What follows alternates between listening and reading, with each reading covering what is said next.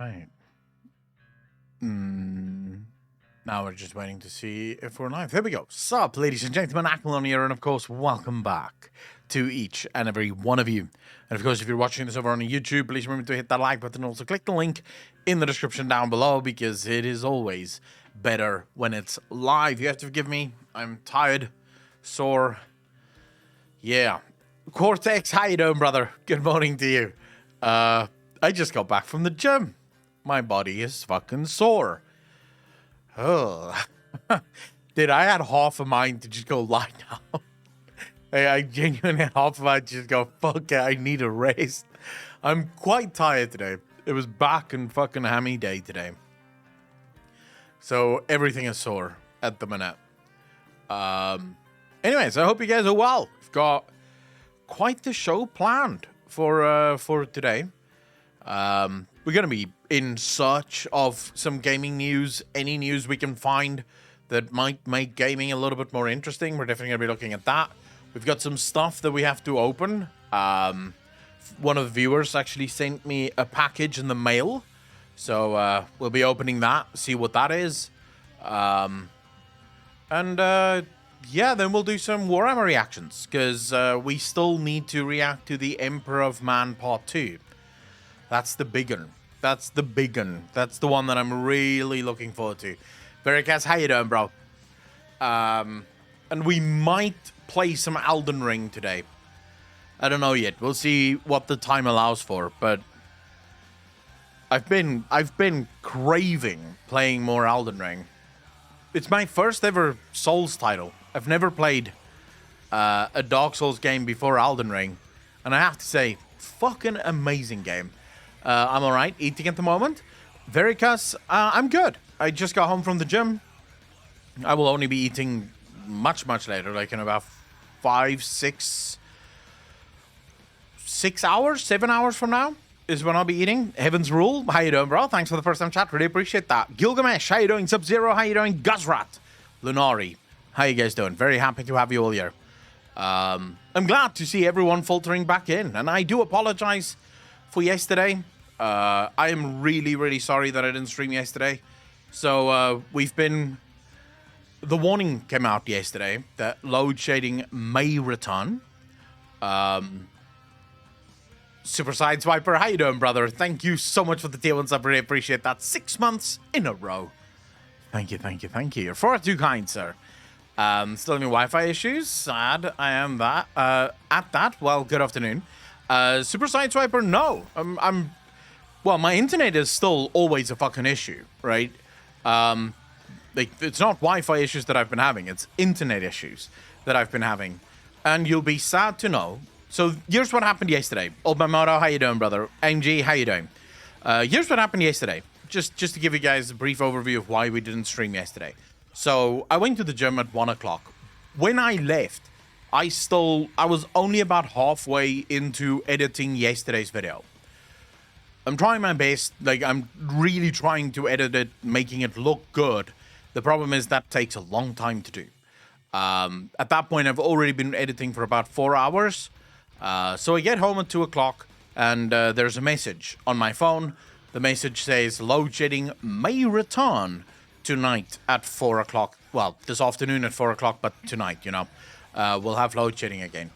I'm like, dude, that's gonna fuck me, right? Because the idea was I'll do half the editing now, and then I can go live, right? I can stream, and then after the stream, I can finish the video and then upload the video.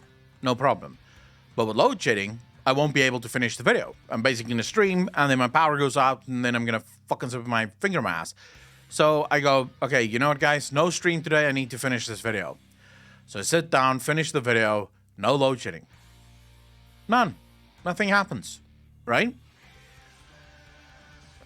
This morning, the message comes through. Oh, by the way, it's not, there may be load shedding this afternoon. There's definitely load shedding this afternoon. We had 2 fucking weeks of no load shedding, dude, and it's back.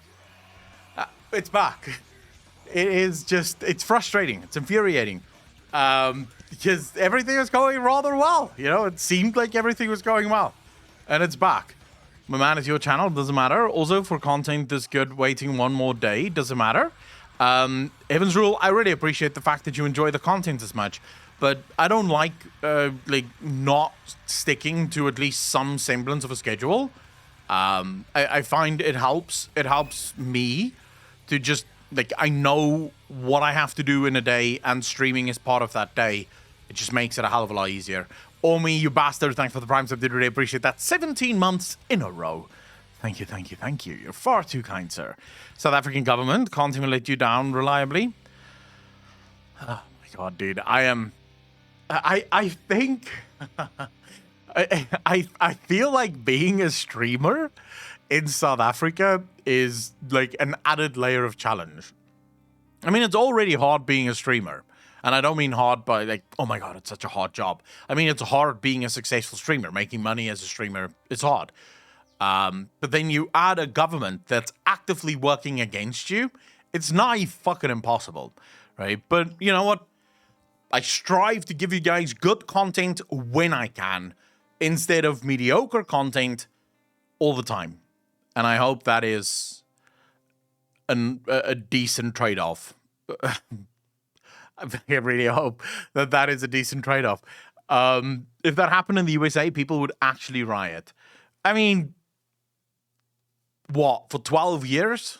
Because actually it's longer than 12 years. It's 14 years now. Would people really have rioted for 14 years? In South Africa, it's just part of the fucking... Look, dude, we're a third world country, right? It's not as if there's other things that's far more important and far more in the fucker that people would riot about than electricity, right? Consider the fact that not everyone in South Africa even has electricity. There's like giant areas in South Africa that has zero electricity either way, right? Soggy Aussie, thank you for the follow, dude. Really appreciate that. Welcome to the channel. Thank you, thank you, thank you. You may just have to just play Final Fantasy without chat beforehand. Super, I wouldn't do that. I would not do that. Even if we have to squeeze certain days in, you know, where on those days we only play games, that's fine, right? So even if we do just 1 or 2 days a week where we play, like, actually play Final Fantasy, I'm fine with that. I hope you guys are as well. Like, if we do a couple of days with sort of reaction stuff and a couple of days of just fucking hanging out playing video games. Of course, most people will be here only for the fucking reaction stuff, because that's the stuff that makes money. Moniaco, by the way, thanks for watching all this 40k stuff now. I'm buying my first miniatures and my accountant is upset, aka my wife. Yes, the wife tends to interfere with things like this. This is why, if you're a true nerd, you don't have a wife. Or you have a nerd wife. But even nerd wives probably don't understand all the money that you want to spend on this shit. Speaking of miniatures, give me a moment. So, my package from Old Man Modo arrived in the mail. This arrived yesterday, and I was gonna open it yesterday on stream, but then I couldn't stream yesterday, right? So, we're opening it now. It is a miniature, a Warhammer. So this is a Warhammer miniature. It's smaller than I imagined, but then I didn't imagine a lot of things, right? Like, I wasn't sure what to fucking imagine when it comes to this shit. How's your situation? MMO, literally, load shedding just started today again. So, you know, it is what it fucking is. All right, what do I have in here? Nothing else in here, so we're good. Metal Fan from Hal, how you doing, brother? Amazing you've started it with Warhammer. I'm loving following your journey into 40k. Hey, I'm very, very happy to hear that. I'm happy for everyone to follow along with this shit. Eddie Barbosa, you bastard, thanks for the gift. That's up, really appreciate it. Hearts in chat. Hearts in chat. Someone's handing out fucking cocaine money. So let me see some hearts. I'm happy to have people along for the journey, because it makes it a hell of a lot more fun to learn about the journey when it's not just you, you know, when there's actually other people along for the ride as well. Akalon Orc War Boss. I like this. I like this. Look at that. Now I just need to figure out how to fucking open it without damaging it, of course. Because I'm not sure how, like, sturdy this miniature is. I don't want to break it. And considering it's South African postal, it's probably already fucking broken. Just about the minis that you don't start going ham into it like me. I've started half a year ago and I already have 3 armies. Jesus. Okay, so the one I got here is a gift from one of the viewers. They actually made me my very own miniature here. It's Old Man Moto. You guys see him in chat. He literally chatted a little bit earlier ago. Old Man Moto made this for me. Now, Old Man Moto is starting his own custom painting service. So if you want someone to paint stuff for you, so here you go. Let's unwrap this, shall we?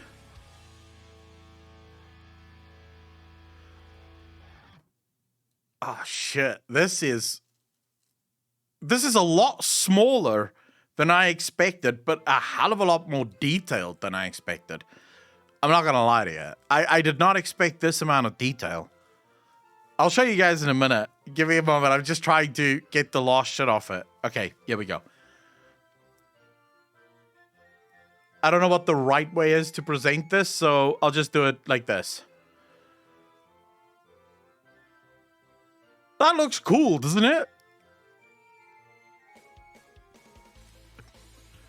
I don't know. What do you guys think? Because I think this looks fucking amazing.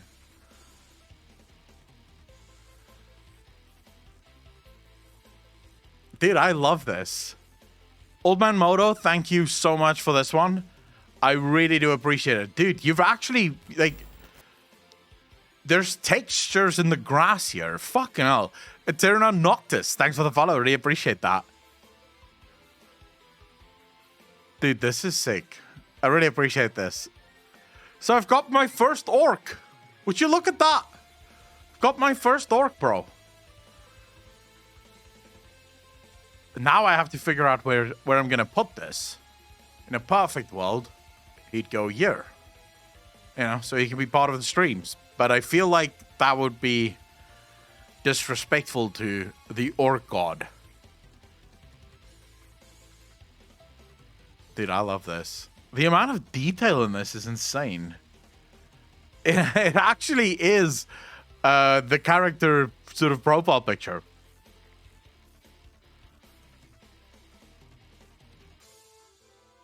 Oh, yeah. Bro, that's fucking cool as shit.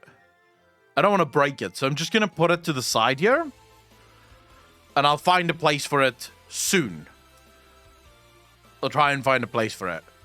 So you'll probably knock it off. I mean, obviously, if I put it on there, I would stick it on there, right? Welcome to the glory of 40k, my dude. Thanks for the entertainment you provide. I hope you like this War Boss Kimono. And then, of course, this is Old Man Moto stuff, right? So his Insta is just Old Man Moto. Reddit, Old Man Moto. And there you go. You guys can go follow him over there. And if you want any sort of commissions done, if you want any painting and shit done, you can just contact him. I love it, bro. Thank you so much. What happened to F14? Did you still play the game? iSound, how you doing, brother? I do still play... Well, I still want to play the game, but because of my, like, fucking power situation, I've not been able to. But we should get back into it at some point. So I'm not, like, done with it. Official model, or is that 3D printed? Heavy Metal, no, this is a 3D printed model. So it is 100%, it's modeled after me. Okay, well, not me. It's modeled after the profile picture that you guys see. So if you look at the face there, it's modeled after the profile picture, right? So it is my very own custom-made orc. Yeah, it is a custom-made orc. Just for me. You guys can't have it. Get fucked. I've already decided that this one here is 100% hit rating because it is a custom unit. It can hit 100% of the time, no matter what the roll is. It also always does 400% increased damage. And it has the health of five Primarchs. Easy life, right? I win every fucking game. Fun fact, the Orc Gods are so strong, they can even rival the Chaos Gods. I've heard that. We still have to learn about the Orc Gods, but I have heard that Gork and Mork is, like, insane fucking strong. Like, insane levels of power. Gonna have to get into that at some point.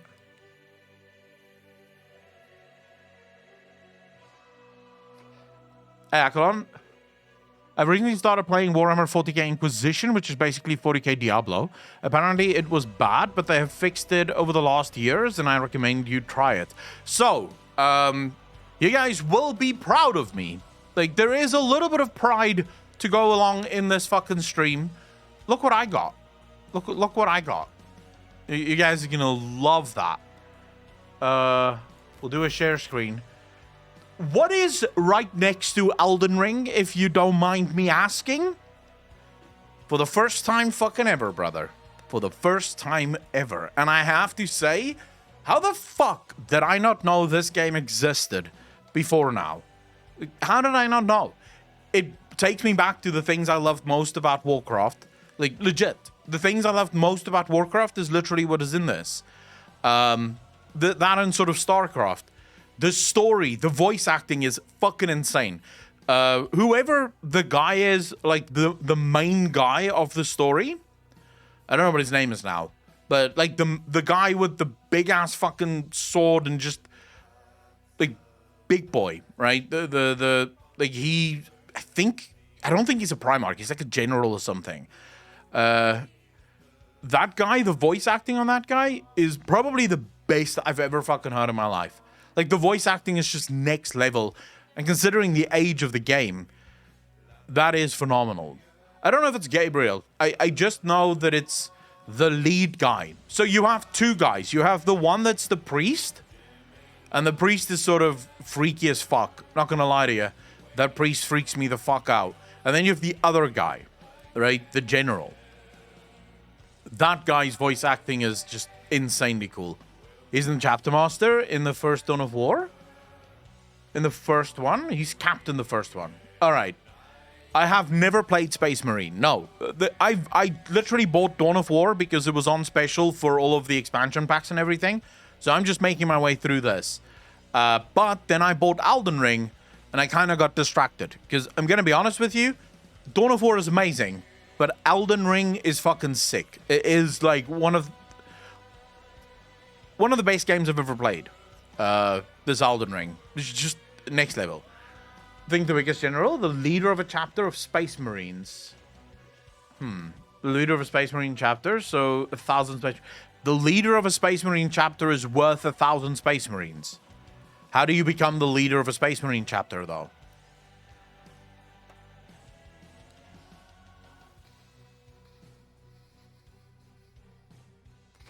Are you genetically engineered to be one? Seamless co-op mod is hella fun. You gotta get good. So you literally level up to that level of status. It's not like you get extra shit, right? You tier 3, the Emperor's Twitch channel. All right. Yeah, that's never gonna happen. Who uses tier 3 subs? It's like very rare. I think on my entire channel, I only have 2 or 3 tier 3 subs. Most people don't... I don't know why Twitch even introduced the tier subs. Like, just one tier would have been fine. But I can see the Emperor wanting tier 3. Maybe even like a tier 5. Play Dawn of War on stream? I don't really play games on stream. You know this, King Julian. It's rare for me to play games on stream. Plus, if there are games that I can I'll enjoy more if I'm playing it on my own, I'm rather going to play it on my own. Dawn of War is probably one of those because I'm really digging the story. I love the way the story... This is why I believe RTS games is just next level when it comes to story delivery. I don't think there's many other genres that get to give you a world as good as RTS. Soggy Aussie, you bastard. Thanks for the prime sub. Did really appreciate that. Welcome to the most degenerate chat on Twitch. Thank you, thank you, thank you. You're far too kind, sir. that whole play through the campaign, and then you get a story at the end of the campaign, and then you get a story at the beginning of the campaign, and then you play through the campaign. I love that fucking formula. It's so old school, but it works so well. It works so well. I don't know why more companies don't bring out RTS games. Gonna be honest with you. Like, just bring us more RTS games, especially with things like Dawn of War or Warcraft and shit. And after you've learned Dawn of War, you could also look into the Ultimate Apocalypse mod and the Unification Wars mod. They are massive mods which add a lot. For example, Titans. Ooh. I would like to play with a fucking Titan. It definitely has the Warcraft 3 magic. Blood Ravens, Greedy Thieves, a lot of them.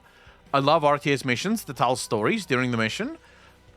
I mean, you do get that from time to time, but at least Dawn of War doesn't seem to have much storytelling in the mission. The storytelling sort of happens throughout the mission, but then really at the beginning and end of missions. I would love to see you react to the Warframe cinematic trailer. I've already watched the Warframe cinematic trailer, Sub-Zero, so reacting to it would kind of be moot, right? I watched that years ago on my own, sort of. Unless you're talking about some new cinematic trailer that recently came out or something.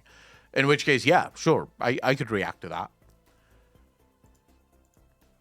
that. Potter's Hot, how you doing, bro? Thanks for the first time chat, really appreciate that. Welcome to the channel. Thank you, thank you, thank you. When I play RTS Turtle, I play City Builder. Wait. When I play RTS, I turtle and play City Builder. Oh, you put up a lot of... what you mean is you put a lot of towers up and you basically just sort of make yourself unkillable. I do the same thing. The problem with Dawn of War, though, is most of the missions require you to move forward. So you have to constantly move forward, which means you can't really turtle. The base building...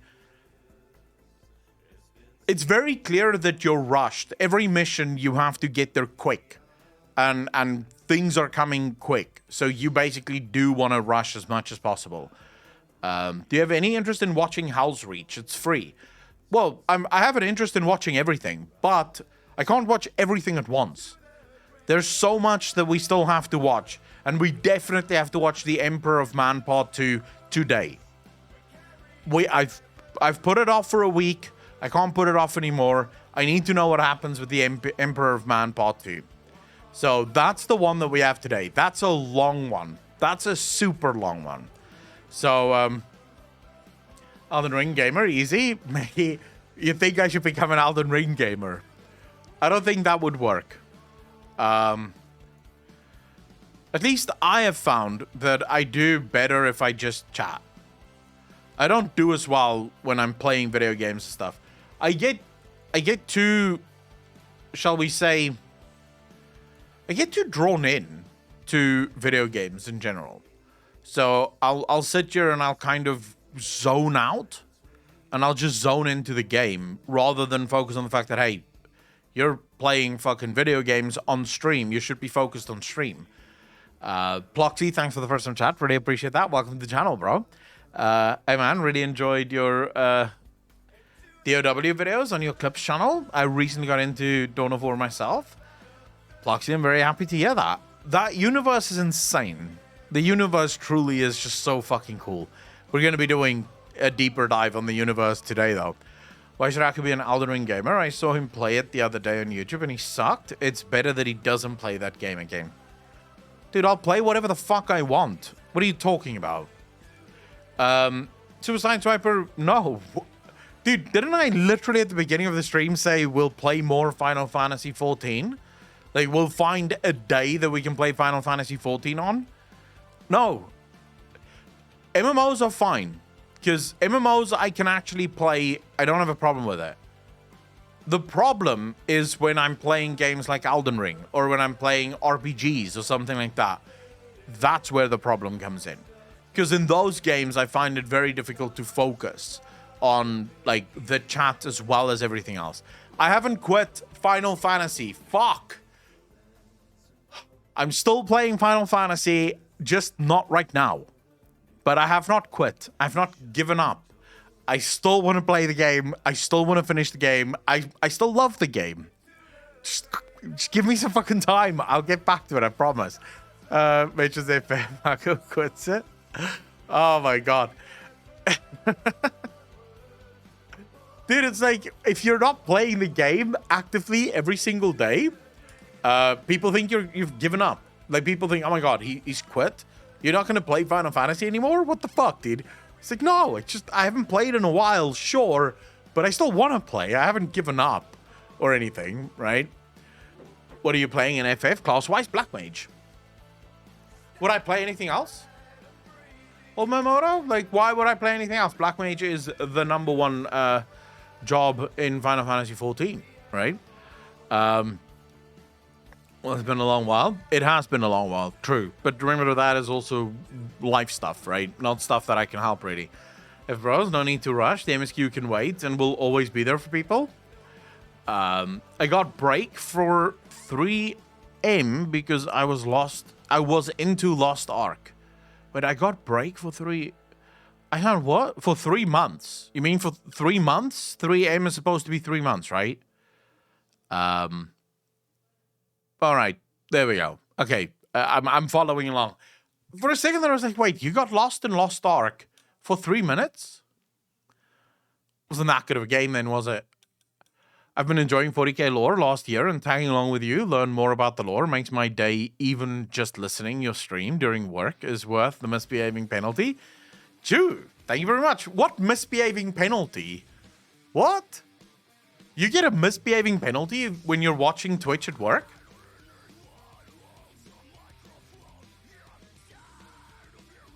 It's quite insane. It's actually a little bit nuts, but okay. I'm really glad to have you here, by the way.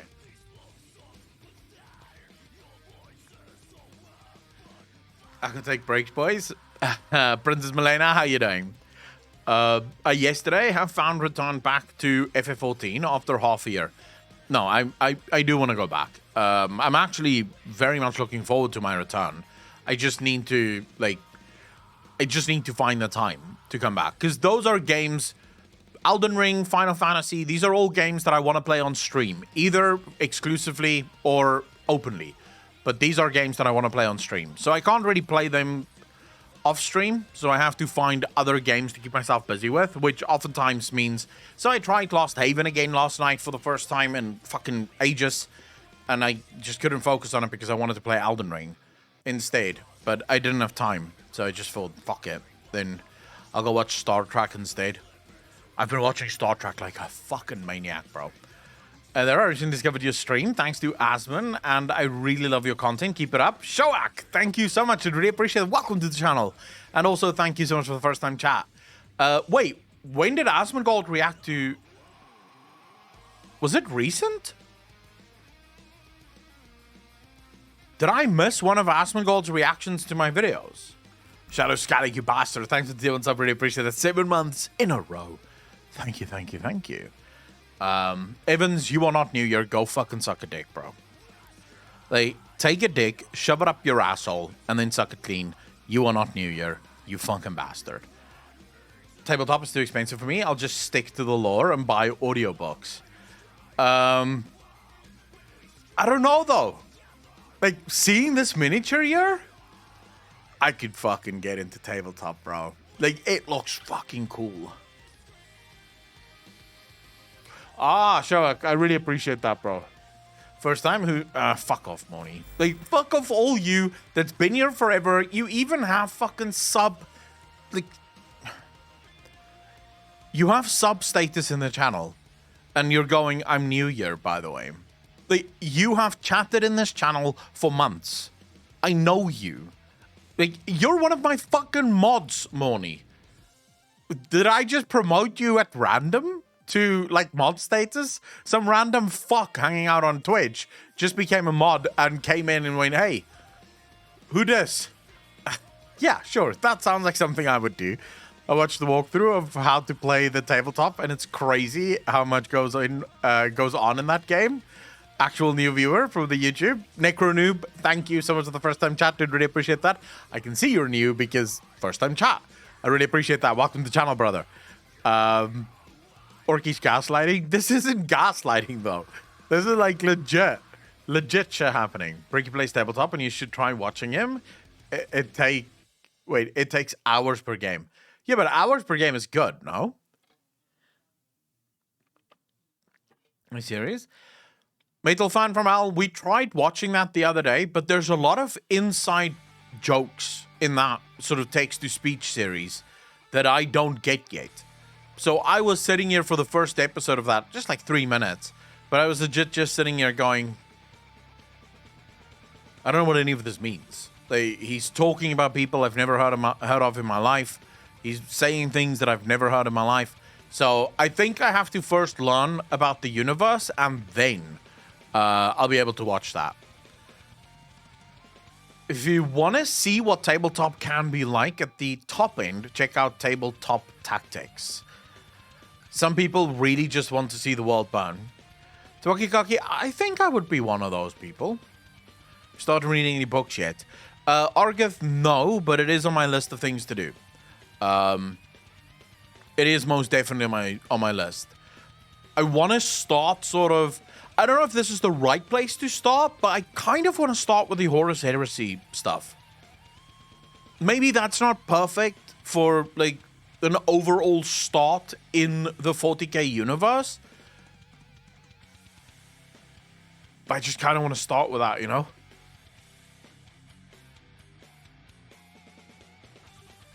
Sorry about that. Or check out... Wait, Dice Check? It's the channel where Bricky and his friends upload their games. Dude, I don't know what the fuck is wrong. Why am I sneezing the whole time? Jesus. Start with The War in Heaven. Is that like the first book ever? The Emperor Lore video explains the Horus Heresy. Yeah, but I still want to read it. Because... the thing is, so YouTube videos are great, but here's the problem oftentimes with YouTube videos. YouTube videos are the interpretation of the person that read the book. It's not the actual lore as it should be. How do I know this? Because every single time we watch any of Luton's or Bricky's videos, there's like 5 different opinions in chat. Like, there's like 5 people in chat that have a different opinion on literally the thing that is said in the video. So clearly, even the video is interpreting what the books mean rather than just relaying them pound for pound, right? Altherian Kane, thanks for the first time chat. Really appreciate that. Welcome to the channel. Thank you, thank you, thank you. It's actually a really good start. Just be careful. There are a lot of books with overlapping storylines. I'm gonna have to... Is it worth reading the very first books? So would it be best to sort of go and find the very first Warhammer book ever written and then start with that one and then just sort of read through all of them?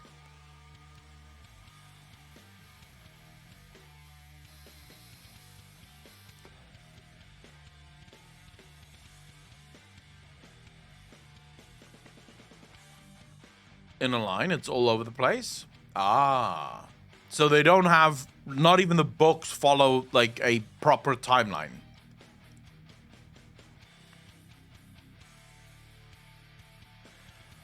I'll figure it out. You know, I'm pretty sure a lot of the books I'm not going to be able to get anyways. Not going to lie. This is South Africa. There's guaranteed going to be books that they just can't get for me. So I'm either going to have to order those books on Amazon and pay excruciatingly high prices, or find some other fucking way to get my hands on those books.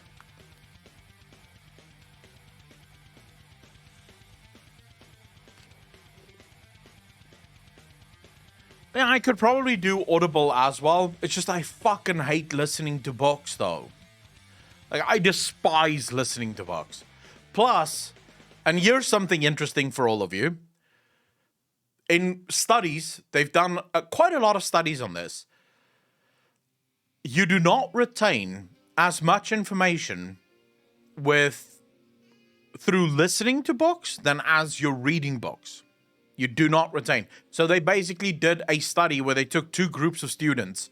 The one group they gave the lecture on podcast. The other group they gave the lecture on paper.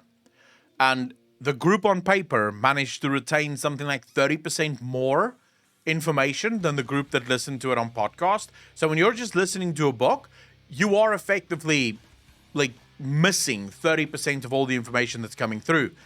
But then the study even went further, and they found that if you're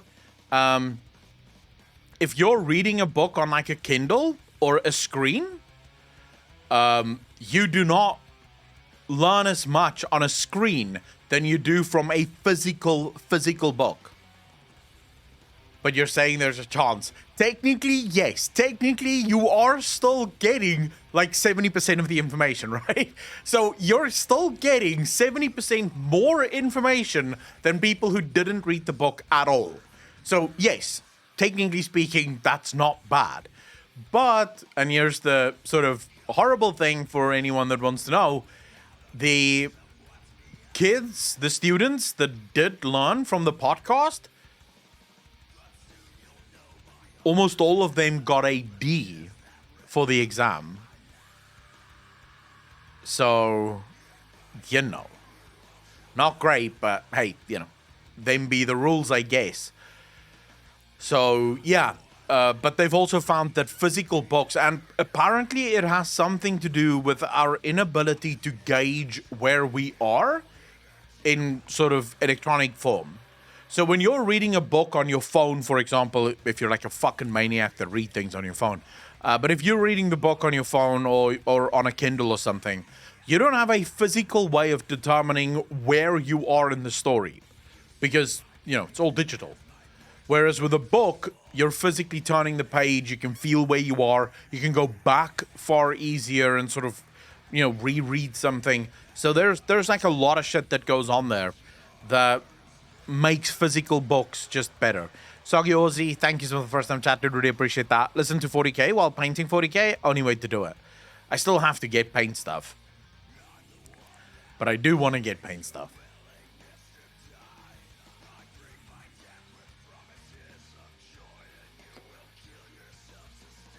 I think it looks fun. You could do like a 4-man co-op with 3 of your viewers. Russian Badgers video, Heavy Flamer Heresy. Okay, what? The feel of paper between your fingers or flipping through pages is nice. Yes, but books are also expensive and they're more expensive to keep. So when you have like 1,000 books, it's so much to actually store those books. It's so difficult to get a place for those books. Whereas it is easier if you just have like a Kindle and you can just download the fucking book, right? It's there. You can read it when you're done. It doesn't take up any space. It's just the space of the Kindle. Space Hulk Deathwing is a 40k game where you play a 4-man squad of Terminator Marines fighting Tyranids. But is it a good game?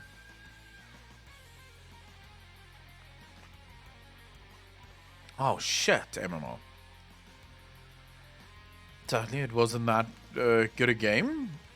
Dude, when it comes to 40k, it seems to me as if it is incredibly hit or miss. They just 100% maybe it works, maybe it fucking doesn't. There really is no way of knowing.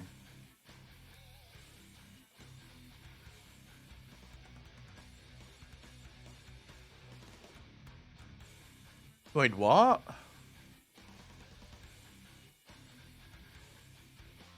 Fuck.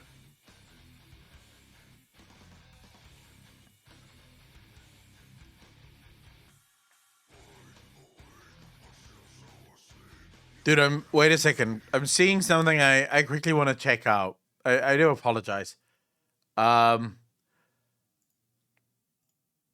Here's a method for baking a great pizza in a normal home oven without the use of a pizza stone or pizza steel. You normally need a big, heavy slab of thermally conductive... Sorry, I love cooking videos, and whenever you see pizza videos, especially since I can't have pizza, it's like, fuck, I like pizza. I like watching how people make pizza. Cask, you bastard, thanks for the prime sub, did really appreciate that. 43 months in a row. Thank you, thank you, thank you. You're far too kind, sir. Material to brown the bottom of your pizza. Without a stone, it just ends up tasting like bread with stuff on top. But with the method I'm going to show you now, we shall achieve a brown, I can have pizza. I just choose not to have pizza. So, yeah. I can't eat it. There's nothing on pizza that I'm not allowed to eat. It's just a case of I choose not to. Because if I do eat pizza, what's the point of going to the fucking gym? I want to lose weight. I go to the gym. I get back. I eat a pizza. Well, I could have just fucking stayed at home, right? Like, we could have just played some fucking video games. But this is fun because I get to watch this and I get to sip on some fucking bitter coffee and then go, that was good, right? crispy bottom by simply cooking the pizza up on the oven grate itself. This takes some practice, and the result tastes a little different from a traditional pie, but it is very tasty and it is very quick. No need to preheat the oven on max for an hour to get your stone or steel hot enough. You just turn on your broiler all the way hot. Brits would call this a grill. It's the filament at the top of your oven. Make sure that your oven grate is reasonably clean and is positioned up high. Second from the top position is what works for me. Broilers heat up in a matter of seconds, but you do need to give this a few minutes to heat up the grate itself. A good way to test is just to put a wet towel on the grate. If it sizzles, it's hot enough. And it'll probably come up to temperature in the time it takes to get your dough prepped. I'm using my usual pizza dough recipe, which is in the description. I mix up my dough, portion it into balls. I've made some homemade pizza dough before.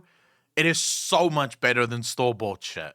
Like, even just store-bought dough does not work as well as homemade dough. You can't get it the same. And then put them straight in the refrigerator for a cold rise, at least a day and up to a week in there. I'm working with my dough straight out of the refrigerator. It really helps if the dough is as cold as possible when it goes in the oven. A little flour on both sides, and rather than stretch this by hand, I'm going to use a rolling pin. This baking method works much better if the dough is rolled out to an even thickness throughout. If you don't have a rolling pin, a wine bottle works great. I'm rolling and turning, just like I would if I was rolling out pastry. I don't even own a rolling pin, the dough won't stick to the board, and it helps you push it out evenly in all directions. Though I am shooting for an oblong rather than a circle, a rectangular shape will be much easier to get into the oven and under the broiler. You'll see. Roll it out until it's not quite as thin as you want it, because I don't drink beer either. More on the way in. Now, I'm just going to coat it in a very thin film of olive oil, and I'm working quickly before this dough warms up too much. While it's cold, it's stiff, and while it's stiff, it's easier to drape onto the oven grate. I'll pull the grate out as far as it goes, and here comes the hardest part, draping the dough onto the grate oil side down. That's important, oil side down. If you have big areas of dough around the edge that are falling really far down, try to pick them up and stretch them until you can hang them over the nearest grate. Remember, the grates are hot. Evenness is the name of the game here. It's a fuck up waiting to happen, though. Equal a distance as possible Seems from like the broiler. this is... If you want a perfect way to burn your fingers with fucking straight lines, this is the way to do it.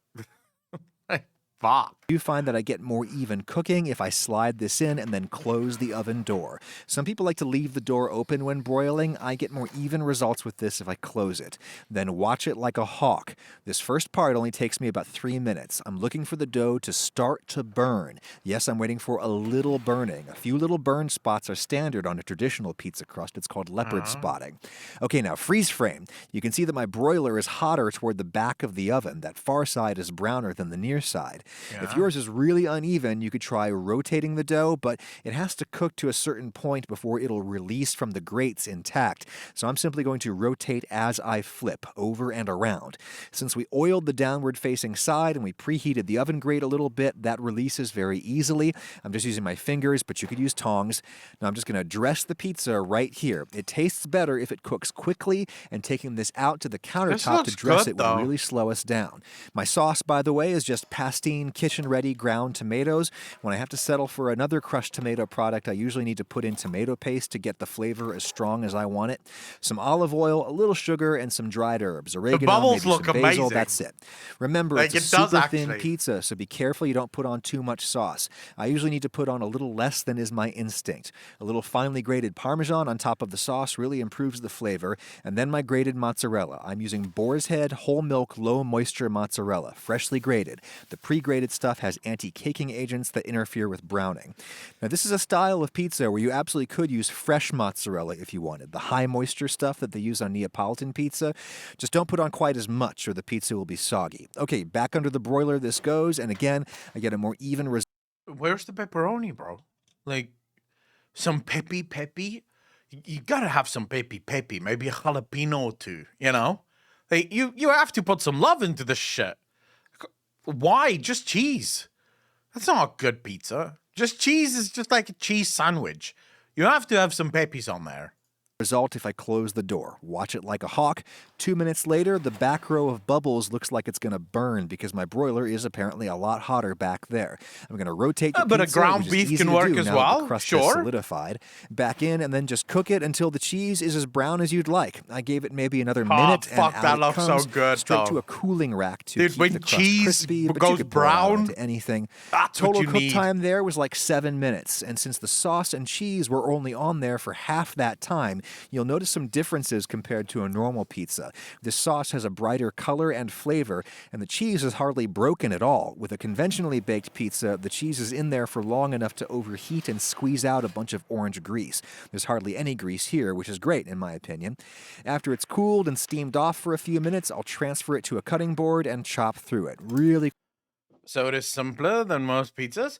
Yeah, but Shiz, first of all, thanks for the first time chat. Really appreciate that. Secondly, I don't care about simple. There has to be some pepperoni on there. Like, at the very fucking least, there has to be. A pizza is not a pizza if it doesn't have pepperoni on it. At the very least. Crispy crust there. And of course, we know exactly how brown the bottom is. Amazing. And the taste?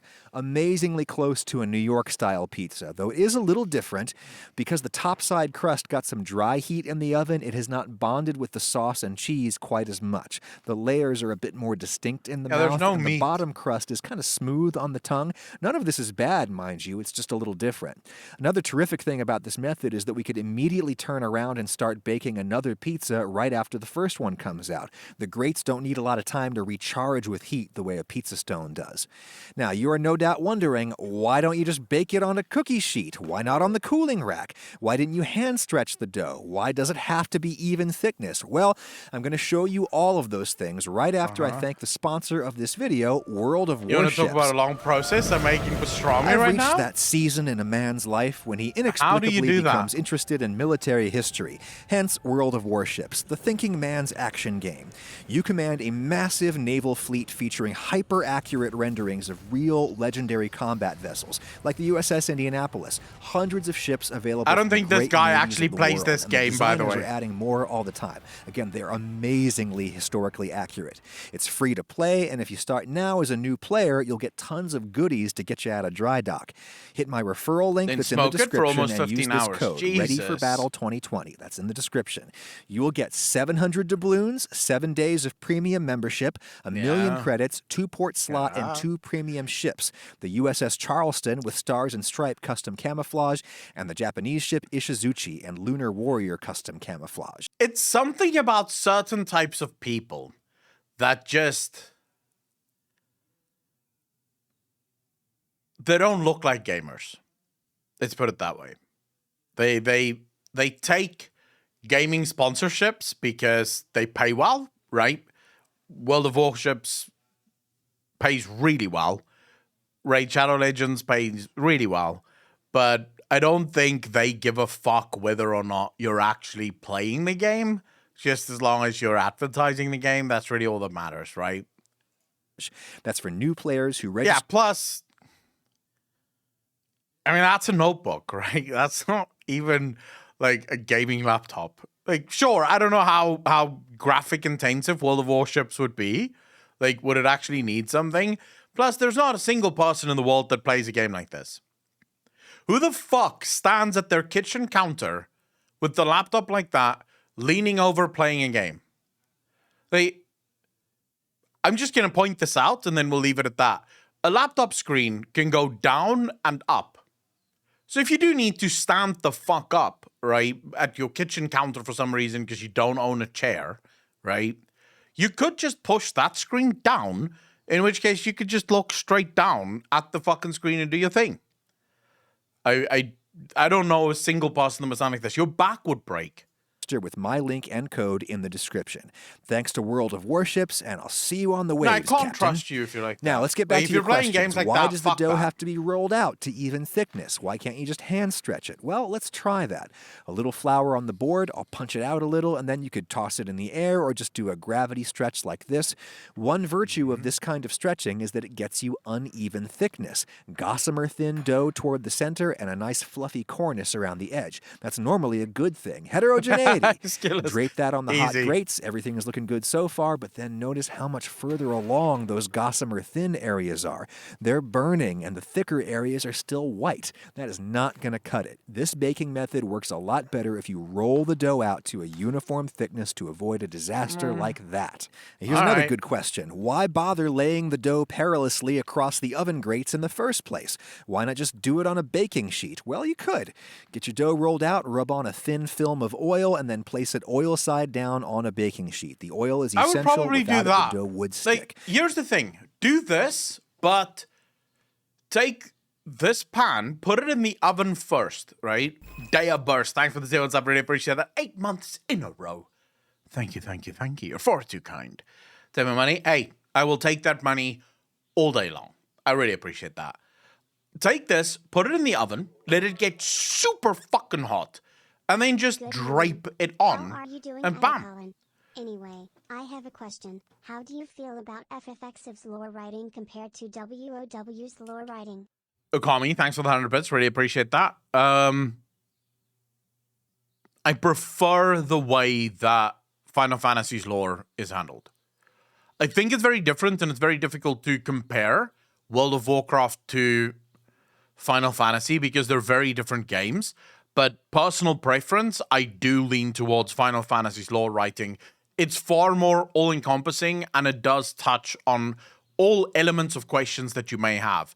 So it strikes me as a game that is written by actual gamers that actually play their own game, right? So they went through the story and they were like, oh, okay, here's a question that people might have, so let's find a way to answer it.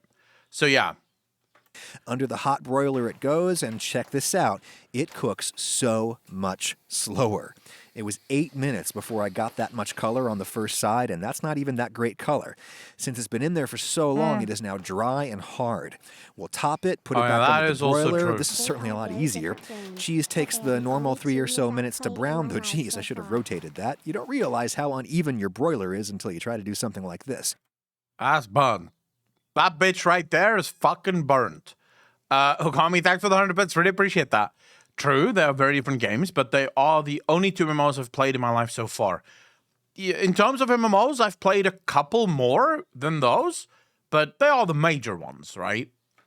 Let it cool, slice it up, and honestly, that's not bad. If I was hungry, I'd eat that happily, but it tastes like one of those pizzas you make with a pre-baked...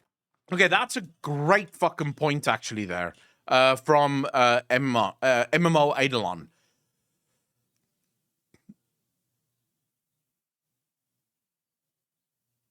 To compare World of Warcraft to Final Fantasy, the reason it doesn't work is Final Fantasy is far more comparable to games like Witcher, games like Cyberpunk, like narrative-driven, story-driven RPGs. Whereas World of Warcraft is far more driven or far more comparable to something like Warhammer, right? Where the lore is presented to you, but in such a way that there's almost always space for speculation. There's always space for whatever you want. Now, Warhammer is like 1,000 times more open. So in Warhammer, they sort of give you the broad strokes, and that's really it, right? They don't try to color too much. And the way I usually explain this in a more simplified way is you have two types of authors. Imagine you have a scene where you're walking into a church and there's a body on the steps of the church, okay? The one type of author, as you're walking up to the church, they go, the green grass is touching the door to the church. The door is a brown mahogany with chips of wood, splinters of wood, being carved away by the years of wind and rain and sun. The wood is already drained. The walls look old and chipped away, and you can see that this building has weathered multiple seasons. on this in this harsh environment. Then you walk into the church and they say, okay, the windows are multicolored. You see red and blue and yellow and black and whatever the fuck other colors you want to see. And the colors fall over the floor, making a beautiful mirror as it goes. The floors are shining.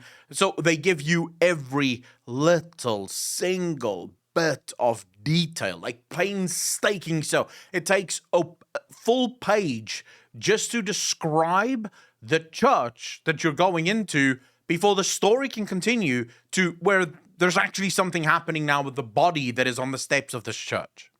Okay? That's one type of author. I hate those authors. I can't fucking stand that. But nevertheless, that is the type of author that people love.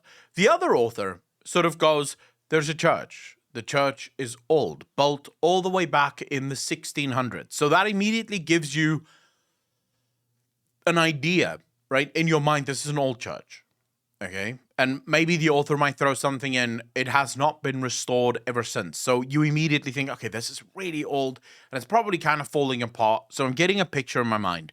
It tells you that you're walking through massive wooden doors, okay? But because the church is old, you're kind of thinking in your head, you're already painting that picture. As you walk in, it says the multicolored glass throws light shows across the floor, on the shiny floor as you make your way to the corpse, and bam, you get to the corpse. Maybe they'll tell you as you're looking down at the corpse, the candlelight flickering makes it look almost as if this person is still alive, and that's it. That's it. That's their entire explanation of the church. From there, you are now free to imagine this church in literally whichever way you want. You do not have to. Like, the author isn't taking it upon themselves to tell you everything you need to know about the church. They're painting a picture, like they're giving you a skeleton, and then they're leaving it to you to sort of figure out what the fuck you want to do with whatever information you've just been given. That is sort of the difference between Final Fantasy lore and World of Warcraft lore and sort of Warhammer lore. Final Fantasy, the author takes painstaking sort of time and effort to explain every element of the lore, and they do it masterfully so. World of Warcraft and Warhammer is sort of more broad strokes. You know, here's the church, it's old, get fucked. And you then have to figure out, okay, if it's an old church, then maybe the church will look like this, right? And there's a different kind of me that loves that a lot as well. Nika Spider, how you doing? You need to read or listen to King's Dark Tidings series. Hands down, the coolest story out there. It's off topic, but yeah, it's epic as fuck. Are you talking about Stephen King? Crust from the grocery store, because that's essentially what it is. The crust is way overbaked. It's almost like pizza toppings 600. on a hot cracker. It's good food, but bad pizza, in my opinion. When we bake right on the hot oven grates, we're literally grilling the pizza, just like we would on a charcoal grill outside. It's getting radiant heat from above and a little radiation or convection from below, plus it's getting conductive heat from the hot grate. Oh, that great. means it cooks quicker and I loses wonder less if you could moisture make before a turning pizza brown. on a And barbecue. unlike a pizza we grill outside, this pizza we're able to hit with very intense heat from above to get great color on the cheese, which is always the problem with grilled pizza. You never get enough color on the cheese. Now, you would logically wonder, can't we get the best of both worlds by baking this on the cooling rack? Again, we're not perilously draping dough over hot, wide-set grates. Oiled side goes right down on the rack, this and you would can work, easily no? slide that rack right onto the grate, or kind of easily.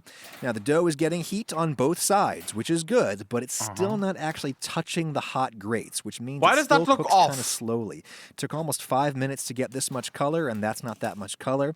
As I flip it, I can feel that's going kind of hard and crackery again. But what? How's that even possible? I mean, you could just get a bit of advice for him, I suppose. You could keep this inside the oven, let this get super hot, and then just put it on top. You can. My stepdad has done it, cooking it on the barbecue. I'm gonna have to try it. Top it off, normal 3 minutes under the broiler again, and that doesn't look bad. Let it cool a bit, transfer it to a cutting board, slice her up, and that's definitely better than the pizza we baked on the cookie sheet, but it's not as good as the one we did on the oven grate. So the crust, again... Yeah, the only thing I could see with barbecue pizza that would be a problem is the top bit. Because you're getting a lot of heat from below, but you're getting no heat from the top. So maybe if you have one of those, you know those grills that have like a lid that you can close? Maybe if you have one of those, that could help melt it. But obviously, you're not going to get any browning. Is just too much like a cracker. It is not merged hardly at all with the toppings. Now you might be wondering, couldn't you fix this problem by preheating the cooling rack under the broiler? Yes, I think that would work. The problem is that cooling racks, ironically, are often not designed to get very hot. They have coatings on them that can break down and melt. The manufacturer should tell you what maximum like a heat Weber your grill rack is would designed work. to tolerate. I think this one is like 500 Fahrenheit or 260 C, and surfaces will get considerably hotter than that when they're right under a broiler at full strength. Even if you got a cooling rack that could take the heat, I suspect it still wouldn't work quite as well because the metal will be thinner, which means it'll retain and then transfer less heat than you'll get from those thicker oven grates. Anyway, I'm sure there's lots of different ways to make this basic method work. Experiment with your own tools and let me know what works for you. Just remember that every oven is different. I learned from doing this that my new oven here has a broiler hotspot on the back and to the right. Your oven will have its own eccentricities. I recommend making a batch. Dude, that would piss me off. I'm not going to lie to you. That would piss me off. If I bought a brand new oven and the broiler just very clearly fucking burnt all my food on the right-hand side, I'd be a little 4 or 8 pissed. dough balls and just practicing this in your oven a few times over and over and over again before you actually try to make dinner for hungry people. But It's a once you get the pizza, hang of it Monday. in your oven, I think this is a pretty easy and energy-efficient method that gets great results and requires no special equipment. You can't beat that. Also, I just want to say, Italian pizza is good, but Italian pizza isn't everything. So Sicilian pizza, in my opinion, is some of the fucking best pizza you can have. Like, no fucking joke. You guys know what Sicilian pizza is, right?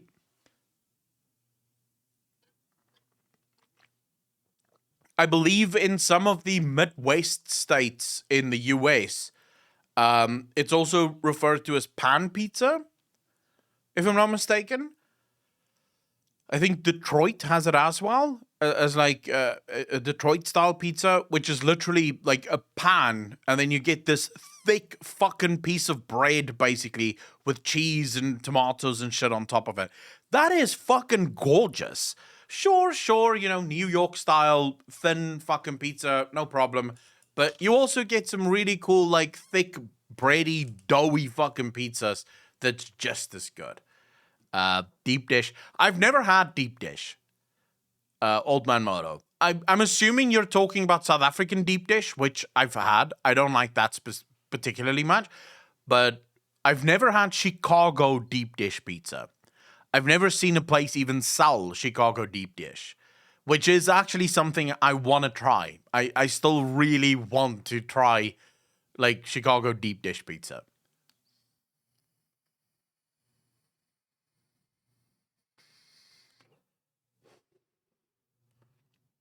He's cooling rat. You could probably find other ways of doing it, right?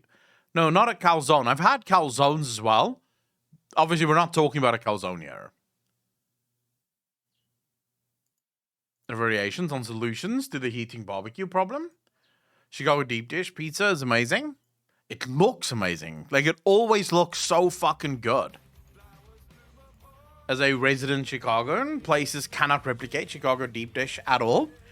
Shadow Skellig, I want to say I'll be able to make that shit really fucking well. D-Rocker, thank you so much for the tier ones. I really appreciate it. 12 months, 7 months in a row. Thank you. Looks so fucking good. D-Rocker, I appreciate that. Thank you. Chicken bacon ranch pizza. My favorite pizza is pepperoni. Pepperoni double cheese.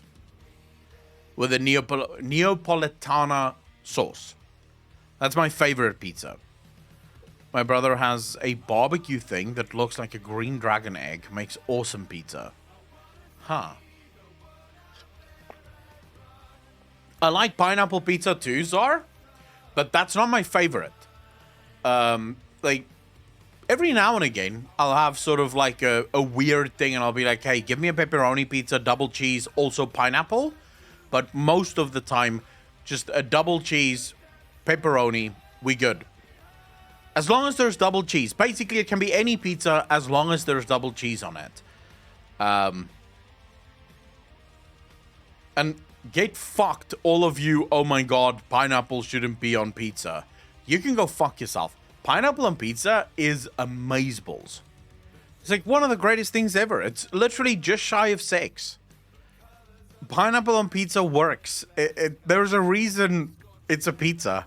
And there's a reason people like it. Because it's fucking good. I've had corn on pizza as well before. It's also good. I don't mind it. It's a little bit of sweetness. That's the point, really. It just provides a slight bit of sweetness in between a very salty pizza, right? How does pineapple on pizza not work, Cruel Rabbit? Explain this to me. How does it not work? Up here, we have a good variation of chili pizzas. I've had chili pizza as well. Pineapple doesn't belong on pizza. Tomatoes are fruits, people. I tried it and it tasted like shit. What you on about? Yeah, you're fucking wrong, bro. How am I a psychopath? Pizza is too oily for me and makes me poo. SpaghettiOs on pizza? Necronoob, you're going too far now, bro. You are going too fucking far. That would be like saying there should be potatoes on pizza. You're already getting a shit ton of carbs out of the pizza. You don't need extra carbs on it. A burger with the lot and what is this, pineapple on it? Love it. In South Africa, one of my favorite burgers, hands down, is the Hawaiian burger, which you can either get in a beef version or a chicken version. But a chicken Hawaiian burger is like one of the fucking greatest things ever because it's a chicken fillet, right? Deep fried chicken with a slice of pineapple on top. Oh my god, so good. Understand the sweet and sour ones, but pineapple on pizza just becomes lukewarm and mushy when you eat it. Whereas the crisp of the pizza, dude, I don't know. I still like it. What's it like to live in South Africa? I've never been. Shrek Todd, it depends what you're asking. I'd say South Africa is incredibly beautiful. Like hands down, probably one of the most beautiful places on earth. I think if you're just visiting, you'll have a really good time here because shit's cheap as crap. So you could basically live like a king here on very little money. I think if you're moving here, there's a lot of things you have to be very cognizant of. Life is hard, and you're pretty much okay. So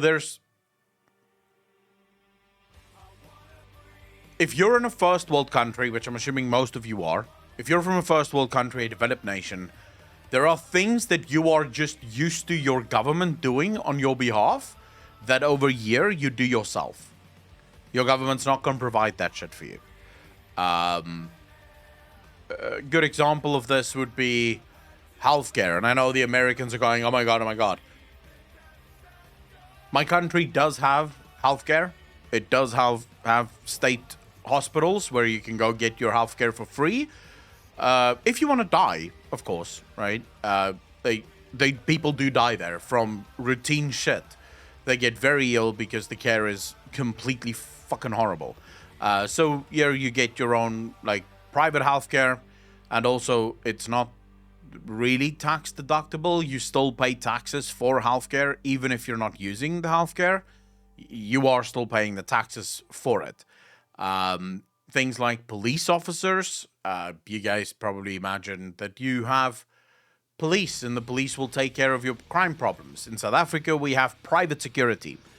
If you're really serious about security and you don't want your house to be robbed, you get a private security company. They install alarm systems that trigger inside their call centers. So if someone breaks into your house, they immediately send security guards to your house to come check on you and make sure that you're fine. And these people are obviously completely armed. So there's more things, but it basically boils down to, in South Africa, we have basically a dual state system. The state does its thing and it charges you a fuck ton of money for the things that it does, even if you're not using it, which you probably aren't. And then you also do all of the things that the state should do, you do yourself on the private side of things. So we have more private security guards in South Africa than we have police officers. Shit like this. So you kind of have to be ready for the anarchist lifestyle, where you take care of yourself, you live your own life, and you sort of stay out of other people's business. I don't believe the SA government hasn't banned pineapple pizzas yet. Unbelievable. I'm going to say the pineapple pizza depends on each individual pineapple pizza, since some pineapple can be sour or sweet, so I'm going to say that it depends highly on other ingredients. Belgium isn't real, it's just the south of the Netherlands. Cosplaying is a different country. Fucking lol. Standard third world, you pay the government to waste your money, and you pay again to private to actually do the job. Yeah, well, I actually prefer that, right?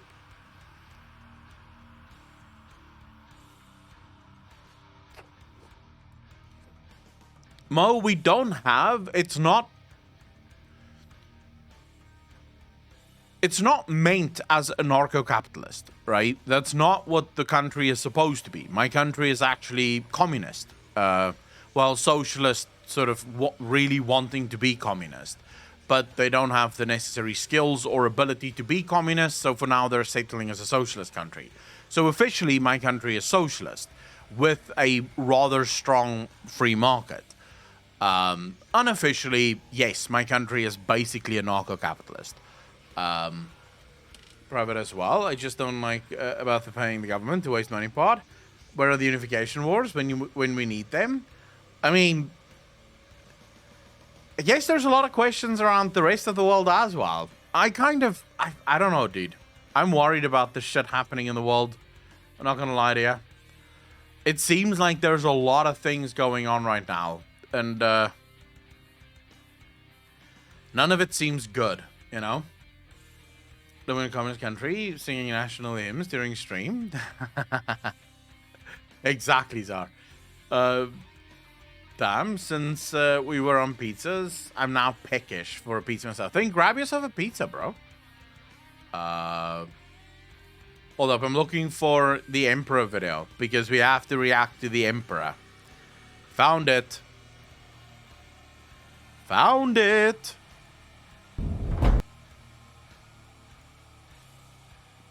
Are you guys ready to react to the Emperor of Man, Part 2, Heresy and the Imperium? It is by Luton09, and you should be able to find the link in the description down below if you want to watch this sort of without interruption. I interrupt a lot, I speak a lot, I pause a lot. So this is definitely not the best way for you to watch this if you have not watched this before. Yeah, so, you know, strap the fuck in and let's get going.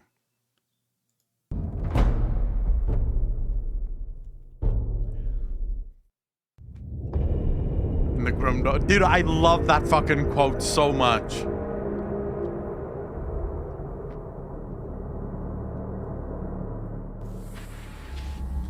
Wait. They are my bulwark against the terror. They are my defenders of humanity. They are my space marines, and they shall know no fear. The Emperor of Mankind.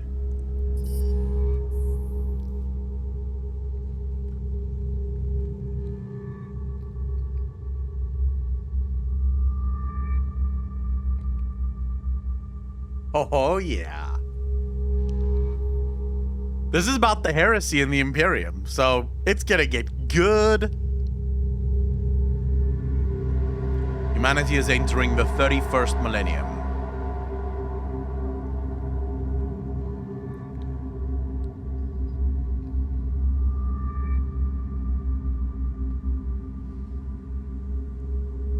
The Emperor's crusade to reunite humanity is a resounding success. Ah, the Chad did it, bro. Giga Chad Emperor, bro. He did it.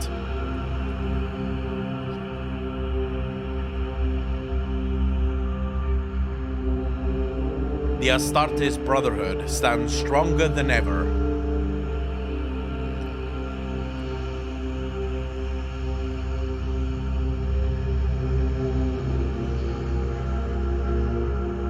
Humanity stands at a crossroads. Total victory and reunification of the human race is a near certainty. Nothing can stop us. Oh! Shit! They were so close to winning?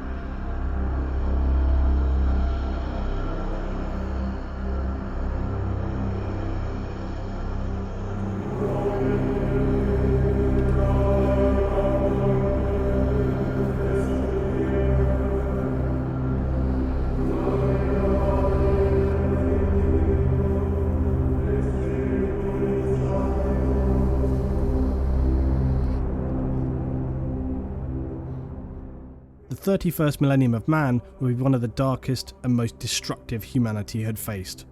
It would bring the newly established Imperium to its knees and deal wounds so severe it would never truly recover.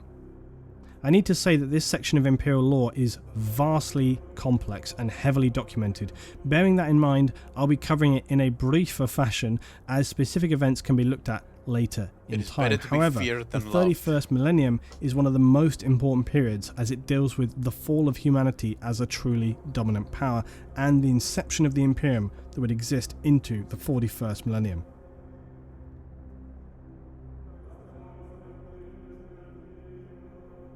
Here we go. The Horus Heresy. This was essentially a mutiny by several Primarchs and their Space Marine legions, a betrayal against the Emperor and the Imperium instigated by the War Master Horus Lupercal.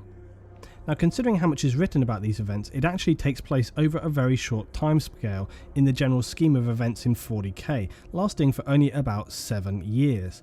As I already outlined, this rebellion ultimately was orchestrated by, at this time, the unknown forces of chaos. Yet, there were many secondary factors, and arguably, even without the influence of chaos, it seems possible that these events could have taken place without dark suggestions from the warp, albeit likely to a lesser extent.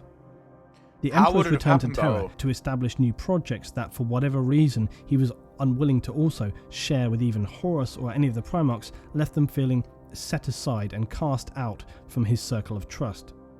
This would lead to feelings of resent or in some outright anger and disgust.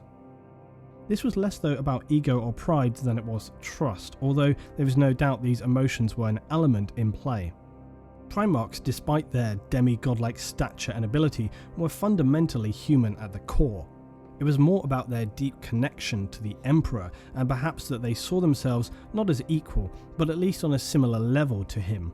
His retreat to Earth and abandonment of them at this juncture certainly left them feeling consigned to the rest of humanity. Wow, so the Emperor could have saved himself so much trouble if he just didn't go back. Fuck. Looking back at it, hindsight being 2020 is a bitch, bro.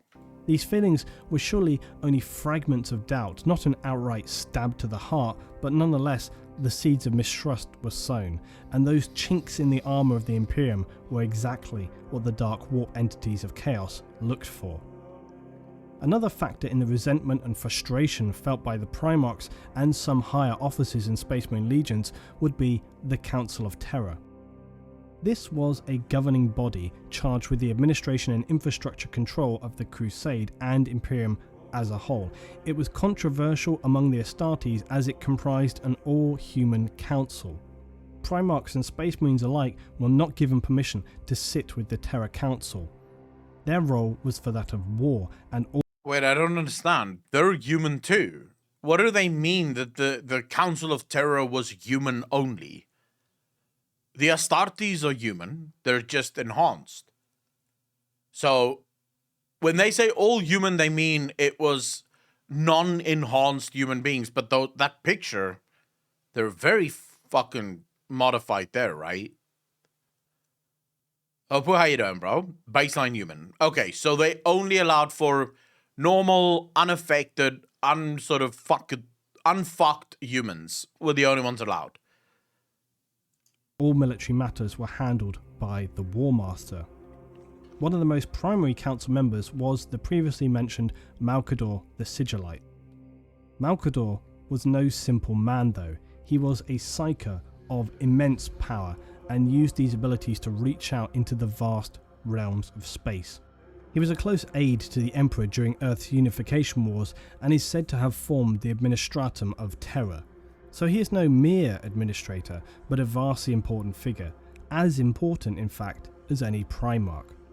Some of the Emperor's sons, though, did not feel that the Imperium should be run by human bureaucrats, and so the Council of Terror... Malcador is still alive, no? Isn't Malcador... No. Who's the guy that is the... No, that's not Malcador. So Malcador is dead. Daddy Malcor, may I have your approval for marrying my waifu, Sisters of Silence? He's dead. Malcador the Euro is not alive in 40k. Ah, okay, so he has died. Fuck. Terror would become another... No. The guy I'm thinking of is the one that's in charge of the... What are they called again? The people from Mars? The tech priests. So, the Adeptus Mechanicus. The one that sort of doesn't actually believe in the Omnisire, but does believe in the Omnisire? Is it Cole? Valerius Cole. Okay. Yes. All right. So two different people. Malcador used to be the sort of like one of the higher ups in the Imperium. Cole now is sort of the machine dude. Like the guy that comes up with all of the machine shit. Another chip on the shoulder and a contributing factor to heresy. One last and specific act, though, would turn at least one Primarch away from the Emperor and continue to raise doubts in others. The disciplining of Lorgar. Lorgar was the Primarch of the Word-Bearers, or as they often referred to themselves, the Bearers of the Word. The word referred to is the Emperor's word. However, the Word-Bearers were almost fundamentalist in their beliefs.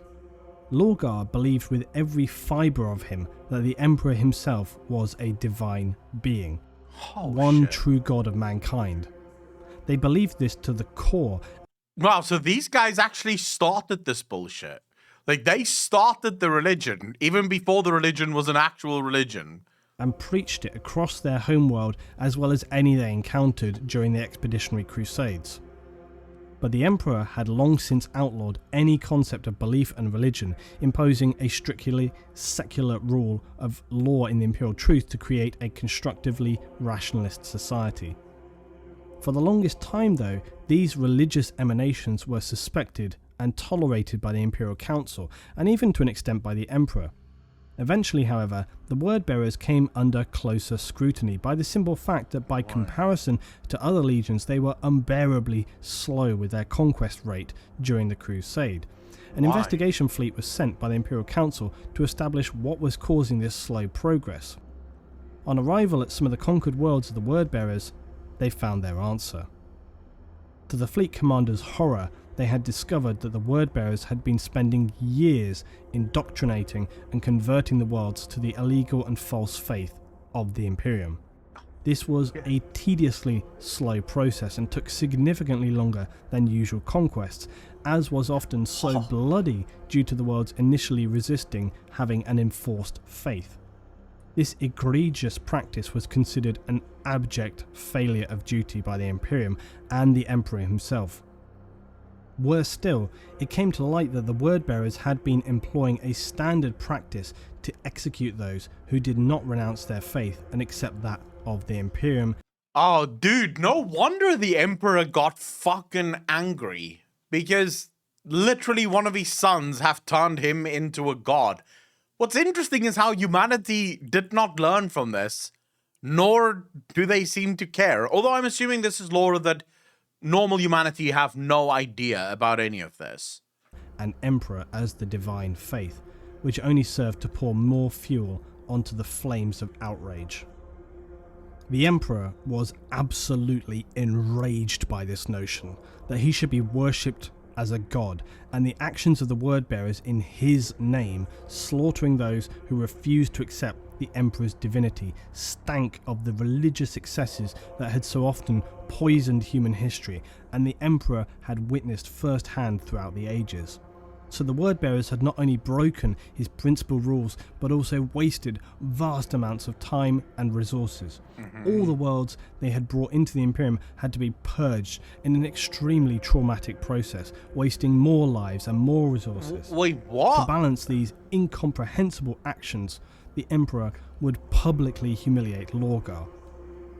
To publicly reprimand a Primarch in front of his Space Marines and even present humans was an unprecedented act, and it cut Lorgar to the core. In one encounter, his faith was publicly ripped from him by the Emperor, and all the worlds they had conquered were to be purged. Lorgar was beside himself, as were all the Wordbearers, to not only have their faith burned away, but to also know that all their years of efforts counted for naught was an unbearable burden to carry. Seems like an overreaction, It is to said be that honest. the Emperor did not want to break and ruin the Wordbearers or Lorgar. He was not vindictive in that way. He wanted to merely set them back on the path to being an effective force for the Imperium and mankind. To cure this corruption, the Emperor turned to the glorious Ultramarines and Robert Guilliman, known for his exceptional tact and unflinching loyalty to the Emperor. The Ultramarines were the Wordbearers' mirror and shadow alike in so many ways and different in so many others. A living example of what the Wordbearers had the potential to be. The Emperor ordered a task force comprised of Ultramarines, his elite personal bodyguards, and the Imperial Council. Wait, Ultramarines? Is that just a separate faction, or are they even better than the Marines? This didn't happen overnight. Before going full in, he gave them many chances and warnings. Remember, before he went out to conquer the stars, the Emperor purged Terra of every religion. So it is ironic shitshow that he now is being heralded as a god. True.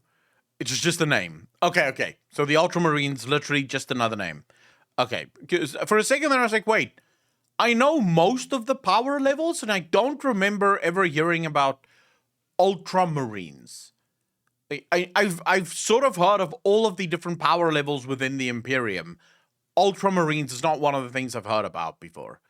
Blue boys with Omega sign on the shoulder? Ah. Alright. Regent Malkador the Sigillite. Their mission? To raise the capital city of the planet Kerr to the ground. A planet of high importance to the Wordbearers, who considered its capital, Monarchia, the perfect city because of the citizens' intense religious devotion and the sheer number of cathedrals and monuments dedicated to the worship of the Emperor as the god of humanity.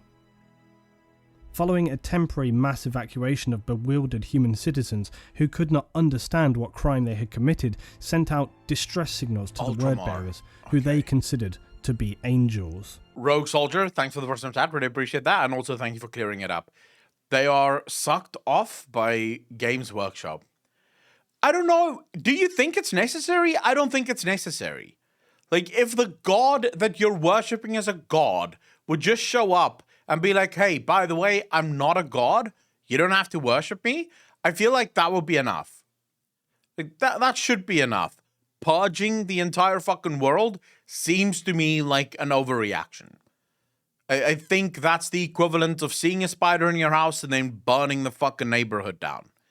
A little bit enough. Like, a little bit too much, I think. The Ultramarines, though, continued their mission and engaged in the orbital destruction of Monarchia. The Wordbearers Legion arrived to answer the distress calls of the planet, only to find to their utter confusion the Ultramarines in orbit. The Wordbearers were ordered to assemble planet-side. 100,000 Marines were ordered within sight of the smouldering raised ruins of Monarchia, where the Emperor himself stood. The Wordbearers were forced, along with all others in attendance, including Lorgar, to kneel before him in the ashes of the city, which stood for all they had believed and done in the name of the Emperor and the Imperium. He explained to them in no uncertain terms that they had failed in duty, that their efforts had been futile and wasted beliefs were an abhorrence. He was no god, no angel, no divine being, but a man. No such belief would be permitted in his Imperium. Yeah, bro. The Emperor departed, leaving a Primarch humiliated and a Legion humbled. Lorgar was physically and psychologically numbed by the Emperor's actions. The razing of the city of Monarchia was a trauma almost too great for many of the word-bearers to cope with, and had it not been for their strength of genetics, they would have likely been mass suicides and insanity. Lorgar himself, though, fell into a deep melancholy that would burn harder and brighter within him as days turned to weeks turned to months. Why is this sequence of events so important? Yeah. In the future years of the Imperium, it was said that all that would later come to pass was born in this microcosm.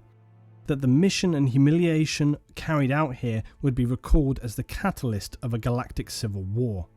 The ruination of the word-bearers is critical in understanding the next sequence of events. I can They were understand. left reeling from the events. You see, the problem there is, I can understand both sides. So I understand what the Emperor is trying to do. The Emperor doesn't want religion because religion brings chaos. Religion can cause so many issues. We know this, okay? But at the same time, it's kind of like this. So if you permit me to use a real life example that we spoke about just the other day. We currently in Europe have a war going on, right? Ukraine, Russia, massive fucking war. Everyone knows about it. It's sort of the same thing. You're in a catch-22 where there really is no good fucking answer to the problem. Because if Russia wins, the Ukrainian people now become Russian, and that's not a good place to be because they don't necessarily want to be Russian. But if Russia loses, they have nukes. And if Russia did lose, there is a chance that they go, well, fuck it, right? And then just nuke everyone. So that's also a bad place to be. So it's sort of like, if they win, we fucked. If they lose, we might be fucked, right? So that's where I see the Emperor sort of being here.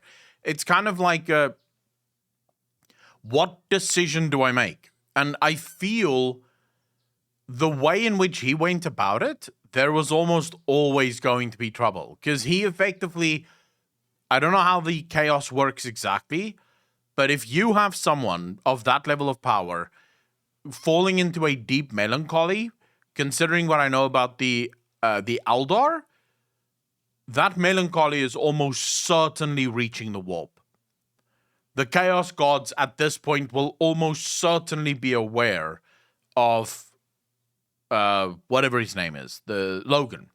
They're almost certainly aware of him at this point. On Kerr, as well as the ritual humiliation and destruction of the Legion's faith. The fate of the word-bearers at this time is sketchy due to the destructive nature of this period and the events to follow. But it is known that they disappeared for a time, seemingly lost in a whirlwind of confusion, disillusionment, and even rage. Not Logan, whatever the fucking guy's name is. I don't know what his name is. But who's the guy? The head of the word-bearers. Lorgar. Thank you. Yes. Okay, so Lorgar. The leader of the word bearers. I mean, the Emperor created this problem. Not gonna lie to you. The Emperor fucking created this problem. I feel like there may have been better ways of dealing with this that maybe wouldn't have pushed him into the arms of the Chaos Gods effectively. The Emperor's hope that they would be set straight on the path of the Imperial truth was flawed, and their resentment hugely underestimated. Instead, they withdrew, wandering the galaxy, seeking, waiting for a light of clarity to guide them. It seems likely that Lorgar's fall began after Monarchia, that the dark powers of the warp reached out to him in his despair and offered him that which the Emperor had denied him, a divine power to believe in.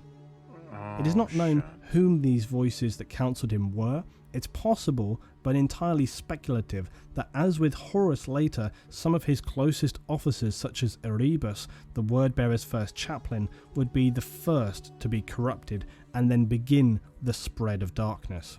What is certain, though, is that when the word-bearers reappeared to rejoin the Great Imperial Crusade, they appeared to be refocused as the Emperor had hoped. But this was far from the truth.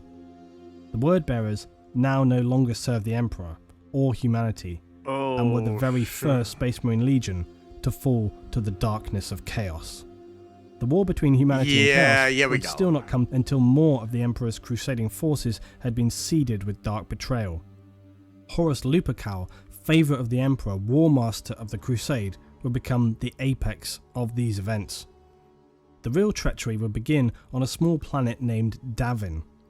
This world had been easily absorbed into the Imperium by Horus and his legion, the Lunar Wolves, some 60 years previously. The warrior people living there quickly realized they were outclassed and bowed to the powers of the Imperium. Good. Horus was impressed with their realism, honor, and strength. Spending time there, the Lunar Wolves brought away from Davin the concept of the Warrior Lodge, a close clique of senior brothers who would share their knowledge and opinions evenly without rank obstruction. It feels like friendship is a huge problem in this fucking realm. Like, you should actually not be friends with anyone, because being friends with someone or like close allies with someone can almost definitely fuck you, because if they fall to chaos, you're next. Like, you're so fucking close to falling then. The concept of lodges, guilds, or clans within a legion or imperial force was strictly outlawed by the emperor as something which could brew dangerous opinions and dissent, as evidently turned out to be the case. Horus decided that he knew better. Now, Erebus, the aforementioned first chaplain of the Wordbearers, was at this point fully corrupted by chaos. He reported to the Lunar Wolves that Commander Temba, the governor of Davin, and his forces had turned renegade and dug themselves into a fortress on Davin's moon.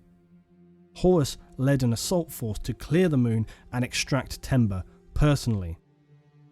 On the surface, his forces were confronted by the foul, reanimated remains of Temba's outpost, who had evidently succumbed to the chaos plague of Nurgle's rot, skewing them into horrific parodies of the human form.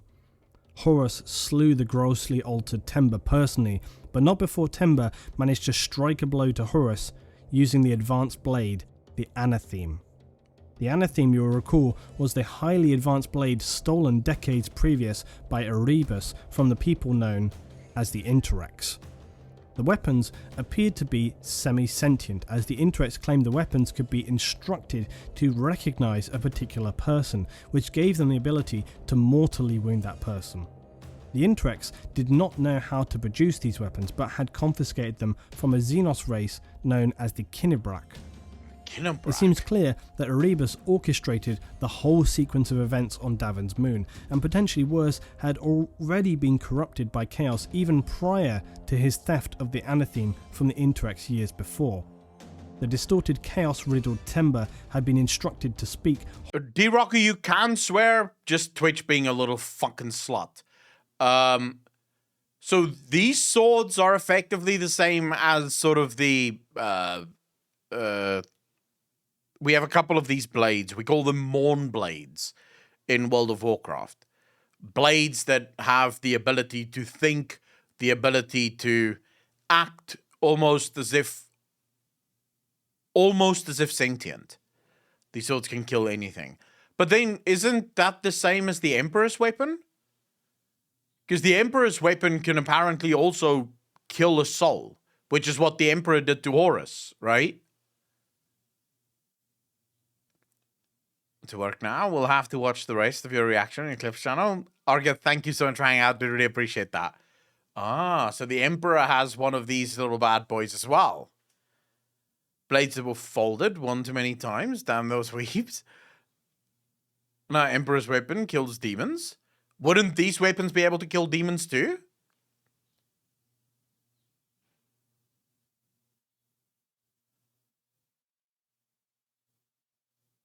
Big E's sword is on another level. Different. They can't kill... so they can't kill souls. They can just mortally wound a person, but they can't take down the soul. Okay. Horus Lupercal's name to the blade. This meant that upon striking the greatest Primarch of the Imperium, it would wound him in such a way as to be beyond even his demigod-like powers of healing. The fate of the Anatheme would still have importance in the years to come. Horus was taken back to his ship, the Vengeful Spirit, where apothecaries frustratingly determined his wound could not be healed naturally or otherwise. Horus's Mournival, his lodge of closest officers, took him in their despair to the Serpent Lodge on Davin, where Erebus assured them he knew how to heal the War Master in a special This spiritual Erebus, ceremony. fuck him, bro. This was, of course, all part of Erebus's plan. During this ritual, Horus's spirit would be transferred into the warp along with Erebus, disguised as one of the War Master's closest friends, Hastur Sejanus, captain of the 4th Company. This out-of-body experience showed Horus a terrifying vision of the future, which unbeknownst to him were caused by his very actions, bringing the Imperium into an age of repressive, violent and superstitious regime where the Emperor and some of the most loyal Primarchs were worshipped as divine beings by the fanatical and ignorant masses of humanity. The Chaos Gods portrayed themselves as the victims of the Emperor's psychic might, who had been suppressed throughout the ages and had no interest themselves in controlling the material world. Horus, already having grown jealous and deeply resentful of the perceived poor treatment at the hands of the Emperor, and was one of many of the Astartes legions afraid of the concept of a peace wherein all for which they had fought would be turned over to weak-willed mortal men, whilst his legions were cast aside and left as peacekeepers without a purpose. These were the Emperor's wishes. For you see, the Astartes were always a tool to save humanity and bring power back to mankind, not just to subjugate it. Horus, in his weakened and embittered state, was very suggestible and would accept this twisted and misunderstood prophecy. But there was one thing Erebus had not counted on. Horus's brother, Magnus the Red, Primarch of the Thousand Suns, a legion and chapter who had widely embraced psychers and their unique powers, had continued to study the forbidden arts of warp manipulation and sorcerous powers. The Cyclopean giant of Magnus appeared within Horus's vision, revealing Erebus's true identity and begging Horus not to fall in to the temptations of chaos. Oh, shit. It was all in vain though. Horus had by now already decided that if anyone deserved to be worshipped as a god, then it was he. The godlike warp demons of chaos healed Horus's wounds and between them made a deal. In exchange for the immense power he would gain, as well as ruling power over the mortal galaxy, he would deliver to them the Emperor. Bro, what the fuck? Holy shit. That's genius. It is fucking genius. As much as I hate this happening, it is so clever. It's the ultimate bait and switch. Who the dark chaos gods feared most, as they knew he alone stood with enough power to potentially destroy them. Although Horus had always been an immensely skillful military leader, his true genius was in the manipulation of others. This was often remarked upon by his brother Primarchs. Mr. Pfeiffer, how you doing, bro? Thanks for the first chat, really appreciate that. In this one so far, Magnus really didn't do anything wrong. I mean, Magnus appeared inside the warp to Horus, but played with Horus not to actually go along with this. So I don't believe that Magnus did anything wrong so far, at least. Did nothing wrong as far as they knew. They were following the orders of the Emperor. That's why I hate the rate gun of the Scathering, as it downplays chaos. Magnus didn't do anything wrong. Wait for it. Just wait, okay? Rogel Dawn of the Imperial Fists, once noting to Garviel Loken, who you remember was the Lunar Wolves captain and a member of the Mournival, that Horus had Loken put forward a campaign of war so his character would be more well known as a peacemaker than a warmonger. Dawn said, "You understand what Horus had you do this morning. He had primed the Mournival to back him, Loken. He is cultivating the air of a peacemaker, for that plays well across the worlds of the Imperium. This morning he wanted someone other than himself to suggest unleashing the legions for war." This skill of manipulation would be especially important now. It was one thing for the Chaos Aberrations to turn a few men and even a Primarch, but to turn legions and still more Primarchs, the strongest willed and most loyal of the Emperor's forces, to chaos? How would this be possible? Disco Mushrooms, thanks so much for the follow. Really appreciate it. Welcome to the channel. Thank you, thank you, thank you. Magnus Manning of goodness. He just didn't have access to all the information. But they weren't following the Emperor's orders. They hear the Emperor's name and the command, and they bark and attack anything. Well, it would in part because Horus did not declare himself outright as a disciple of chaos, nor would he follow immediately the darkest of their practices. As had been the case until now, the game being played was one of subtlety and deception. Horus began implementing throughout the legions the concept of the Mournival, that he had allowed first within the Lunar Wolves. The Mournival Lodge enabled officers to group together in secret and lay the seeds of discontent and mutiny. Horus would also capitalize on the current negative feelings among some of his fellow Primarchs, and then the refracted disillusionment among some of the legions. Lorgar and the Word Bearers had already turned to chaos following their world-shattering humiliation by the Emperor. Horus would engage legions of Astartes, Imperial troops, and even several Mars Titans. Dude, it must be, like, this is supposed to be the soldiers that protect you. These are the frontline troops. They are the ones, they are the bulwark against the universe. And in silence, they are now being turned into humanity's greatest enemy. Titan legions, with the principal concept that Horus now perceived the Emperor, powerful as he was, did not deserve the unreserved praise and recognition of the human race. More Astartes legions would now join the traitors, Angron and the World Eaters, Mortarion and his Death Guard, Fulgrim and the Emperor's children were among the first to side with the War Master. Others would later fall, including the Iron Warriors, Night Lords, Alpha Legion, and lastly, the Thousand Sons. How did the Thousand Sons fall? It had become clear that the Primarchs were far from the perfect demigod-like human form they were perceived to be. Although technically each Primarch was physically and mentally godlike compared to a standard human, they still bore all of humanity's virtues as well as their flaws. Lysaria, thanks for the deal and sub. Really appreciate that. 7 months in a row. Thank you, thank you, thank you. You're far too kind. I'm very good, Lysaria. Thank you so much for asking. How are you? Yeah, Horus gave all Chaos Legions the new cool shit like good armor and leave all the shit to... Wait, lossless. Thousand Sons are Magnus's Legion, so you'll see. Yeah. I know it's Magnus's Legion. Such as ego, greed, envy, arrogance, rage, and more besides. These superhuman warriors were meant to be the saviors of mankind, but instead... It's interesting that he removed fear, right? He removed fear, but not the other emotions. Which would have saved them a lot if he had removed the other emotions. Instead, they could be the downfall of everything that had been salvaged and achieved. The Thousand Sons Legion would be a particularly tragic story. Okay. Their Primarch Magnus the Red, who you remember had... Why would they... Why though? Crickers, thanks for the first time chat, really appreciate that.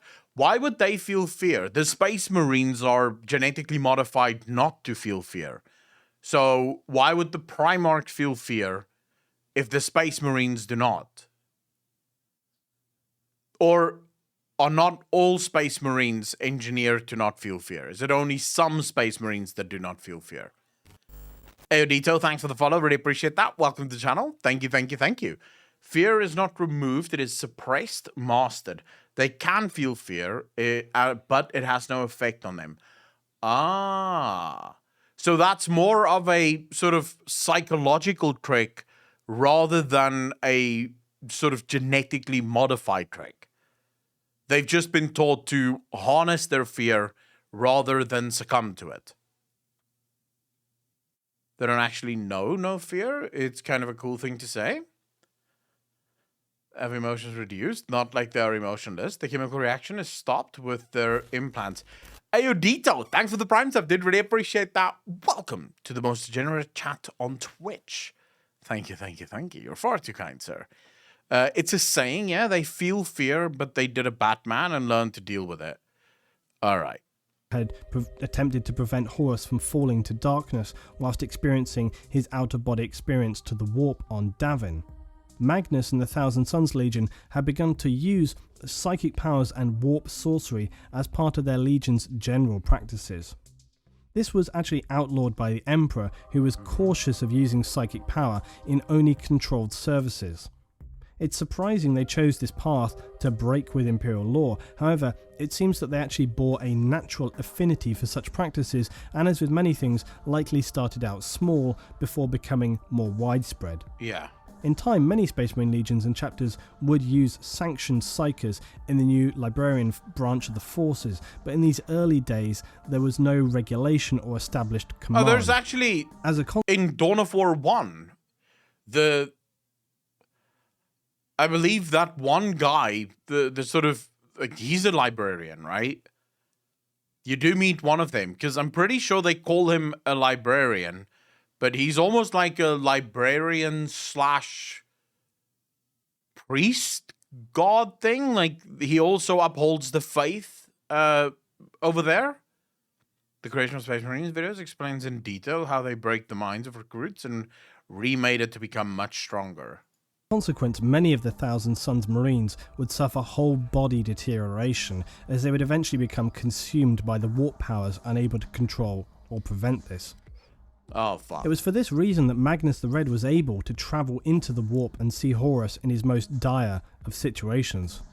Magnus, after this incident, was so grief-stricken that rather than physically travel to Earth and speak to the Emperor, which now in hindsight would have been the far better choice, he chose to use his psychic power to reach out and speak to the Emperor himself at the Imperial Palace on Terra.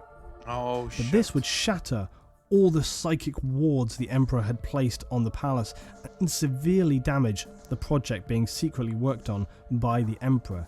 This itself was connected to the psychic paths of the webway, the gateways used by the Eldar, and previously the Old Ones.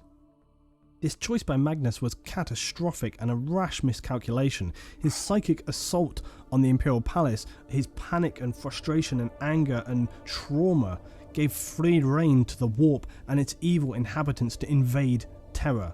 Oh, Millions of shit. psychers died instantly as their attuned minds were burned out or demons tore them apart. Warps. I see a lot of people in chat going, Magnus did nothing wrong, but I'm going to agree with Bubba J here. Magnus did at least one thing wrong. Like,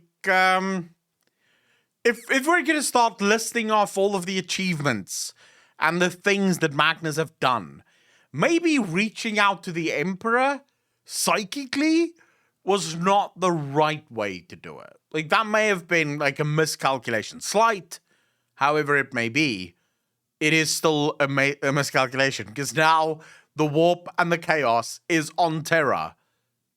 Storms consumed entire settlements, shockwaves flattened structures around the world. Having strictly outlawed Magnus's use of sorcery and refusing to believe that Horus, his most trusted son, would betray him, the Emperor concluded wrongly for the traitor to be Magnus and the Thousand Sons.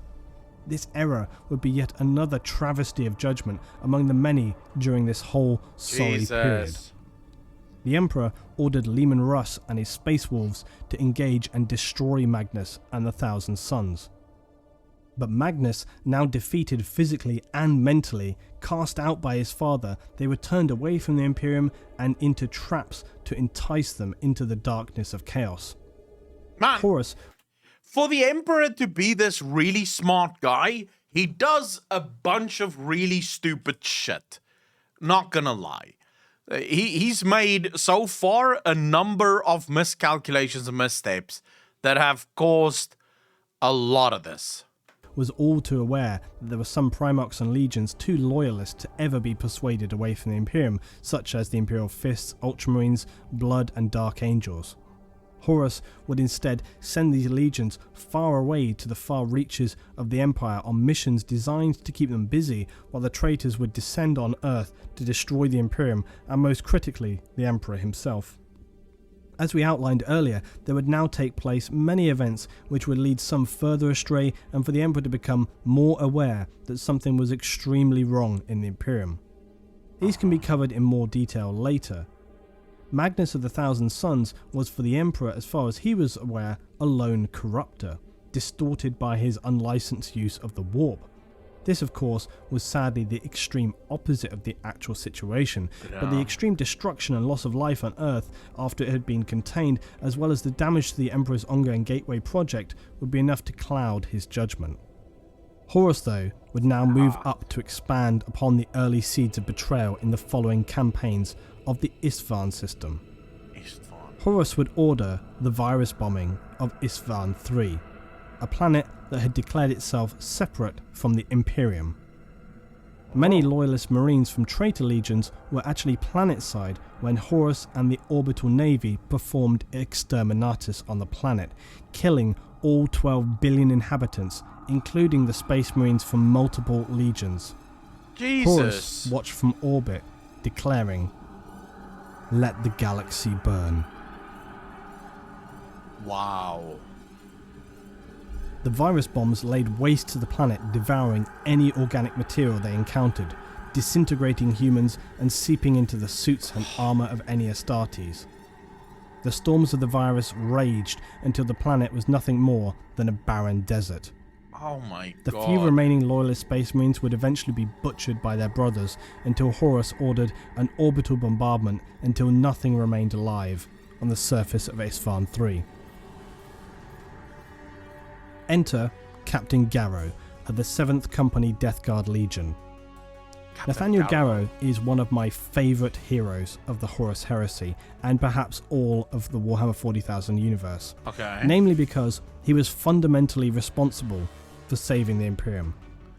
Oh. His unwavering loyalty and strength of character, which apparently went beyond even some of the Primarchs. He is also a legendary character of the age because of what he would become later after the period of heresy, but again, that is another story. Garrow bore witness to the massacre on Isstvan III and was quick to understand the real horror not only of this specific event, but what was happening at large.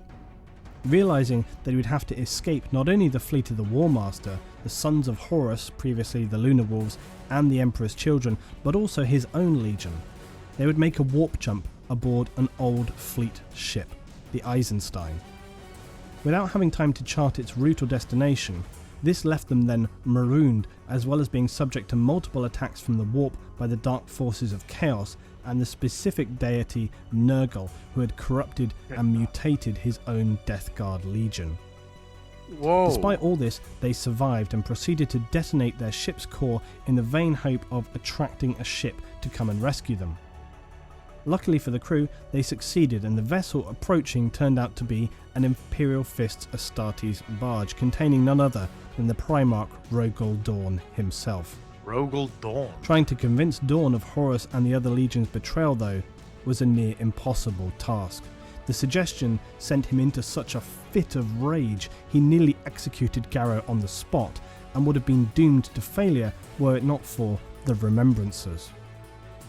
The Remembrancers were an order of historians, journalists and civilians from Earth at the time who were sent along with the expeditionary fleets of the Great Crusade. Their function was to chronicle deeds, events and generally record the history so that we could then hold that for the future Imperium of Man. Remembrancers were generally seen It would have been helpful if all of their notes didn't get fucked. as very reliable sources of information, especially those who had any psychic capabilities, if they were psychers, and could actually record information simply by visualizing that, by seeing it. Hey there, thanks for the first time chat, really appreciate it. Welcome to the stream. I'm very happy to have all the new viewers. Very happy to have you guys here. Garrow was the most staunch believer of the imperial truth. No religions, only silence, blah blah blah. After the flight of the Eisenstein, he became an absolute believer in the Emperor's deity. And when Rogol Dawn could actually see the events that had unfolded, he had no choice but to accept them. Returning to Terra, Dawn would speak to the Emperor, and finally the betrayal and heresy would come into the light. Garrow, though, in immense frustration despite all his efforts, was not able to speak to the Emperor himself, but was stationed on the lunar colony along with the remaining loyalist Death Guard and Imperial Navy crew of the Eisenstein. The Imperial forces on Earth considered their presence too dangerous to allow them to roam freely. Horus Lupercal had now extinguished the last shreds of loyalty from the 3 legions under his command, who were now complete in their misguided transition to chaos. His next target in the campaign was Istvan V. Here, he would establish a command post and reinforce his position. The Emperor, now in a fit of despair and rage at the actions of Horus, commanded 7 legions of Astartes to attack and subdue the traitors, and subsequently return them to Terra to face their actions. However... Wait, so now the Emperor believes. So the Emperor has finally gone, oh, okay, Horus is actually, like, mega bad. Never mind. Unbeknownst to the Emperor, at least half of these legions had already been deceived and strayed from loyalty to the Imperium. They had not yet made their stance clear, but represented a dangerous deception to the Imperium. The first wave of attacks to Istvan V were carried out by the Loyalist legions, the Salamanders, the Raven Guard, and the Iron Hands. Horus had already been passed information of their landing sites, and this would cost them horrific losses at this initial contact. Fuck. Worse would come though. The 4 remaining legions to attack were no longer loyal to the Imperium. The Night Lords, Word Bearers, Iron Warriors, and Alpha Legion descended to attack in a brutal combined assault, slaughtering the remnants of the 3 Imperial legions. Jesus. This event would be known from here on as the Istvan V Drop Site Massacre. Bro. Things look dark for the Imperium. The strongest... No wonder Chaos is such a fuck up, because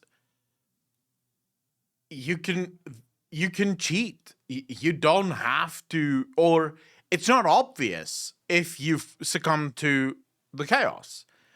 And I'm also assuming that the Chaos Gods can make you look incredibly human. Like, you don't have to turn into a rotting corpse. You know, if Nurgle wants you to look normal and not look like you're rotting, Nurgle could do that. In the novel, when Angron and Vulcan charged at each other on Istvan IV, I had a serious boner, only to be denied by an explosion. Imagine running towards your allies just to gun you down while carrying your wounded. It's fucking terrible, dude. Like, this entire thing is fucking horrendous so far. Strongest legions were still tasked to the fringes of the galaxy, and there seemed little to stand between Horus and his now 7-strong fleet of Astartes legions. Not to mention the further forces of corrupted Imperial Navy, the victorious Dark Mechanicum, who were fighting the Schism of Mars, a civil war between factions on Mars loyal to the Imperium and Horus, and now successfully they had won their campaign there. The traitor legions on Horus would assault and destroy many loyal Imperial bastions as they travelled towards Terra, taking years to do so in the process. By now, the Warmaster had amassed a massive army comprising multiple groups including Titans, Astartes and advanced war gear, corrupted Imperial forces and even cultists from worlds who could spread discord and disrupt Imperial worlds through terrorism or cult activity.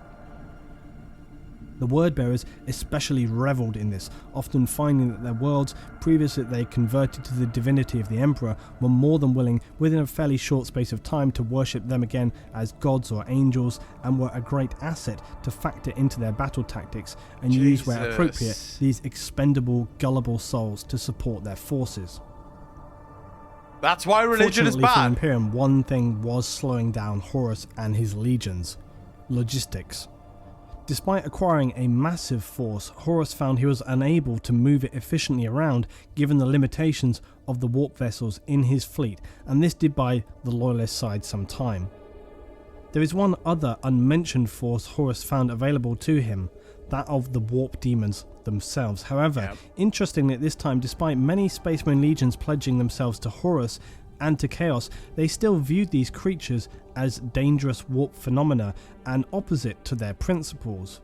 This shows that at the time it's believable that many of the Space Marines aligned to Horus were perhaps not entirely aware of what it was they were signing up for, and had perceived this more as a political rebellion to impose a new order to the Imperium, rather than the Oh, that is interesting. Oh, that is very interesting. So, actually, this would mean that many of the Space Marines and the legions that followed Horus were probably not even necessarily corrupted by the chaos. You know, they were just following Horus because they believed in what Horus was saying, right? They didn't, like, they had no idea what the chaos was, or even maybe even worship the chaos. For them, it was more a case of Horus came up with a theory, and they actually believe this theory. They actually agree with it. The Marines followed Horus, not chaos per se. So they could be sort of changed. They could switch sides again, right? Dirtback Dario, how you doing, bro? Thanks for the first time chat, by the way. And no, I've not stopped playing anything. I just, my country makes it very difficult for me to do long streams. So I'm basically trying to get as much streaming in the short amount of time that my country allows, which then means no real gameplay, you know. Sadly. Mr. Juice, how you doing, bro? Truth of the matter, which was that they were in fact surrendering it to a true fall into a hellish reality and a foul darkness that later awaited them all. Yeah. This would also be in part down to the previous decisions to instigate a rule of ignorance over such matters, meaning many Astartes warriors genuinely had no real knowledge of what chaos was or what it represented.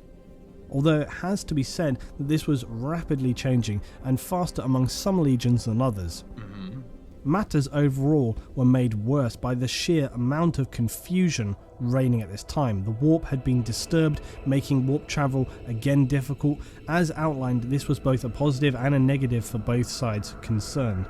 It also made communication difficult, meaning some worlds could not be warned, and meant that many did not know the truth of the matter or who indeed they could trust. It's such a maze. And what's sad is the Imperium had just gotten their shit sorted after the dark age of technology, and after all the bullshit, things have finally started to go their way again. And here we are, back again, more war, another civil war that's about to fucking ruin everything. The humanity can just not catch a break, man. Rogel Dawn, Primarch of the Imperial Fists, had been stationed on Terra for some years now after his return with Nathaniel Garrow, and barely rested in his activities to prepare an insurmountable defence of Terra. However, his task was made all the more difficult by the warp storms which prevented ease of reinforcement as well as communication.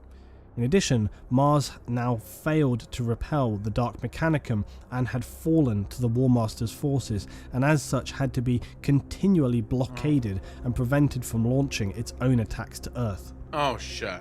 As far as the Emperor, Malkador and Imperial Fists were concerned, the spearhead on Isfahan V had been a catastrophic failure. Other legions, such as the Ultramarines, were now completely isolated and out of contact, and so they could do nothing but watch the galaxy burn around them, as Horus himself had stated he would as he oversaw the virus bombing of Isfahan III.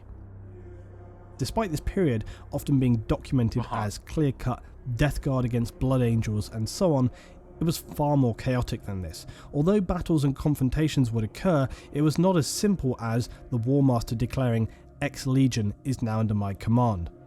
A legion comprised thousands of Space Marines, and they would rarely be all stationed in one location at once. Consequently, this fragmentation meant many could return from stationing elsewhere to find to their horror the truth of the matter. As outlined previously, although Space Marines can often appear to be mechanical machines of war, they are just as complex as any human in their thoughts, decisions and moralities, hence why Horus saw it necessary to slaughter so many loyalists from the legions he would call his own on Isfahan III.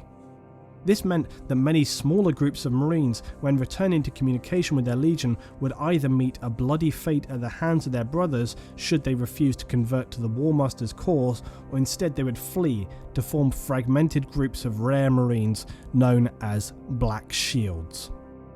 Black Shields? So a new type of Marine is rising up here.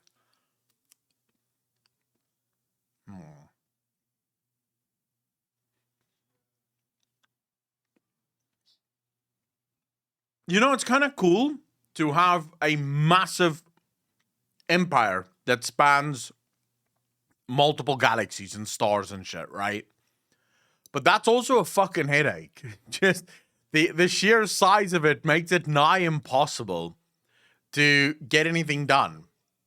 Which maybe that's why the Emperor did it? Now, just to diverge very quickly, Black Shields are a rare form of Astartes who have fully severed themselves from their parent legion or chapter, but who still remain loyal to the Imperium. In this early time, however, only some of the Marines would obscure their shoulder plates. Others would wear their legion colours and heraldry, proudly believing themselves to be the purest warriors, uncorrupted by the darkness and the last remnants of their previous but now ruined glory. Later in time, though, all these rogue Astartes would black out their armour to remain anonymous, as their legion loyalty became a deep shame and irrelevant to their personal missions. Black Shield Space Marines would later become the fabled Death Watch Marines, who dedicate themselves to endlessly battling Xenos using unorthodox methods and allying with fellow Black Shields whose prior legion heritage is irrelevant and often best unspoken of. It is uncommon for the Black Shield to reveal more than bare details other than his name, basic training experiences, and so on. They fight in the name of the Imperium but remain in a state of self-imposed exile. The Death Wait, so even now the Black Shield aren't part of the Imperium, not officially. So even now, to this day, Nixty, if you're gonna gift out subs, I'm not gonna stop you. How you doing, by the way?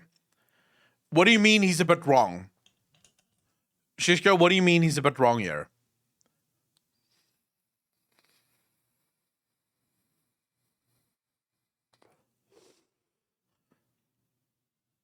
Those black armors look cool. It does actually look cool. Deathwatch are part of the Imperium. So they have joined the Imperium. And they're part of the Inquisition right now. Self-imposed exile. Mike, how you doing, bro? Thanks for the first chat. Really appreciate that. Yeah, but so chat seems to have different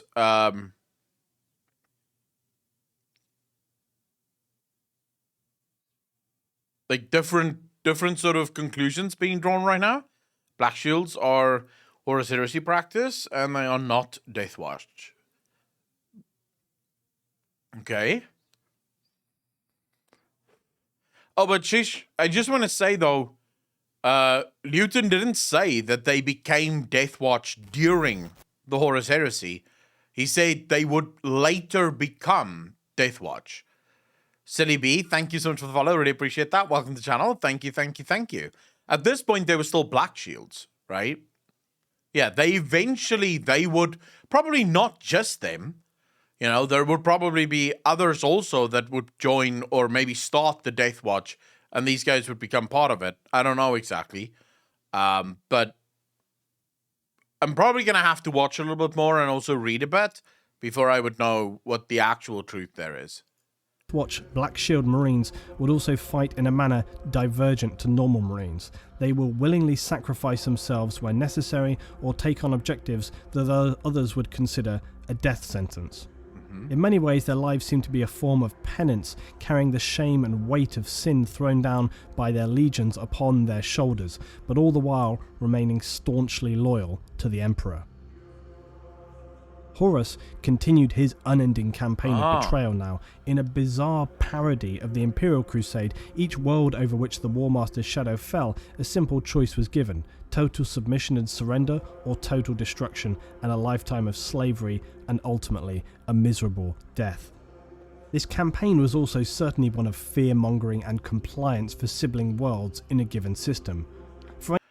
Dude, Horus... So at what point did the Chaos Gods start like feeding Horus with power? Ligan Games, how you doing, bro?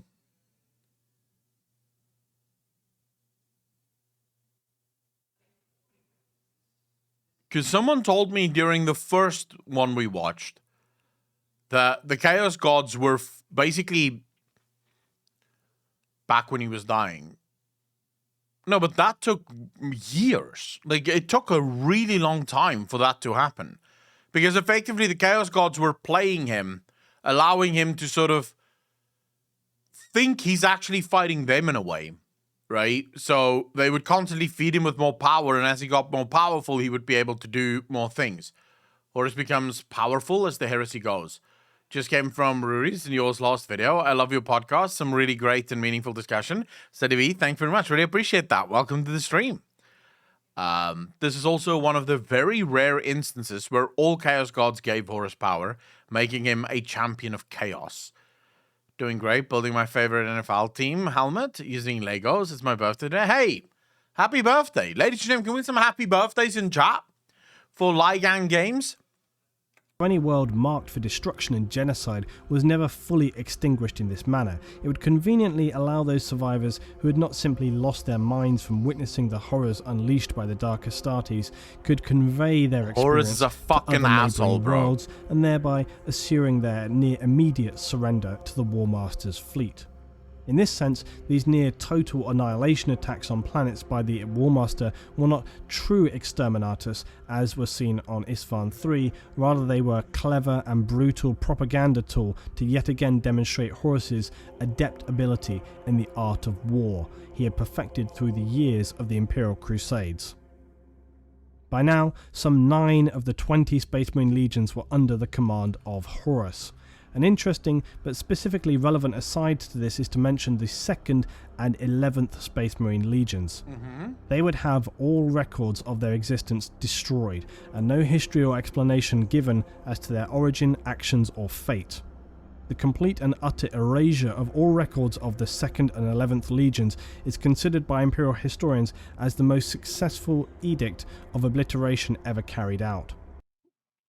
Wait, so that happened during the Horus Heresy? Because the Emperor originally created 20 legions. 18, because 2 of them got completely erased. But, so we now learn that number 2 and number 11 were erased from everything.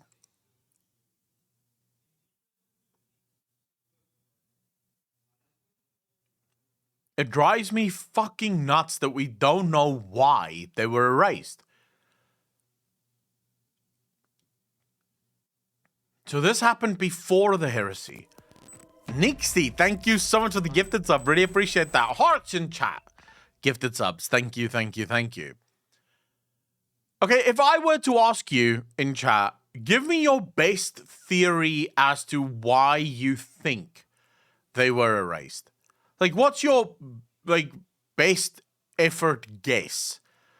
What would you have to do in order to get erased from the fucking Imperial records?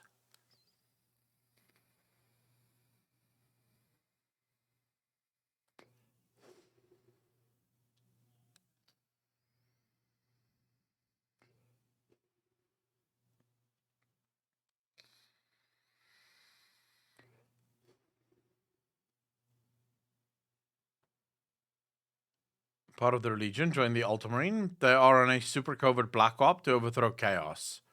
Got Thanos now, Chaos, married enough children with Xenos. My pet theory is that they mutated due to gene stealers. One theory is that one of the Primarchs sympathize with Xenos and prefers to coexist. Okay. The Marines that were part of those legions were absorbed by other legions. Stay at home, Brad. How you doing, bro? Thanks for the first time chat. Really appreciate that.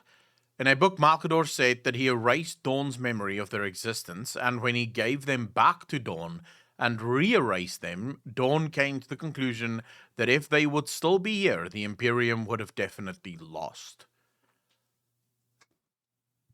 So they... Oh, okay. So they were absolutely... They, according to what you're saying there, Minuar, right?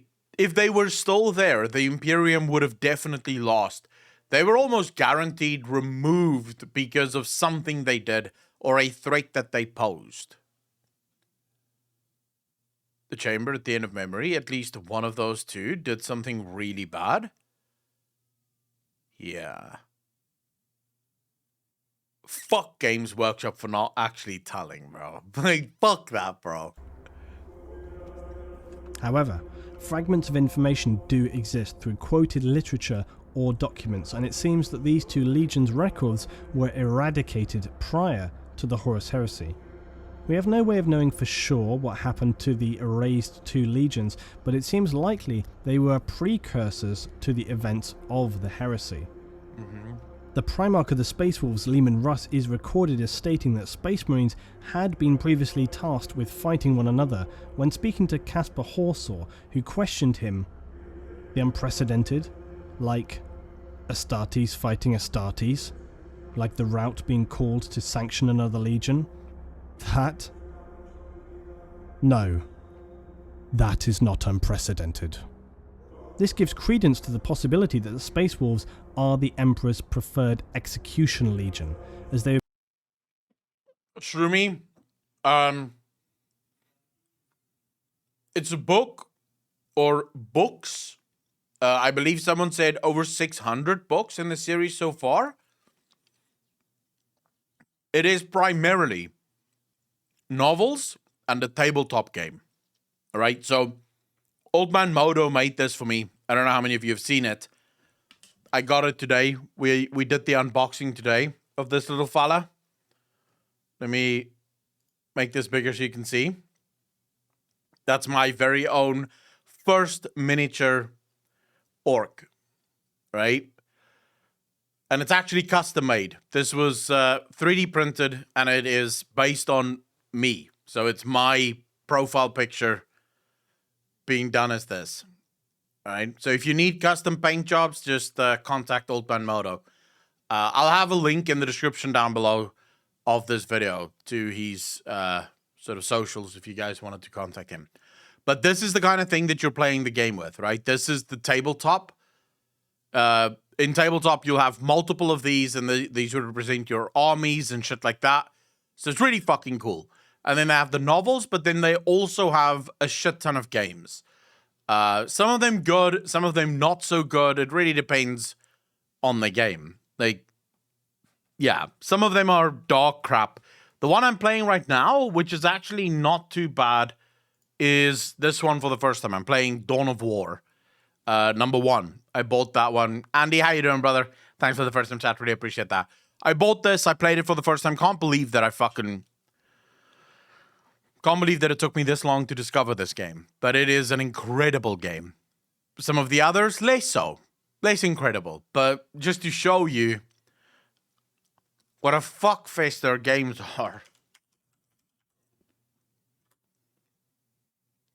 So, here's all Warhammer games. There's maybe like 5 or 6 of these that's decent, right? Okay, so this list is also fantasy stuff, and not all of it seems to be Warhammer stuff. At least the top parts of Warhammer stuff, right? But yeah, so some of the games are really hit and miss. Some of them good, some of them less good. It really depends. But Dawn of War is really good. I've heard Space Marine is really good. So they do have games, but they're more focused on tabletop and shit like that. He would be later tasked with the destruction of the Thousand Sons and Magnus the Red. Another quote stated that the wolves will be loosed again. This small fragment suggests it is not the first time they'd faced such a mission. Malkador the Sigillite and Rogel Dawn of the Imperial Fists would also shed some fragmented... Valdez, thank you so much for the follow, dude. Really appreciate that. Welcome to the channel. Thank you, thank you, thank you. ...light on this history. Malkador would say, Horus has 3 of his brother legions with him. You have your fists and 13 others. Would that it were 15, mused Dawn. Do not even think it, my friend, warned Malkador. They are lost to us forever. I know, said Dawn. Wait, what?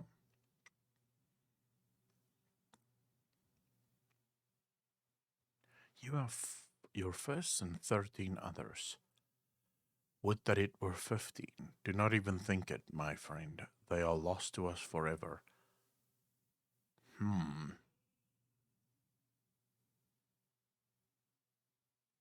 This would suggest that they were removed, but not entirely dead. Because the fact that he would say, would that it were 15, suggests there is a way to get them back.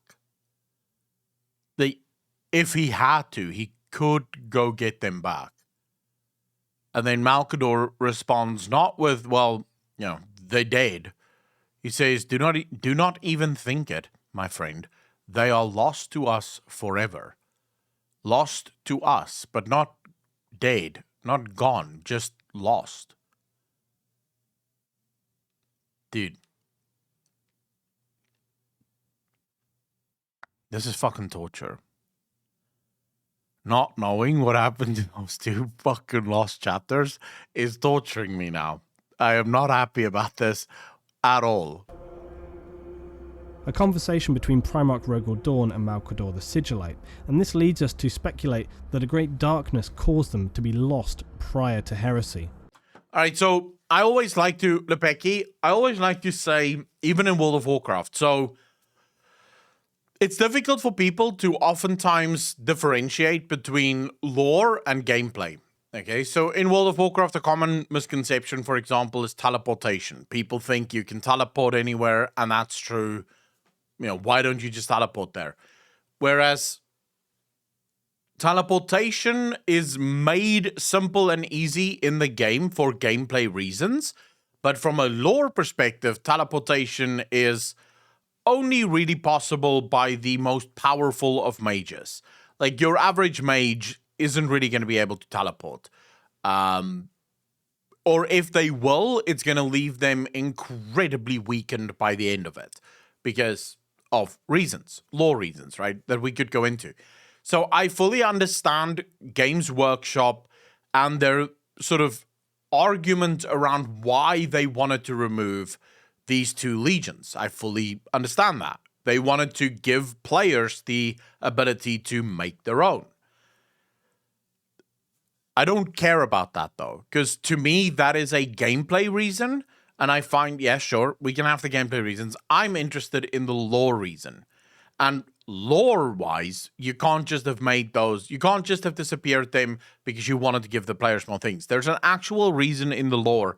Whether Games Workshop ever reveals that reason is not important, but we do know there must be an actual reason, right, for their disappearance.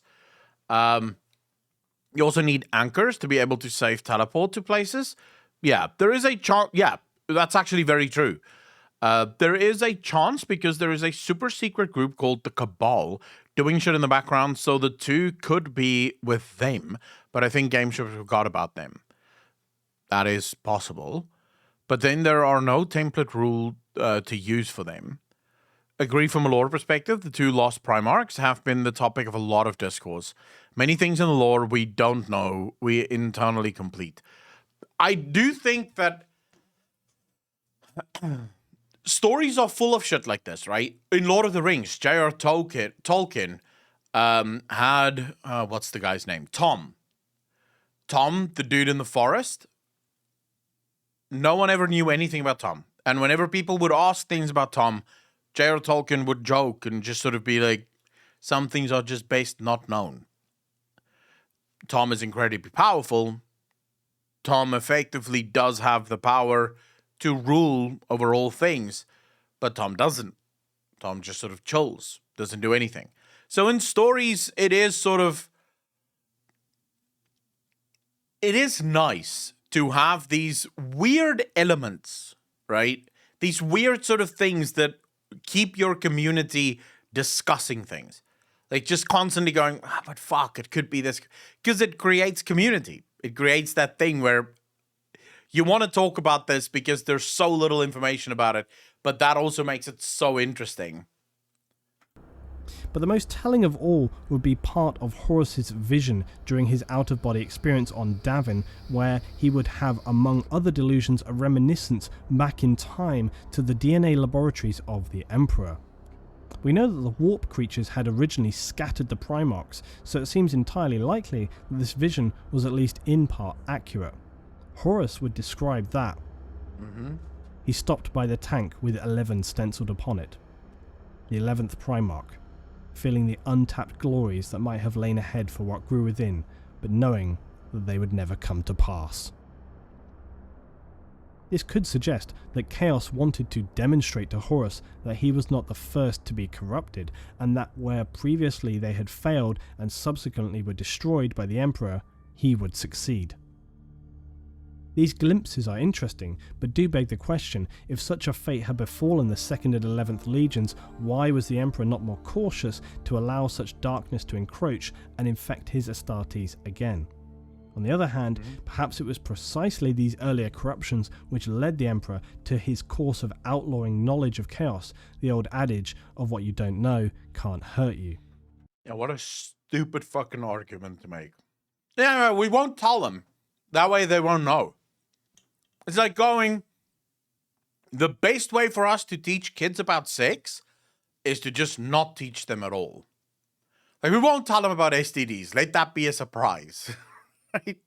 It's sort of like no, kind of always the best thing is to give the knowledge so that you can make informed decisions about things. The Emperor made a lot of mistakes, bro. Like, a lot of mistakes. Additionally, perhaps the fact that if indeed these two now erased legions were corrupted and then crushed by the Space Wolves, Evans, technically for the orcs, that would be true. If the orcs truly believe that your guns can't kill them, then your guns can't kill them, right? Like, if all the orcs just together believe that, yeah, your guns can't shoot and they can't kill us, then your guns are not going to shoot and it's not going to kill you. But if you know it can affect you more, no? Robbie, would we say that it can, though?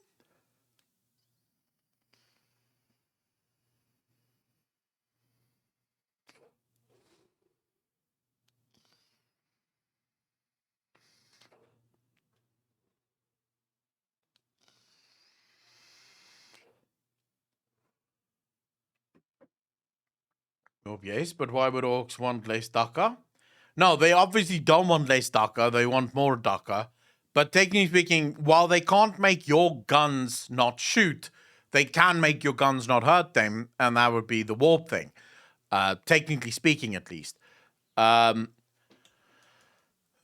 Rebuke, first and foremost, thanks for the first-time chat. Really appreciate that. And then to answer that question, I guess that's sort of like a philosophical question, right? Is it better to know than to not know? What does the most harm? And I guess that would ultimately depend on who knows what. Mr. Barty, how you doing, bro? I originally saw your reactions on YouTube, joined the Discord, and I've been having a blast discussing lore. I am so fucking happy to hear that. I keep an eye on the Warhammer lore discussions and stuff, and it is nuts to me how much fucking people are chatting and discussing things in the lore. So I'm really happy to hear that people are enjoying the Discord. Easy P, thank you for the Prime sub. Did really appreciate that. Welcome to the channel. Thank you, thank you, thank you.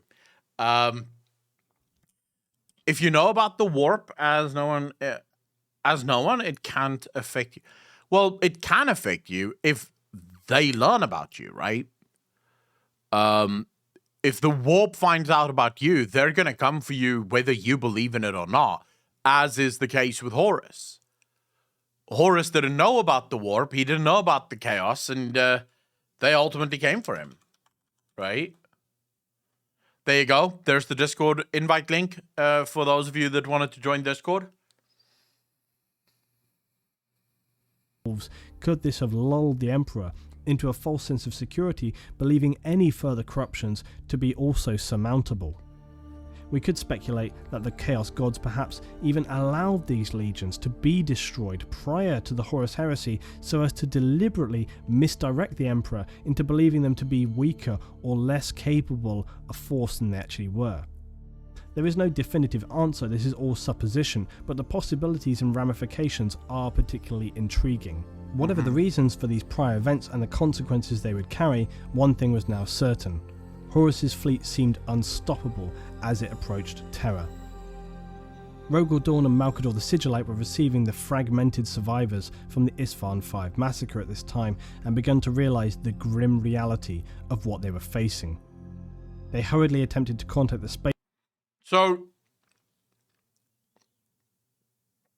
the right user, the problem with that analogy or the explanation you gave there is that's only true if we explain it exactly the way that you just said, which is obviously not how, like, a true explanation of the Chaos Gods would be.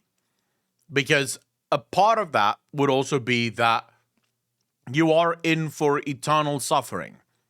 You're in for eternal sort of damnation, depending on which zone, which Chaos realm you join. If you go to Nurgle's realm, you're going to rot away, and you're going to look like a fucking, well, like snot, basically, right? By the end of it. So you could actually, I think, make a quite a decent case for why you should probably not join the Chaos Gods. Space Wolves and White Scars, who, as they were about to return to Terra, were now engaged by the traitors of the Alpha Legion. This made retreat... No. Whilst you're rotting and already taken over by Nurgle, you would not notice the fact that you're rotting or, like, smelling and shit, right? You wouldn't notice it. But remember, if the Emperor was still speaking to his legions, to his Space Marines, and to his Primarchs, they would not have been taken over. So if the Emperor told them about Nurgle and Slaanesh and the things that they do, they would have been fucking appalled at the idea of that. Which, of course, would have meant that they're probably not going to dive into that, because fuck that, right? Baneming, thank you so much for follow. Really appreciate that. Welcome to the channel. Thank you, thank you, thank you. Nurgle loves you, Akalon. Why would you reject his love? Nurgle can go suck a monkey dick. Dude, Nurgle is disgusting beyond belief. What the fuck are you saying? I'm sorry, but no. No, no, no, no, no. I don't care if you don't feel the pain of rotting. You look shit when you're part of Nurgle's realm. Just no way. If you are disconnected from the warp, you will feel the rotten pain. True. But Nurgle is the only good god in Warhammer? I disagree with that. Like, if you are going to take, like, a fucked up reality with chaos and shit, I would go for Slaanesh. At least you're gonna get fucked there and maybe do some fucking of your own, right? With Nurgle, maybe your penis fucking rots off, in which case you may as well die, but you can't because you're immortal. So what a fucking horrid existence that would be. Whereas if you go to Slaanesh's realm, maybe you get 2 penises, which obviously makes things infinitely fucking better. Go to the greater good, seems pretty chill. Difficult, but the White Scars were able to break free to return to Terra, with the Wolves vowing to follow them on once they had eradicated the Alpha Legion's force. The Ultramarines similarly had been engaged on the planet of Calth against the Wordbearers. Robert Gilliman and the Ultramarines received reinforcements from their vast legion to form one of the greatest forces in the Imperium now left standing, and they would repel the shattered Wordbearers and set course for Terra after receiving their communication from Malkador. However, Gilliman realised all too well they would likely arrive too late engaged on the planet. Sigillite were receiving the fragmented survivors from the Isfahan 5 massacre at this time and begun to realise the grim reality of what they were facing. They hurriedly attempted to contact the Space Wolves and White Scars, who, as they were about to return to Terra, were now engaged by the traitors of the Alpha Legion. This made retreat difficult, but the White Scars were able to break free to return to Terra, with the Wolves vowing to follow them on once they had eradicated the Alpha Legion's force. The Ultramarines similarly had been engaged on the planet of Calth against the Wordbearers. It's the Ultramarines. Robert Gilliman and the Ultramarines received reinforcements from their vast legion to form one of the greatest forces in the Imperium now left standing, and they would repel the shattered Wordbearers and set course for Terra after receiving their communication from Malkador. However, Gilliman realised all too well they would likely arrive too late to make a significant difference, as had been Horus's original intention on posting them as far from Earth as was possible without it raising suspicion. Now the race was really on, as nearly all the Space Marine legions, loyalist and traitor, alike headed for Holy Terror to determine the final battle for supremacy of the galaxy. Despite all their best efforts, only the White Scars, Blood Angels and Imperial Fists were able to reach Terra before the traitor legions arrived. The loyalists were also supported with 3 Mechanicus Titan legions and millions of Imperial Guard soldiers. Their objective was less to defeat the traitors. That task was not in anybody's mind. Their sole task was simple and twofold. They must protect the Emperor at all costs, and they must survive long enough for reinforcements from the remaining loyalist legions who were still en route to Terra. The Battle of Terra. The Battle of Terra began as expected, with mass orbital bombardments from both the surface to orbit and vice versa. Luna, the Imperial Naval Station, also launched massive attacks with its huge orbital defense system, which sustained the traitors with heavy losses, but sadly not heavy enough to make any significant impact. Horus would destroy first the lunar defences and then the ground defence systems on Earth. It was now open to attack. The first drop pods landed on Terra, carrying the corrupted hellish Chaos Marines who battled the Loyalists for every step of ground they took. In securing the docking port's planetside, the traitors were able to reinforce with thousands more Marines along with the corrupted Dark Mechanicum Titans. Cultists also practiced their invocations, which brought demons large and small out from the warp and into reality, unleashing their horrors on the Loyalists, both Astartes and Imperial Guard alike. The forces of Chaos assaulted the Imperial Palace relentlessly, some being led on by the Primarch, now turned demon Prince Angron of the World Eaters. But each time they attacked, the Blood Angels led by their Primarch Sanguinius would repel them. The White Scars Legion attempted to draw the Dark Forces. Wait, isn't Sanguinius that dude that... Who's the guy that currently sort of roams the warp? Like, he is so fucking strong in his belief that the Chaos Gods have no effect on him. It doesn't matter how much they try, the Chaos Gods can do fuck to him. Is that Corvus? Corvus Corax? It's the guy everyone is great. Drago. Kaldor Drago. Sanguinius, the strongest Primarch in martial prowess. Glorious Oakboy. Kaldor Drago, and he's a Grey Knight. Ah. Alright. Okay, cool. So, Corvus is the Primarch, and they're like the greatest, he has the greatest martial prowess. And then Kaldor Drago is the Grey Knight that is effectively impervious to any sort of chaos corruption. Away from the palace, but each time would be forced into submission, retreating back into the relative shelter of the palaces. Horus, frustrated at this point, and all too aware he was running... Okay, wait. Sanguinius, yeah, okay, so Sanguinius is the greatest... Who the fuck is Corvus Corax then?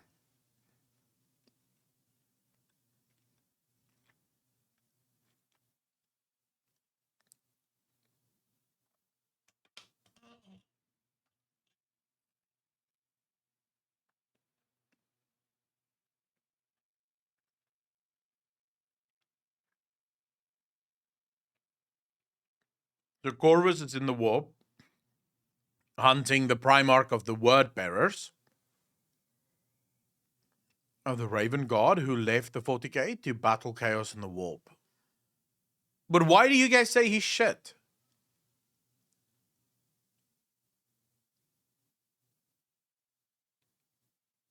What makes him shit?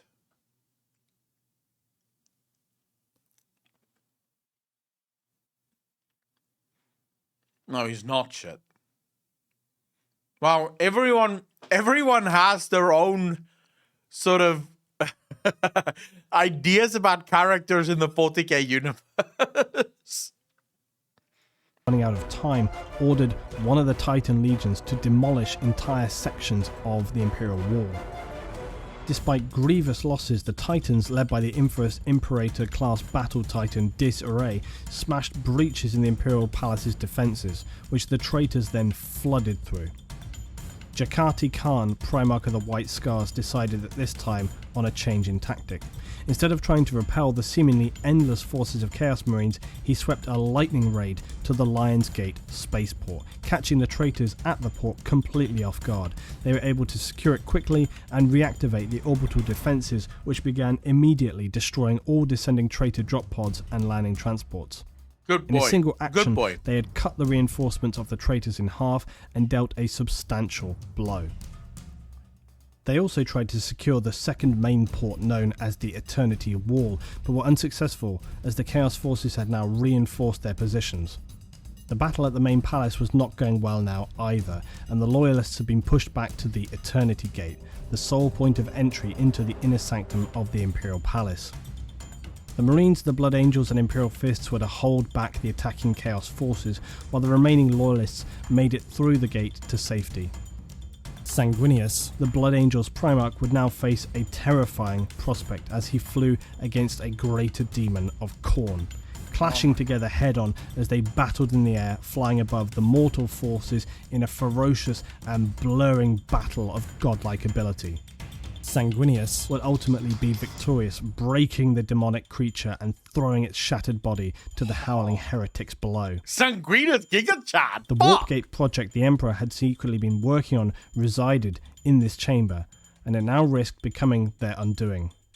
Initially, it required only a small portion of the Emperor's psychic attention, but after the damage wrought by Magnus of the Thousand Suns in attempting to reach the Emperor, it subsequently was damaged so badly that it required a significantly higher proportion of the Emperor's powers to keep it closed. Combined with the fact that the forces of Chaos were fighting to use this portal, it became an immense burden to maintain it safely. The Emperor now called on Malcador the Sigillite, informing him that he was required to take his place on the psychic amplifier known as the Golden Throne. This provided the psychic shielding needed to protect the new human-built sections of the webway, which had been the Emperor's secret project and was intended to be the final gift to humanity before... Wait, the Emperor was actually building the ability for humans to travel without having to enter the warp. Fuck, imagine if he fixed that. More like Malcador the Sketchy. Before the Horus Heresy had begun. The Emperor's original choice of his replacement on the artifact had been Magnus the Red, but now Malcador was the only legitimate successor, being one of the few human remaining psykers with enough strength to carry out the duty. In the final days of the siege, the Emperor ordered Malcador to summon 12 men of character, skill, and determination. These would be tested and trained to become an elite group of investigators intended to root out treachery across the Imperium and in the centuries to come to prevent any event like the Horus Heresy from occurring again. This would become the earliest stirrings of the Inquisition and also later the highly secretive chapter known as the Grey Knights. The Emperor also told Malcador to steel himself as he would need to prepare to make an unbearable sacrifice. Malcador would return from his mission to recruit the foundation of the Inquisition. Using his powerful psychic subterfuge, Malcador and his new recruits were able to pass unscathed through the battle lines and come before the Emperor within the inner gates of the Imperial Palace. Malcador brought before the Emperor his 12 men to be judged for their suitability, and the Emperor saw that Malcador had chosen wisely. Of the 12, 4 were mortal lords. Before I continue with this, that would become the Inquisitors, which I actually fucking love. Who was Magnus the Rad? And why could Magnus the Rad not take the throne? Who was actually poised to do so? What led to the Emperor having to choose Malcador over Magnus? Magnus fell. Oh, yeah. Fuck, for a second I was completely lost. As to who Magnus, the Thousand Suns guy, the guy that the Emperor thought was the first to turn to chaos, but actually didn't turn to chaos until the Emperor fucking ruined him. Okay, I remember now. Okay. The Emperor... Yeah, I'm just going to say again, the Emperor made a bunch of oopsies that led to some crazy shit. Lords and administrators of the Imperium possessing an inquisitive nature and unyielding strength of mind. The other 8 were Space Marines, whose abilities were as peerless as their dedication to the Emperor. Some Marines were from legions that had abandoned the Emperor in favour of Horus's dark promises, but these battle brothers had never lost their staunch loyalty and had fought the heresy from within in many ways, and they were the truest expression of the Imperium and carried an even stronger will than their Lord Primarchs. Malcador the Sigillite ascended to the Golden Throne, replacing the Emperor who stood before his loyal captains, Rogel Dawn of the Imperial Fists and Sanguinius of the Blood Angels. Malcador could no longer physically speak, his mind consumed by the concentration he had to bring to bear in order to control the tempest of psychic forces consuming him. Fuck. The Emperor directed the attention of the 2 Primarchs, the demigods of mankind, to look upon this mere mortal. Malcador, a powerful Psyker, but not an Astartes, not a Primarch, just a man. The Emperor declared to them, "Behold, the greatest sacrifice of our age. Malcador the Sigillite is no more. Henceforth he shall always and only ever be Malcador the hero." Malcador would only be able to withstand the psychic assault on him for a few hours. Powerful as he was but a fraction of the power of the Emperor, and his body, mind and soul would be consumed in a matter of hours. Malcador the Sigillite was a true hero of humanity, saving it from total destruction on numerous occasions, ultimately sacrificing himself for the will of his friend, the Emperor. After 55 days, the Siege of Terror had kept the enemy at the... Why did the Emperor do this? Because he could only last for a few hours and then he was fucked. Did the Emperor know that he was going to die? gates, but only just. Both sides knew the defeat of the Imperium was near, and all that was required was the defense or destruction of the Eternity Gate. Horus, knowing this, and that he must complete the siege before the arrival of the Loyalist reinforcements from the other Space Marine legions, prepared to teleport to the surface from his flagship, the Vengeful Spirit, to lead this final assault in person. The Wordbearer's first chaplain and prime traitor Erebus broke the news to Horus that their demonic allies in the Warp had informed them the Dark Angels and Space Wolf legions were now nearing Terra, and the vast force of Ultramarines were only a short distance away by now. Hearing this news, Horus despaired. All seemed lost. He needed more time to break the most secure enclave of the Imperial Palace, and the massive Imperial reinforcements were only hours away.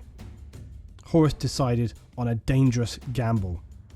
Dropping the shields of his flagship, he opened the gateway for the Loyalists to board his vessel. The Emperor would not waste this opportunity and teleported aboard the Vengeful Spirit with his elite personal guard, the Legio Custodes. The Primarch Sanguinius and Rogel Dawn, several companies of Imperial Fists and Blood Angels veteran Marines in the assault. Finding themselves though scattered now throughout the ship, they fought a series of close-quarter battles against hardened Chaos Marines to reach the bridge of the ship and Horus. Sanguinius, the Blood Angel's Primarch, reached his brother Horus first, and the Warmaster attempted to turn his previously oldest and closest friend among the other Primarchs to Chaos one last time. When Sanguinius refused to be corrupted, Horus attacked. Wounded from his many battles on Terra and the battle with the Greater Demon, Sanguinius proved to be easily no match for Horus. He was now at the peak of his demonic power, bearing multiple marks of chaos. Horus strangled to death the angel with cruel ease. An alternate version of this event recorded in the Imperial records has Sanguinius cutting a small hole in Horus's Terminator armor before he died. This chink in the armour would aid in the Emperor's battle against Horus. When the Emperor entered the bridge, he saw the winged corpse of the angelic Sanguinius lying at Horus's feet. Horus engaged the Emperor, calling him foolish for refusing the power that Chaos offered. Horus proclaimed that if the Emperor would kneel before him, he would spare his life. The Emperor knew well the ancient trap that had snared Horus. And the Emperor told the corrupted Primarch that he was the deluded slave of chaos, not its master, for no mortal could ever truly claim to be more than a simple pawn of the ruinous powers.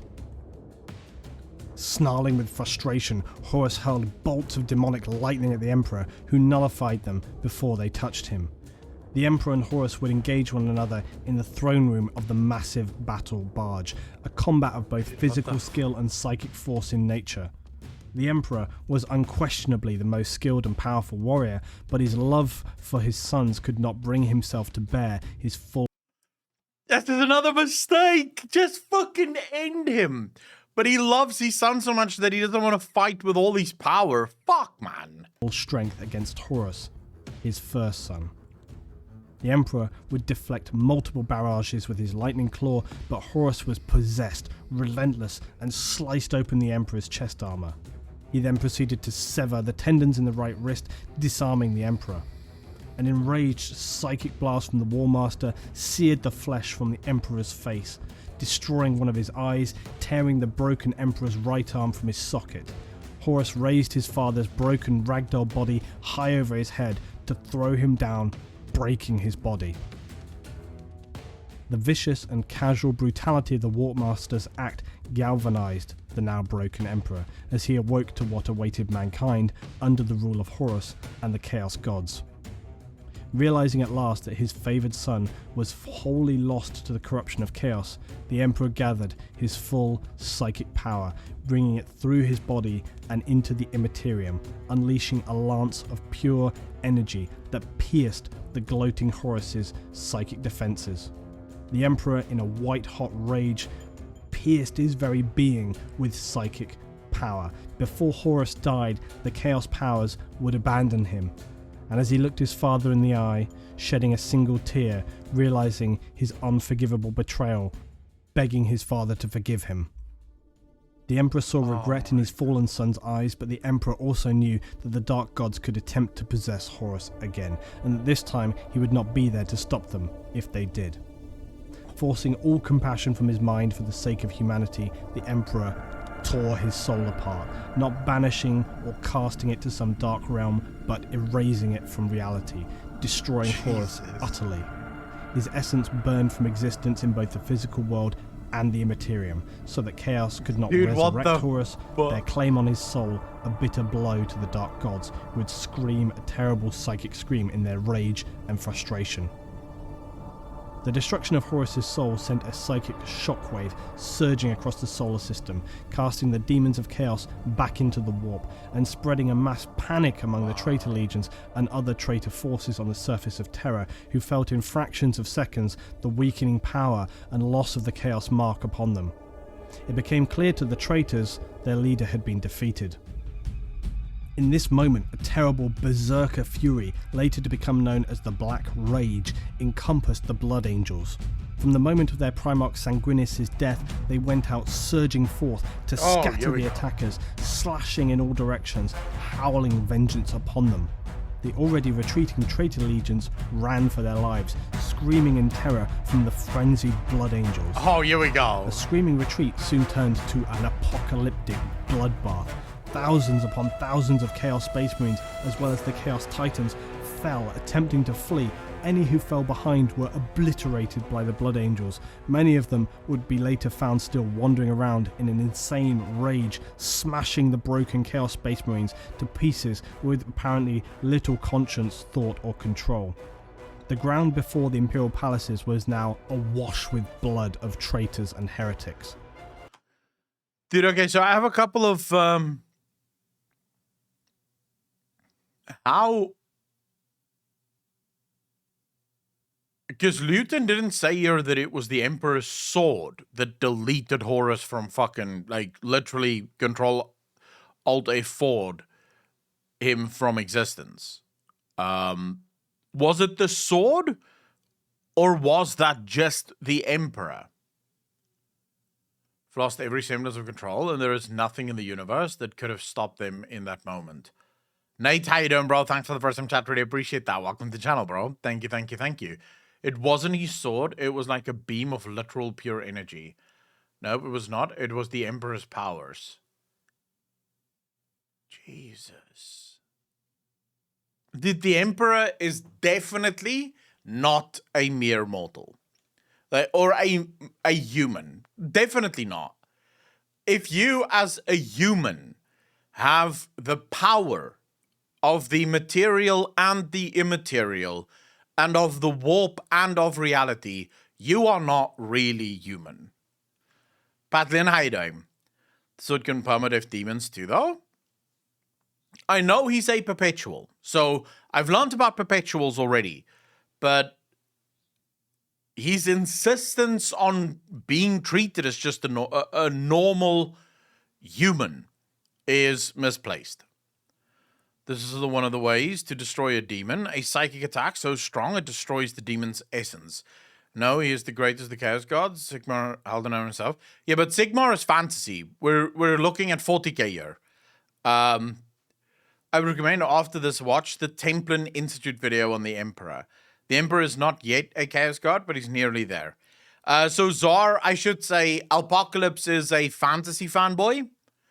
And I'm assuming Sigmar is sort of like the Emperor of the fantasy world. Whereas, obviously, in 40k, we have the Emperor, which is the Emperor.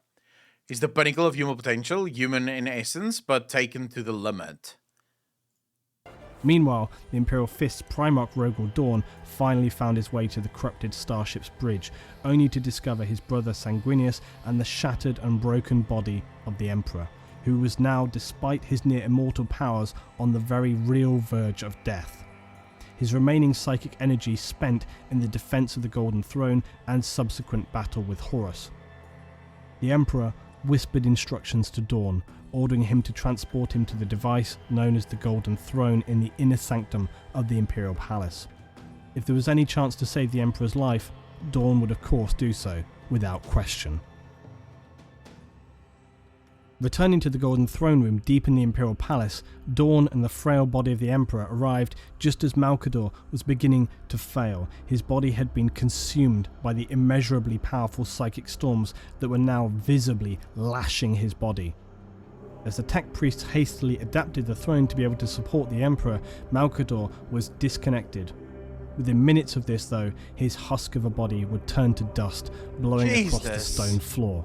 But not before he reached out with the very last of his life energy and transferred it to the Emperor, giving him that last injection of power needed to survive for the moments until he could be transferred to the Golden Throne. This last act of Malkador was another blessing. Normally, killing a demon would send them back to the warp, but killing a demon with the Emperor's sword will destroy their very being, making them unable to regenerate in the warp. Right now, in the current age, the Emperor's sword is Rubo Gulliman, Primarch of the Ultramarines' main weapon. So, you could potentially even kill a Chaos God with the sword of the Emperor.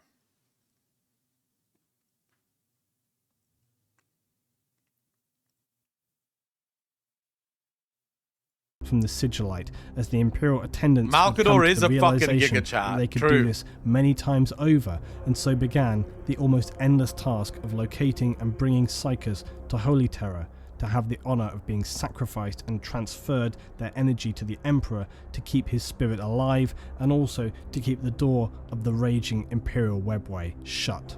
This last energy from Malkador would allow the Emperor to speak his final commands, to continue the fight to free humanity from the forces of chaos, as well as the ignorance that continued to assail it. With these final words, he would be silent, his body now entombed within the mechanisms of the Golden Throne, his body shattered, but his spirit remaining forever strong. He would command the Imperium through his psychic hints and emanations, interpreted and carried out by the High Lords of Terror. I'm not going to lie to you. This is the most sort of sad existence that any human being can ever have. I'm sorry. Just in one spot forever and evermore. You can't speak, actually. You can just sort of notion. Because according to what Luton is saying here, He doesn't actually psychically speak to them. He'll give them hints as to stuff that he wants them to do. But what's worse is he still maybe literally see what has become of his beloved Imperium. If there is any sort of, shall we say, consciousness left within the Emperor, he can see how he's become a god to the humans. He can see how the humans have turned their back on science, and yet there's nothing he can do about it. He just has to accept this is it, you know. This is my life. Psychic Servitor now? Isn't human worship of him slowly morphing him into a god? Apparently that is what ultimately will happen. Well, if what I know about the warp to be true, then yes, eventually that is exactly what is going to happen. If what I know about worship, because every single human being in the universe that serves the Emperor and believes in the Emperor is sending all of that information into the warp. Now, the Eldar, through their depravity and their bullshit, was able to literally create a god of depravity because they were sending that shit into the warp. So it is effectively the same thing, right? It is effectively the same thing. Humans will ultimately eventually create the Emperor God in the Chaos Realms.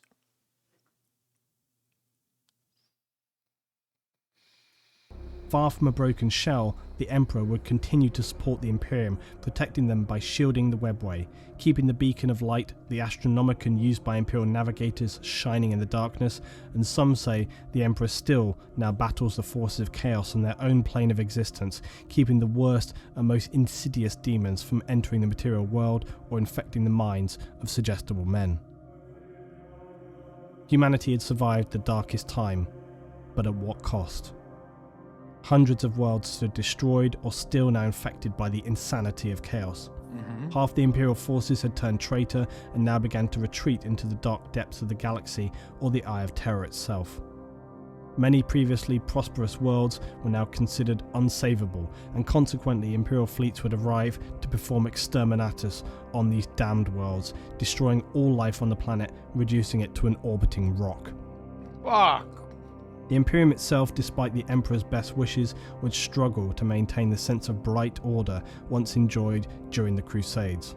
Now it would enter a difficult period, in many ways not too far removed from the 21st century, where states of repression and ignorance were often widespread and caused many of the problems they would face. The Imperium operated on a new level of suppression of its citizens, and in many ways it's hard to really find fault with this rationale. Given the severe blow to their military power, the Lords of Terror and remaining Primarchs needed to hold everything together amid... I wouldn't... Apocalypse, the argument from Zeech's side still... The problem with that would be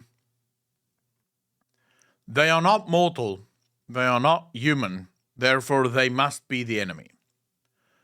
Because they are also not willing to accept us as we are. They want to change us into beings that resemble more their own. So I would argue that they are still the devil. But of course, evil is a sense of perspective. The oppressor for one is the hero for another. So yeah, for the Chaos Gods, the Emperor is the bad guy. But of course, that's not true on our side. The Emperor has such an influence in the warp that he even resurrects Saint Celestine every time she dies, as long as she passes the test. Still? Even now?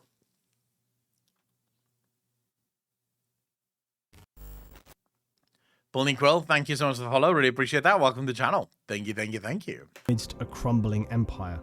A still angry and battling traitor force who was still present throughout the galaxy and Imperial systems, Worse still was that the Xenos forces such as the Orc, Eldar, and later Tyranids would seize on this opportunity to exploit humanity in its weakened state and would descend to ravage Imperial worlds that were unable to be successfully defended during this time. Yeah, of course. Despite all this, the Imperium of Man would stand strong, and whilst far from the perfect empire the Emperor had sought to create, it would still represent humanity's best hope for survival. They were not cut off and isolated as they had been during the Age of Strife, and in some respects would regain much of their strength in the coming 10,000 years. Yeah, much of their strength? I don't know about that. I've seen some videos about life in the Imperium, and much of their strength is still a long ways off. Life is fucked in the Imperium in the 41st century. Or millennium. Now at the end of the Horus Heresy, the Imperium of Man was far from what you would call secure, but it had taken back control of the offensive and the traitor legions.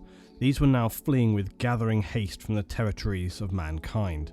Yeah, it literally is just a case of survival.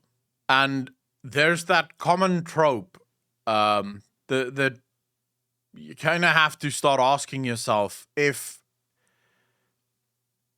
this is what you're fighting for, so the absolute misery that exists for humanity in the 41st millennium, is it even worth fighting for, right? Billy, by the way, thanks for the first time chat, dude. Really appreciate that. Hello, I've been binging your Warhammer content. Nice. Last week or so. I'm also a recent convert into the Imperium. Love your curiosity and excitement. Dude, this universe is fucking nuts, dude. It is so interesting. The primary source of strength for the Imperium now lay with the Ultramarines Legion. They were in a relatively... Disruptor, thanks for the deal and stuff. Did really appreciate that. 7 months in a row.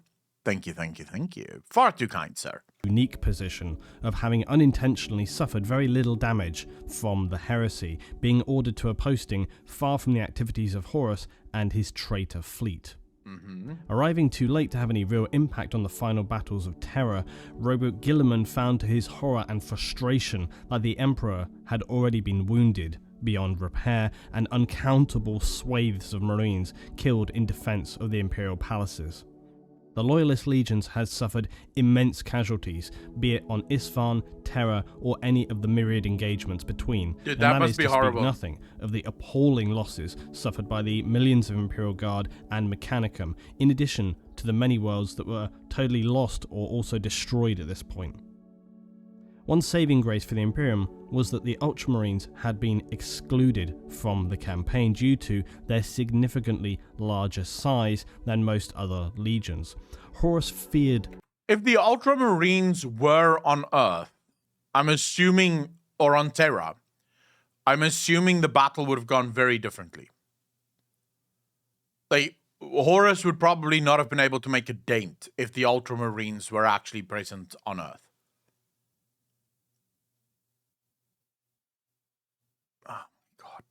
So many bad choices. Fuck. So many bad choices, bro. The Ultramarines especially, as they were some of the most tactically able, the most uncorruptible, and most importantly, their overwhelming weight of numbers. Many legions in the time of the Crusade recruited from the territories that they marshalled. The Ultramarines, through sheer fortune, had gathered a force of somewhere in the region of 250,000 Space Marines, compared to a more average 100,000 of the other strongest legions in this period. Although size could vary from anything like 50 to 150,000, the size of a legion was determined often by external factors, and there were no strict rules about its limitations. It was more a case of the number of incoming new recruits, the inevitable battle losses, the availability of potential recruits, and the administrative... Well, it was still the Big E, because the Big E didn't believe that Horus had turned against him. This is why Horus had the ability to order the Ultramarines to go away. If the Big E simply believed Magnus at the time, none of this would have fucking happened. Skills of the Primarch and his officers. Gilliman was a great organizer and always pragmatic in his approach. Also, by coincidence, the system in which the Ultramarines were situated happened to have an especially plentiful supply of suitable new recruits who were excellent stock for genetic adaptation into Astartes. The size of the Ultramarines was particularly important at this time, as the traitor legions had themselves suffered massive losses and were now without their primary leader, Horus. Disorganized, fearful, and in some cases overcome with guilt and regret. This disorganization enabled Guilliman to capitalize on the situation, spreading his Ultramarine force far and wide across the Imperium, enabling the other loyalist legions to consolidate their forces and in some cases restock from any new recruits who were already in the program of conversion to full Astartes. They were speeded through their training. I know what what humans need to do. I can solve humanity's problems. Easy peasy lemon squeezy. Take 100 at a time and turn all mortals into Space Marines. Name a force in the galaxy that could stand against a full Space Marine army numbering in the billions. Yeah, but Space Marines don't need to have children. Not all will survive the transformation. You think the Necrons could take a full Space Marine army? Woodland Man, how you doing, bro? Thanks for the first time chat. Really appreciate that. Gene Seed is limited. What if they got corrupted? Legio Custodes, Tyranids, Necron. Necrons and Tyranids. Gene Seed derogation, so you can't. That's not his goal. He wants to save humanity. Space Marines are not human. Yeah, but fuck his goals, dude. I'm pretty sure this was also not his goal, but it's happened now. There's nothing you can really do about it. Crazy, because he would just pull out some hitherto unknown giga weapon. Yeah, that could probably happen. The Necrons have weapons that literally cause stars to supernova at whim. Jesus. Traitors, on the other hand, had little opportunity for this, as the Ultramarines would block any attempt they would make to try and secure supplies or new recruits for their damaged legions. Not to mention being continually harassed and assaulted by the Blackguard Deathwatch, fighting now with renewed vigour. Some sought supreme vengeance, for as they saw it, the destruction of their once proud legions, and moreover the beloved Emperor himself. They wasted no time in immediately executing any corrupted traitors they found and would assist planets in crushing human cultists where they sprang forth. The newly established Inquisition at the command of the Emperor prior to his battle with Horus enabled the Imperium to have a fully established force to keep a watchful eye over any signs of taint of chaos, religious with the same zealots. caution and paranoia that the Interrex civilization had approached it with many years during the negotiations of Horus and the Lunar Wolves. This Inquisition would later be supported by the Grey Knights. The Grey Knights are a highly secretive wing of the Imperial Space Marine forces dedicated to the sole task of locating and eliminating the taint of dark corruption and battling the Imperium's most lethal and The Inquisitors have my favorite saying in this entire game. The Inquisitor saying, "Innocence proves nothing." By far my favorite saying in the entire game. My second favorite one is the planet failed before the guard did. Cadia still stands. That's my second favorite quote. But my favorite one is innocence proves nothing. That is such a harsh fucking saying, dude. So harsh. foul enemies. This period now would become known as the Great Scouring, and the Ultramarines, along with the other recovering Loyalist legions, would carry out the Emperor's last passing words to the letter. Although many traitor Marines fled in disarray, it became apparent in the years to come that some had established defensive bastions on distant worlds. It would take decades to cause enough damage to the legions of the Night Lords, the Alpha Legion and the Iron Warriors before they too would retreat to the abhorrent safety of the Eye of Terror.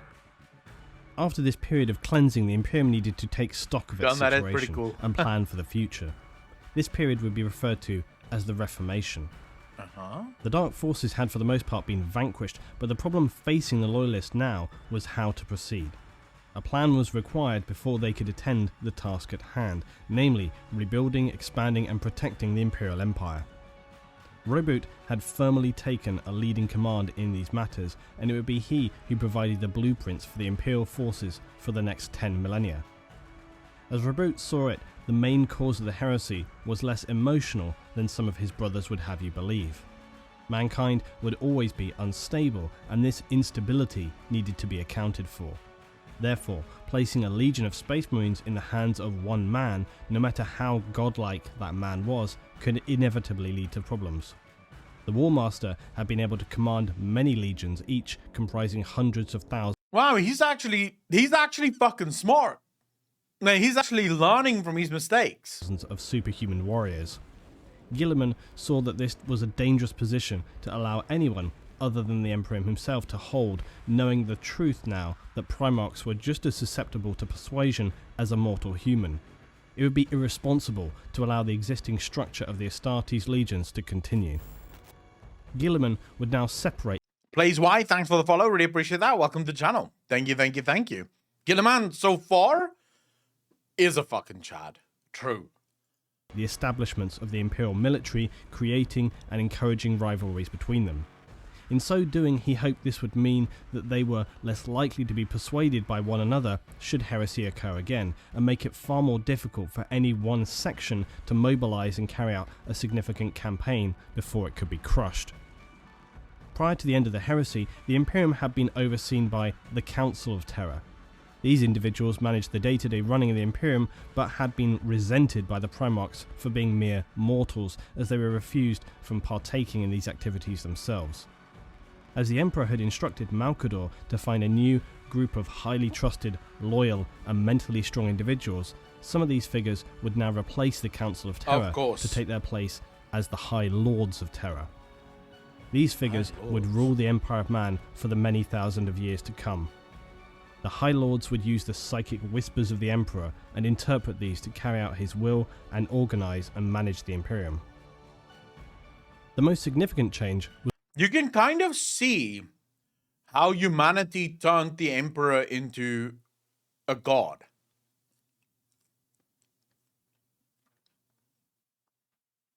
Think about every single mythological religious text we have. God does not speak with you in words, right?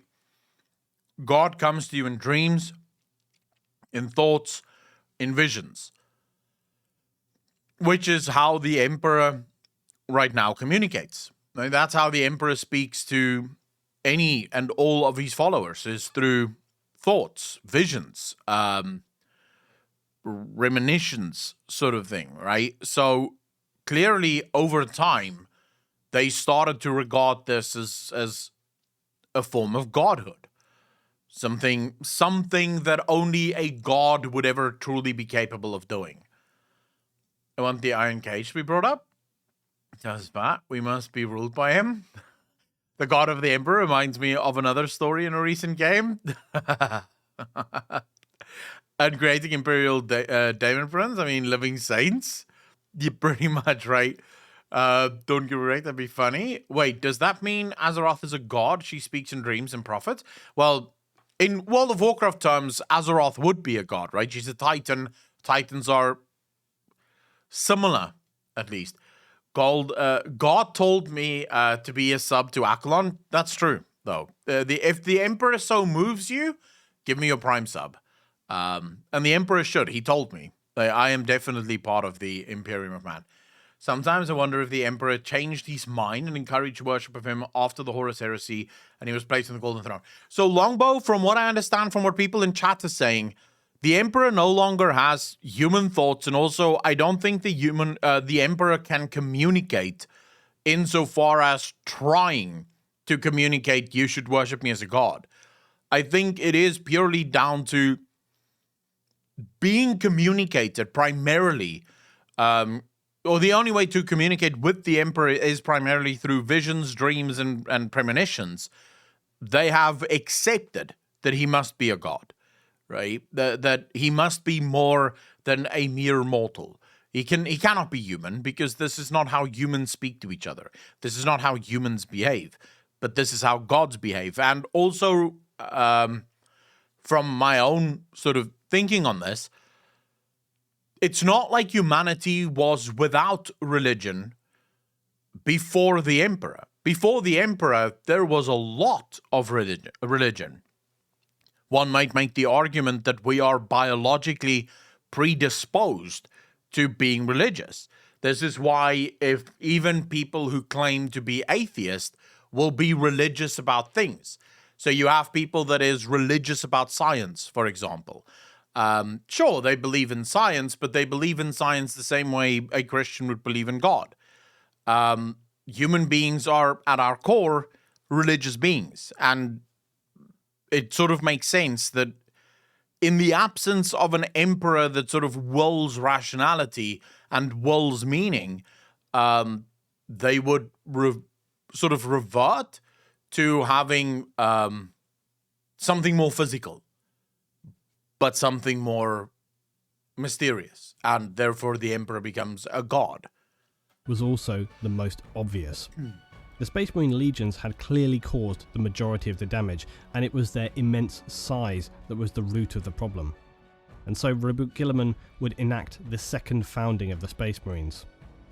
7 years after the death of Horus and the final traitors had largely fled from the systems of the Imperium, the remaining Loyalist legions would now be divided up from their hundreds of thousands of Marines into smaller 1,000 men strong chapters. The Legiones Astartes would now be known as the Adeptus Astartes. It was not a universally agreed plan though.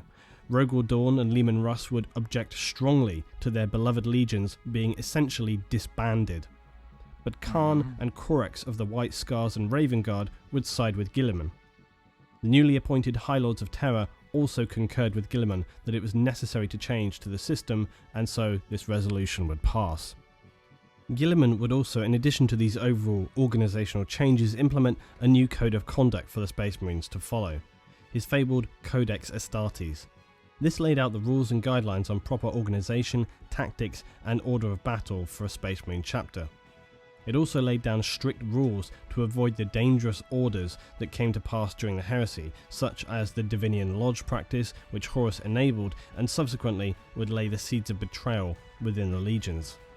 Needless to say, this is strictly illegal within the modern Astartes chapters. Yeah.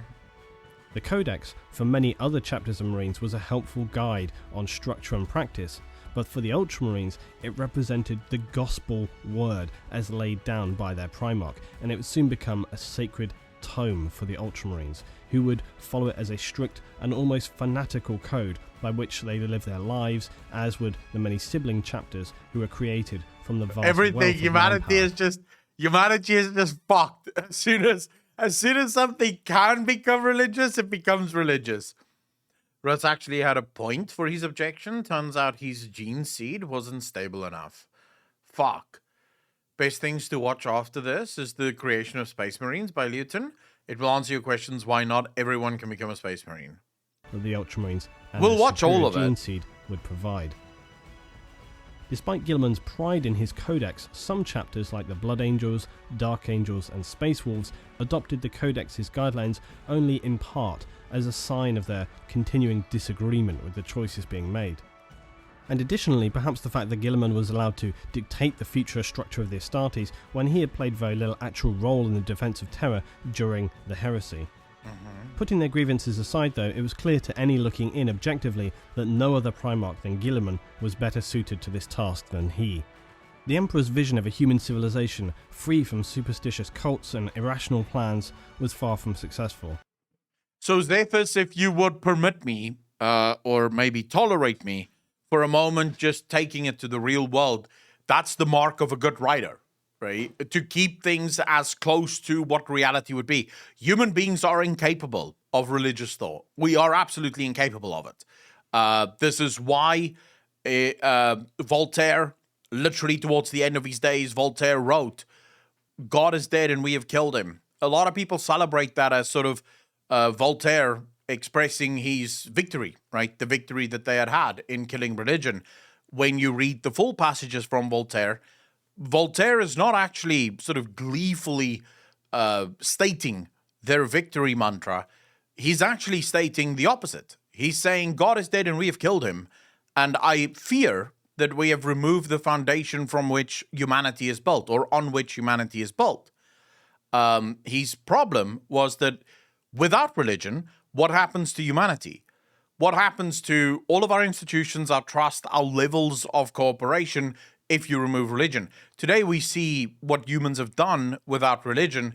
We have made politics religion, thereby believing that anyone that isn't part of our political party is a heretic and should be killed, or could be killed effectively. We believe that violence against those who do not agree with us is warranted if they believe in what we quote unquote believe to be the wrong thing. That's religious thought. Sorry, but that is religious thought, right? If you believe that your political party is so pure and so perfect that the other party is evil, then you are in a religion and you are religious about your political party. We've made sports religion, right? We watch sports and we pray at the altar of sports, and we hate those who do not follow the same teams as we do religiously. Money has become a religion for certain people.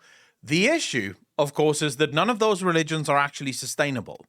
Now, I'm not trying to make a case here for religion being good, but there is a sort of, I almost want to say maybe it has to do with our own weaknesses as human beings.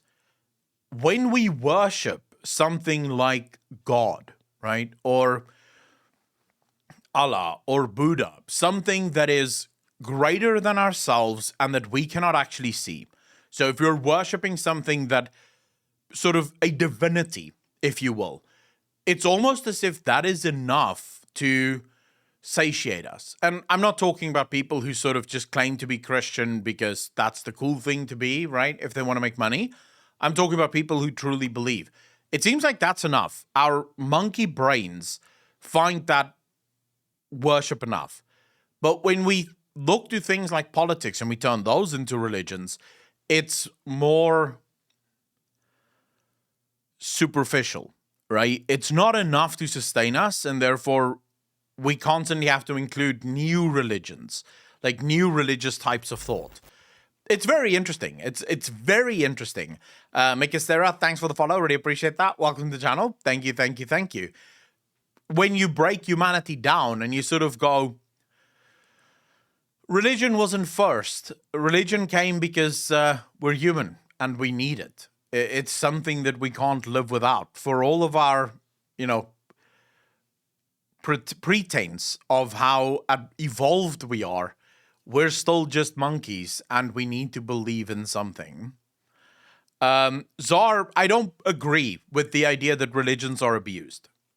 I don't think so. I don't believe with the fucking thing of religions have led to war, religions have led to persecution. I don't believe in that. I believe humans lead to war. I believe humans lead to persecution. I believe humans, for as much as we have the ability to be kind and good, we have the ability to be incredibly evil and bad. It doesn't matter what religion it is. We will find a way to fucking murder and war regardless of the religion. Doesn't matter. If you want evidence of this, the Buddhism preaches zero violence. Zero violence. And the Buddhists were leading a fucking genocide in China at one point in time, right? The Buddhists were leading it. Buddhism does not preach violence in any way, shape, or form, and they were doing it. Why? Because that is human nature. If we didn't have religion, we'd murder each other for something else. But we would find a way. Murder is like one of our fucking favorite pastimes as human beings. We just sort of, it's easier to do it when it's religion, because then it's an us versus them mentality, and you're allowed to kill anyone that isn't the same as you, so then it's fine, right? But I don't believe that, because if you're saying that religions corrupt or religions lead to war, then you're automatically saying that there must be a God.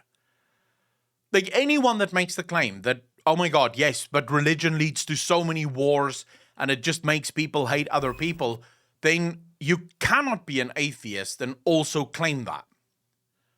Because by claiming that, you're suggesting that a religion has the power to change human beings, thereby the religion is powerful, so it must be a god, right? There must be some sort of metaphysical being that changes these people.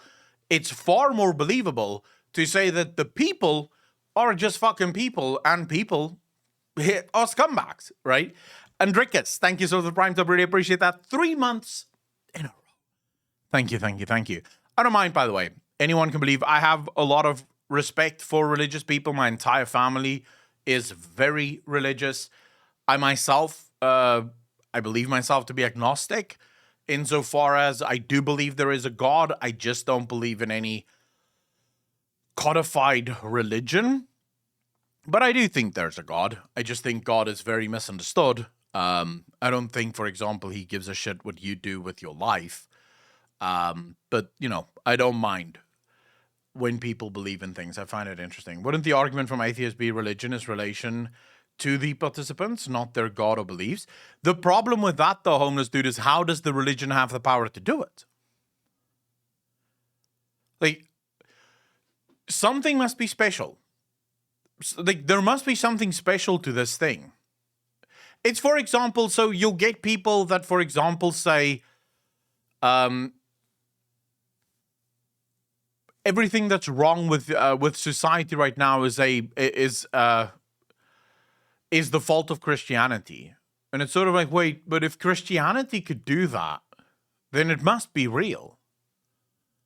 It's far more likely that humans are just fucked up creatures that do fucked up things to each other, and that the religions that we created also managed to be quite fucked up because, hey, it was humans that created it at the end of the day, right?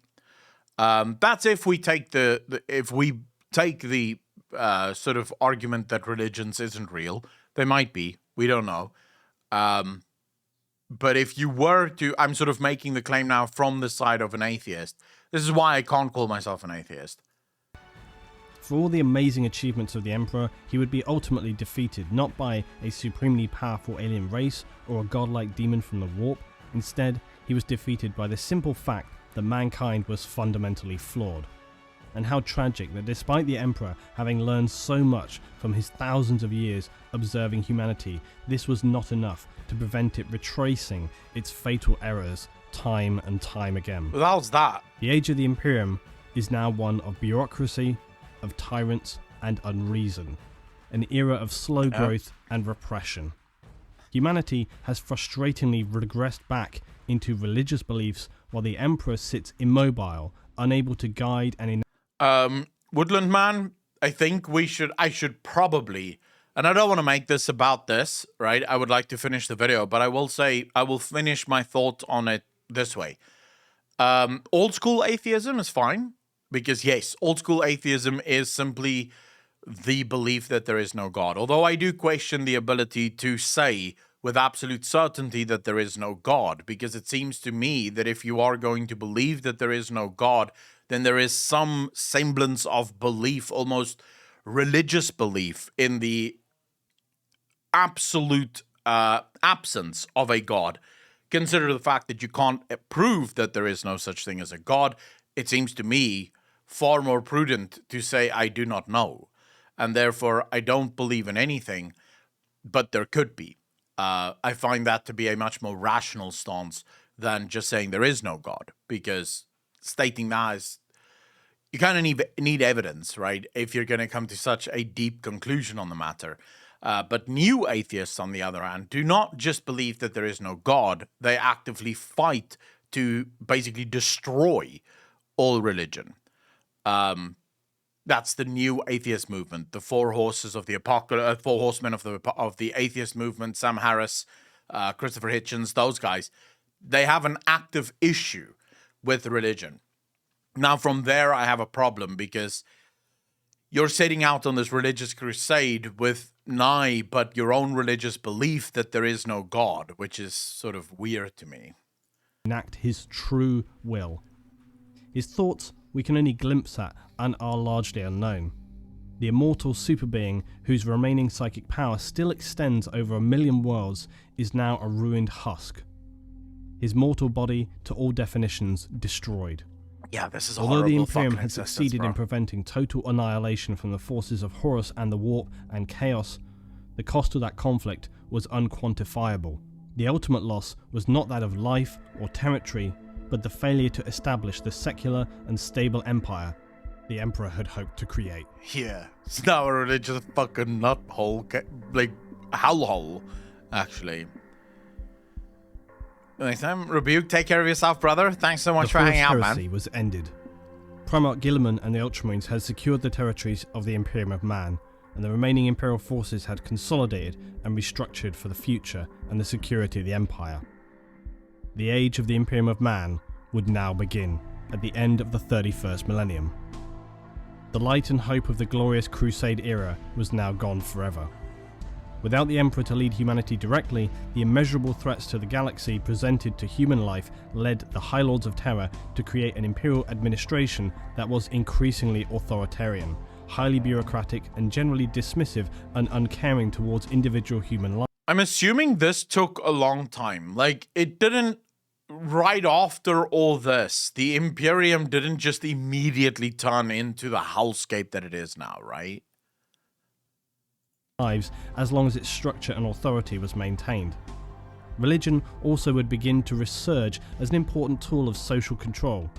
The Emperor's preferred original rationalist truth was sidelined by the growing imperial cult, believing, as once the Wordbearers Legion had, that the Emperor was a divine being and the saviour of mankind. Only the latter would be an accurate statement. For many people, this point in time would be the end of our story. But there's more. Despite things seeming more stable now, this would not last. An extreme and horrific attack would now come barely 500 years after the inception of the High Lords of Terror by the Officio Assassinorum. This was the highly secretive and lethal assassins wing of the Imperial forces. On the orders of the Grand Master of Assassins, the High Lords were slain to a single man. The Retribution Force of Space Marines was dispatched to the Assassin's Temple, and despite suffering near total casualties, they were able to complete their objective and kill the Grand Master of the Assassin's Order. The Imperium would now descend into near anarchy for a period of years while a new High Council was screened and established. But why? Another small aside now on the fates of the remaining Primarch. He doesn't actually explain why did the assassins kill the council. Blanket, how you doing, bro? Rin the Weirdo, how you doing, brother? It's a bit for him. It's an old one situation. It doesn't help that the Primarch's gone missing midway. Anyways, praise the Omnisire. Fuck Lorgar. He got what he wanted, though. Political backstabbing. It was a power move. Of course it was a fucking power move. Fire and Lightning, how you doing, brother? Thanks for the tier 1 sub. Did really appreciate it. 7 months in a row. Thank you, thank you, thank you. You're far too kind, sir. This is one issue that is hugely frustrating, that despite the survival of many of the Primarchs through the darkest of times, many would now disappear or die, and in the overall perspective of things, often barely befitting their weight and importance.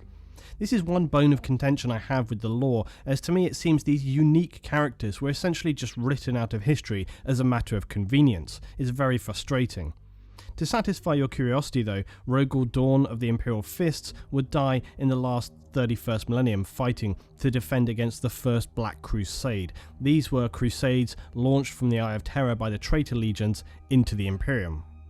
Roboute Guilliman would be fatally wounded during the Battle of Thessala in 121 Millennium 31, when he encountered one of the traitor Primarchs Fulgrim of the Emperor's Children, who had risen to become a demon prince. Wait, he of died? Slaanesh.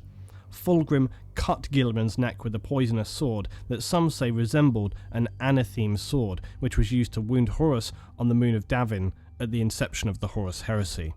Wait, but I thought Guilliman was the one wielding the sword. Oh, he got reanimated, okay. Vulcan of the Salamanders disappeared. He was seemingly disillusioned and broken after his legion's devastating losses during the heresy. He vowed to return in the end times. However, he would appear some 1500 years later where he would defend the Imperial world Caldera against an Orc invasion. He would then return to Holy Terra and berate the High Lords of Terra for their petty squabblings. Vulcan would restate his return was only temporary and he was destined to appear in another time. He would later be recorded as killed battling an Orc warboss.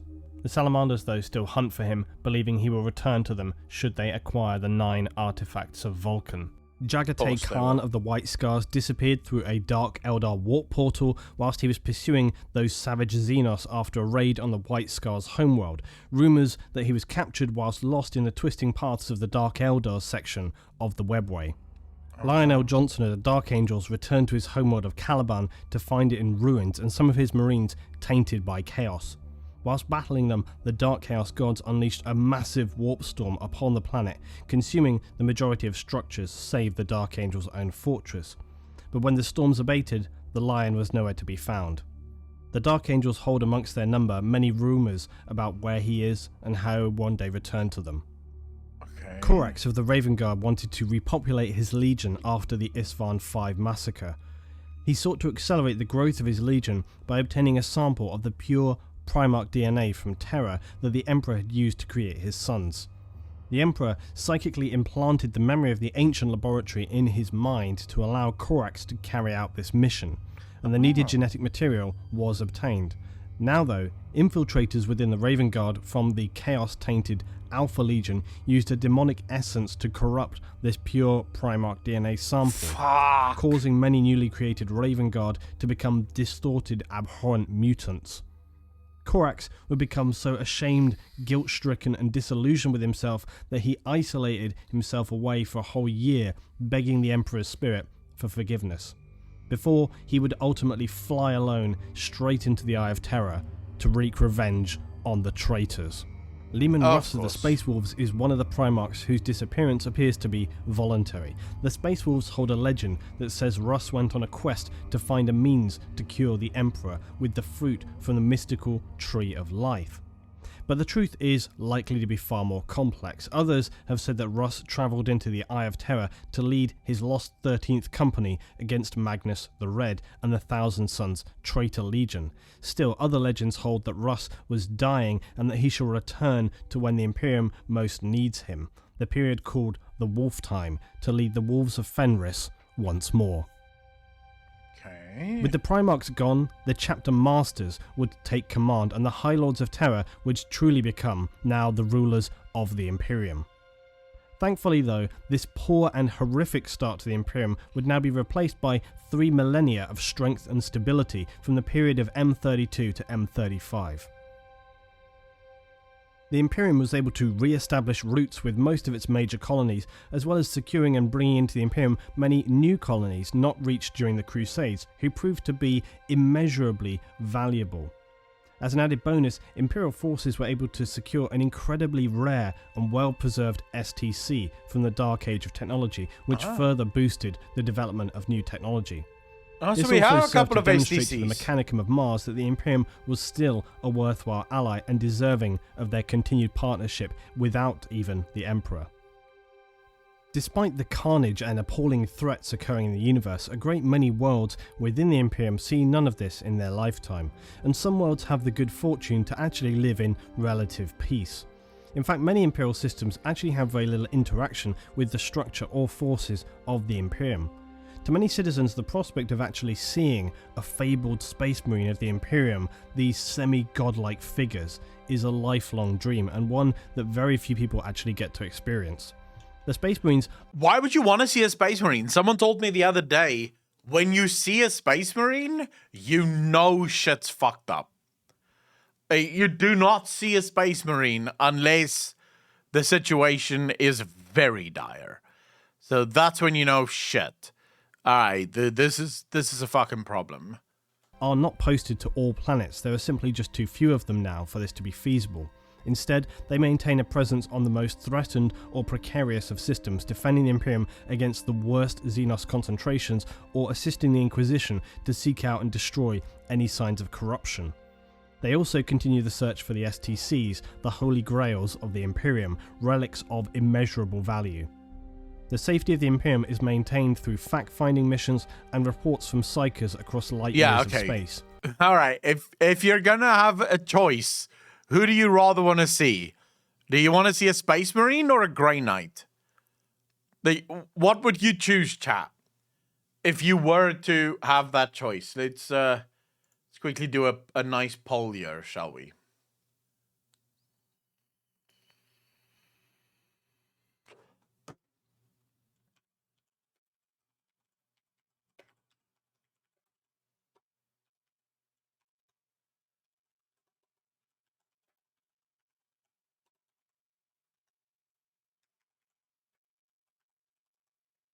All right.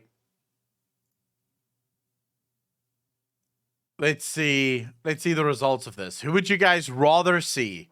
A Grey Knight or a Space Marine? The Adeptus Administratum maintain a highest level of information possible so that all Imperial... Let me set the stage very quickly here. Let me just set the stage. You're living your life, right? You guys are doing your thing. You're having fun. You're hanging out, and your planet comes under attack. There's an attack. You guys are fighting, and someone shows up. Is the person showing up a Space Marine or a Grey Knight? In which instance are you more or less fucked? Imperial forces can focus their diminished resources on the most likely locations at risk. Frustratingly though, and almost unbelievably, the Imperium would now sanction religion, as many Imperial cults had risen, dedicating to the worship of the... Homeless dude, I just want to say, according to Lieutenant himself, there are places in the Imperium that is relatively peaceful, where the people have never seen a Space Marine, they have never seen war, they don't know any of the things that's going on. So even in the 41st century, there does appear to be homeworlds, at least to some extent, where like horrible shit don't all the time fucking happen. The Emperor as the god of mankind. The majority of these would become unified into a centralized... Have you seen the Dark Tide trailers yet? Yes, Ethan, I do think I have seen it. Thanks for the 100 bits, I'd really appreciate that. Dark Tide is the Vermintide of the 40k universe, right? Because I'm pretty sure we watched that. Religious body known as the Ecclesiarchy. This powerful church gained momentum until the 32nd millennium, where it became the official state religion of the Imperium and the title of Adeptus Ministorum. Centuries later, Ecclesiarch Venerus II receives a seat amongst the High Lords of Terror, and after 300 standard years, the seat reserved for the Ecclesiarch is made a permanent addition to the ranks of the High Lords of Terror. Given that the Lords are meant to... Yeah, there are paradisic garden worlds which only tithe flowers to the Imperium and which never saw war in the last 10k years. Fuck.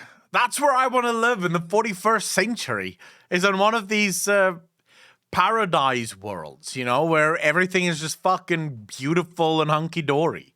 That's where I want to live. Infer the Emperor's psychic whispers and wishes, these actions make you question how little they're actually able to communicate with the Emperor, or perhaps how much they choose to ignore, given the fact that the Emperor flew into a near rage when he discovered the actions of the word-bearers during the Great Crusade.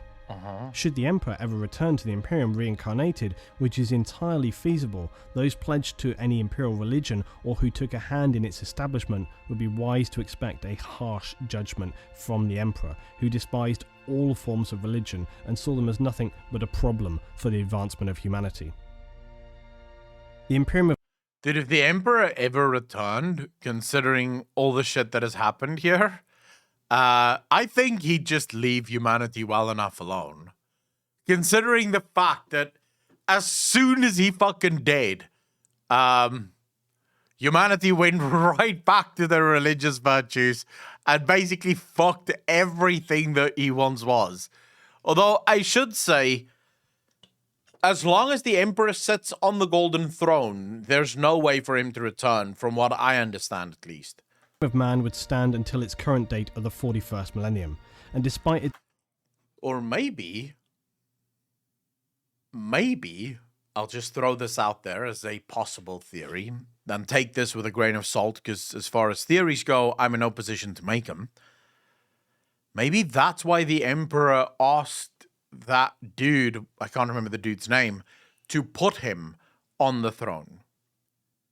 Because the Emperor knew that if he died if he died off the throne, it would be 25,000 years before he'd be able to return, if not longer. Because apparently it does take a long time for a soul to be reborn. Not Malcador. Malcador is the one sitting on the throne. While the Emperor was lying there, one of the Primarchs came to the Emperor, and the Emperor whispered to him as a final act to take him to the Golden Throne. When they arrived there, Malcador was already basically getting fucked, and as soon as they removed him, was that Rogel Dawn? Dawn, that's the one. Yes. Rogel Dawn. So when the Emperor spoke to Rogel Dawn... There are some hints that the Emperor knew what would happen all along, and his plan was always for him to become the only god to mankind by deleting all the older gods first. I like that, but also at the same time, I sort of don't. I think the religious aspect is just man-made, right? That's just a human thing. But here's my theory, that I think at least. The Emperor, in telling Rogel Dawn, listen here, take me to the Golden Throne. Because the Emperor is described as being a dead god, merely kept alive by the souls of Psykers, right? It is the souls of the Psykers that is keeping the Emperor's body alive. So what if the Golden Throne provides the Emperor with the ability for his soul, whilst now in the warp, to still be connected to humanity. So thereby giving the Emperor the ability to communicate with humanity while the Emperor waits for himself to be reincarnated. So for him to be reborn, however much time that takes, he at least doesn't have to leave humanity, if that makes sense. So it could be that the Emperor could be reborn even without leaving the throne. So, still on the Golden Throne, but the Emperor could absolutely come back. Its often counterproductive bureaucracy, it continues to function and maintain a strong fighting force within the galaxy. Member worlds generally govern themselves as long as they recognise the authority of the Emperor and his appropriate civil servants and support the state religion, the Imperial cult, which places the Emperor as the divine being, the true god of mankind. Every world of the Imperium pays also the imperial taxes levied on them, but not in monetary form. They pay in men and materials, known as the imperial tithe. The imperial tithe supports the overall... The throne of light, in which the word bearers foresaw a golden child being born, which would end their entire chaos religion. Holy shit. Huh. That's interesting. So maybe the Emperor have already been born again. Overall economy of the Imperium by redistributing resources where needed, supporting one region by drawing resources from more peaceful sectors. The Imperium promotes the development of a neo-feudal political system, which the High Lords of... Dude, when I watch Warhammer stuff, my mind is all over the fucking place. Like, my mind goes nuts with theories and shit that's happening. It is such a fucked up world, but so good. In such a good way. Such a fucked up world. It is insane. And also, it seems like 43 of you would prefer seeing a Space Marine, whereas only 7 of you would want to see a Grey Knight. At the end of the book, it's revealed that might have already happened. They even reference the Star Child, a part of the Emperor that he supposedly exorcised from himself, because it's his compassion. Thanks for the 200 bits, dude. Really appreciate that.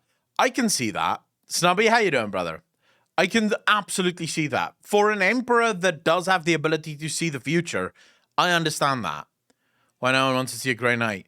Raskar, I already know the answer to that question. The Grey Knights are basically like, when you see them, there is a very good chance that, well, you will die, right? Because first and foremost, aren't they the guys that's basically their entire existence is secret. Compassion has no So place in the 40th if you million saw a years Grey law. Knight, the Grey Knight would kill you just so that you didn't know or would be able to tell anyone that you saw a Grey Knight. And then also the case of exterminatus and shit that can happen. It's basically, I would shit my pants if I saw the Inquisitors as well. I'd just shit myself because I'd be like, fuck, there's probably a giant light coming. We're about to get fucking slaughtered here. Of terror and the Inquisition have decided to be the most stable form of human government.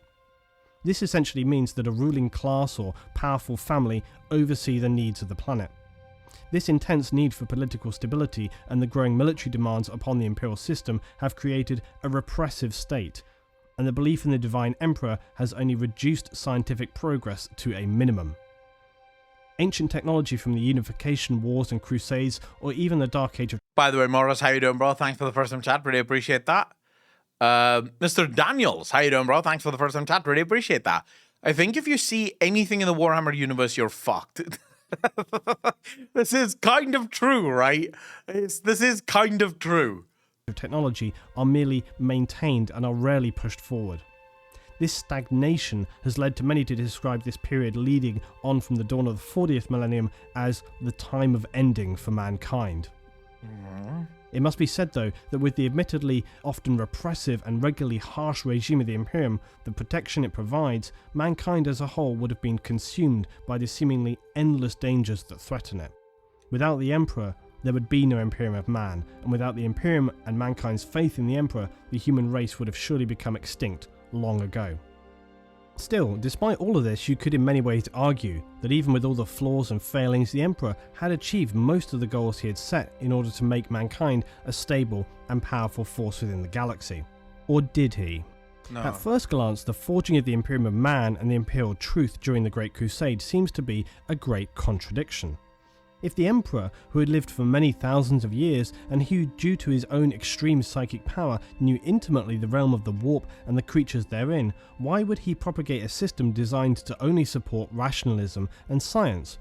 It seems feasible to speculate that the Emperor had plans that reached far beyond the Crusades and the creation of the Imperium, and that these had barely even begun to pass. In that sense, the Imperium and the Legiones Astartes was a catastrophic failure. We can speculate that the Emperor's overall goal was the total destruction of the Chaos Gods and those dark forces that would threaten mankind. The Emperor had fair reason to turn humanity to a secular society, having witnessed many times over the will of men. I would agree, actually, with Swanky Tiger here. If you wanted to starve and ultimately kill the Chaos Gods, here's what you would have to do, right? So, first, create a society that is purely based on rationalism and get emotions under control, right? Second, slaughter all other alien races. This includes the Eldar, the Catan, the Old Ones, the Orcs, the Emo Boys or the Weeb Boys, whatever the fuck they're called. I can't remember now. The Tau, I think they're referred to. So you slaughter all of them, and this should technically weaken the Chaos Gods to the point of obscurity, in essence. Although, would that not just feed and create some kind of new Chaos God? Because all these rational thoughts and stuff would now obviously still flow into the warp, which would then just create something new, right? In Godblight they discuss the Chaos Gods, and the Eldar mention that they cannot truly be starved, unlike other gods, like the Eldar or Catan. Sorry for keep bringing up Books XD. No, you don't have to apologize, dude. Thanks for the 200 bits. Really appreciate that. Lord of Death, how you doing, brother? Thanks for the first time chat. Really appreciate that. There was actually a god of atheism? Gilliman discussed that with some Eldar in there. Was there?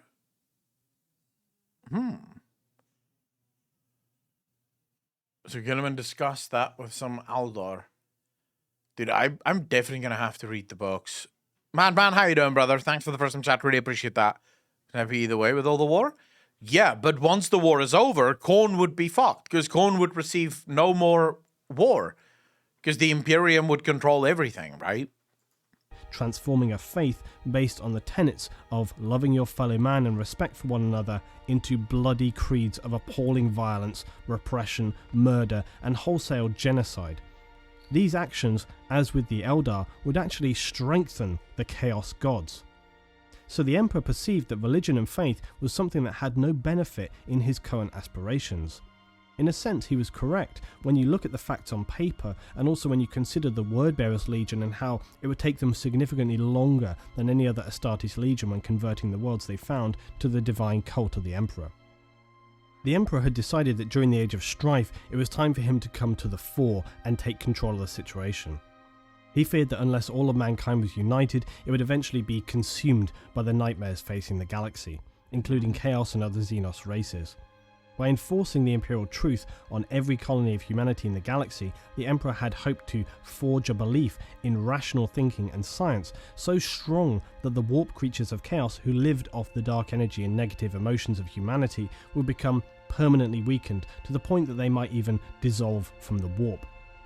The only problem with this plan would be that the dark forces were far from weak when the Emperor brought his plan to its inception.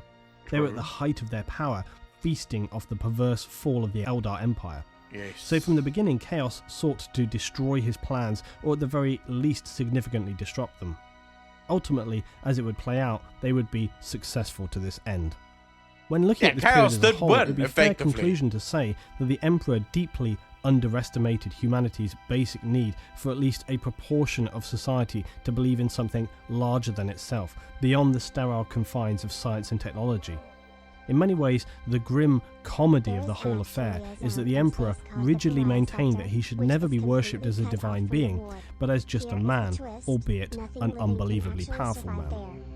His questionable judgment in laying the foundations of the Imperium and later the Crusades proved his own proclamations that he was indeed just a man, capable of miscalculations as any mortal human. Yet despite this, Yeah, but I would have argued it would have been better maybe for the Emperor to let people believe him a god. I think so, at least. Spartan, take care of yourself, brother. Thanks so much for hanging out. Really appreciate that. There is actually a zone in space called the Pariah Sector, which is completely cut off from the warp. Here is the twist. Nothing living can actually survive there. We need the warp to exist. Wait, why can nothing living survive there? still would end up becoming worshipped as a divine being. You could call the whole series of events a tragedy, especially in the sense that legions of religious worshippers and pilgrims of the Imperium could never understand the irony of worshipping a man who had, over the course of millennia, done everything in his power to extinguish religion from the human race. To rub salt into the wound, though, it is especially contentious that the binding factor in holding the Imperium together after the heresy was in part, of course, the Ultramarines, but also, significantly, religious faith in the Emperor himself. Added to this, though, humanity's religious faith in the godlike Emperor would actually empower his psychic form in the warp and enable him to combat chaos on their own plane, as well as continuing to guide and protect humanity in the material world through the Astronomicon and his ever-guiding light. Which all seems ultimately ironic that for all of the Emperor's efforts to destroy organized religion, it would ultimately become his saving grace. Though the price for the survival of the Imperium and humanity had been at a level beyond comprehension and a cost far greater than the Emperor hoped humanity would have had to bear, a new version of the Imperial truth. Interesting. So, yeah, we need the warp, but that doesn't mean we need the Chaos Gods. Because it is my understanding again, and I always say it's my understanding because I get bits and pieces of the lore from things that I read and things that I sort of hear from you guys. The Chaos Gods weren't always there. Like, the warp originally was just sort of the coalescence of all energy. Yeah. The Chaos Gods were can cut off created. the warp with their Palons. They could defeat chaos technically. Necron fuckery. Our souls are part of the warp. We are naturally connected. That's why he wanted to move humanity into the Webway to isolate us from the warp, as trying to forcefully severing the connection is bad. Right, that makes sense. And yeah, the pylons we saw in the Gothica 2 trailer, or like end cutscene thing. We saw the pilot and stuff. Had become predominant among the million worlds of mankind, a truth that lies at the heart of the Imperial Creed, a simple truth that strengthens all from the weakest human citizen to the most powerful superhuman Astartes. The Emperor protects.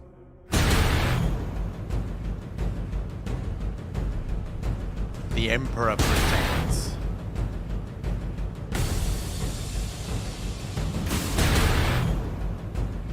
This was a cool fucking episode, dude.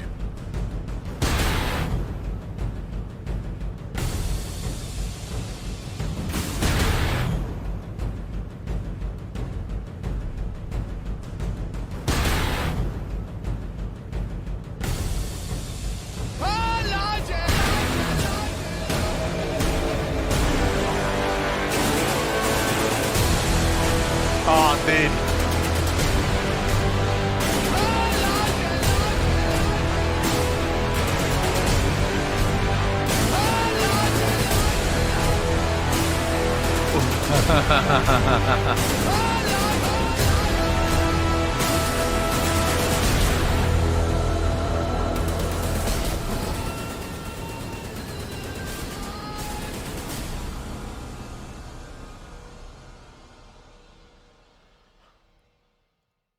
All right, so soon. I don't want to say tomorrow because we might do some other reaction stuff tomorrow, but soon we will be watching part 3 of the Emperor.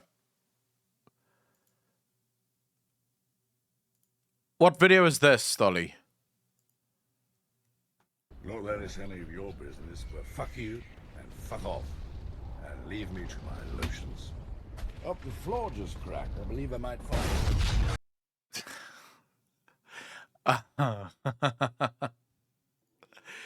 I can see that.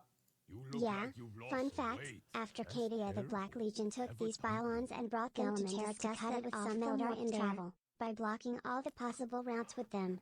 They almost succeeded, but they were stopped last second at the last possible route by like actually a zone and Sister of Silence who fended off an entire completely cut off from the warp.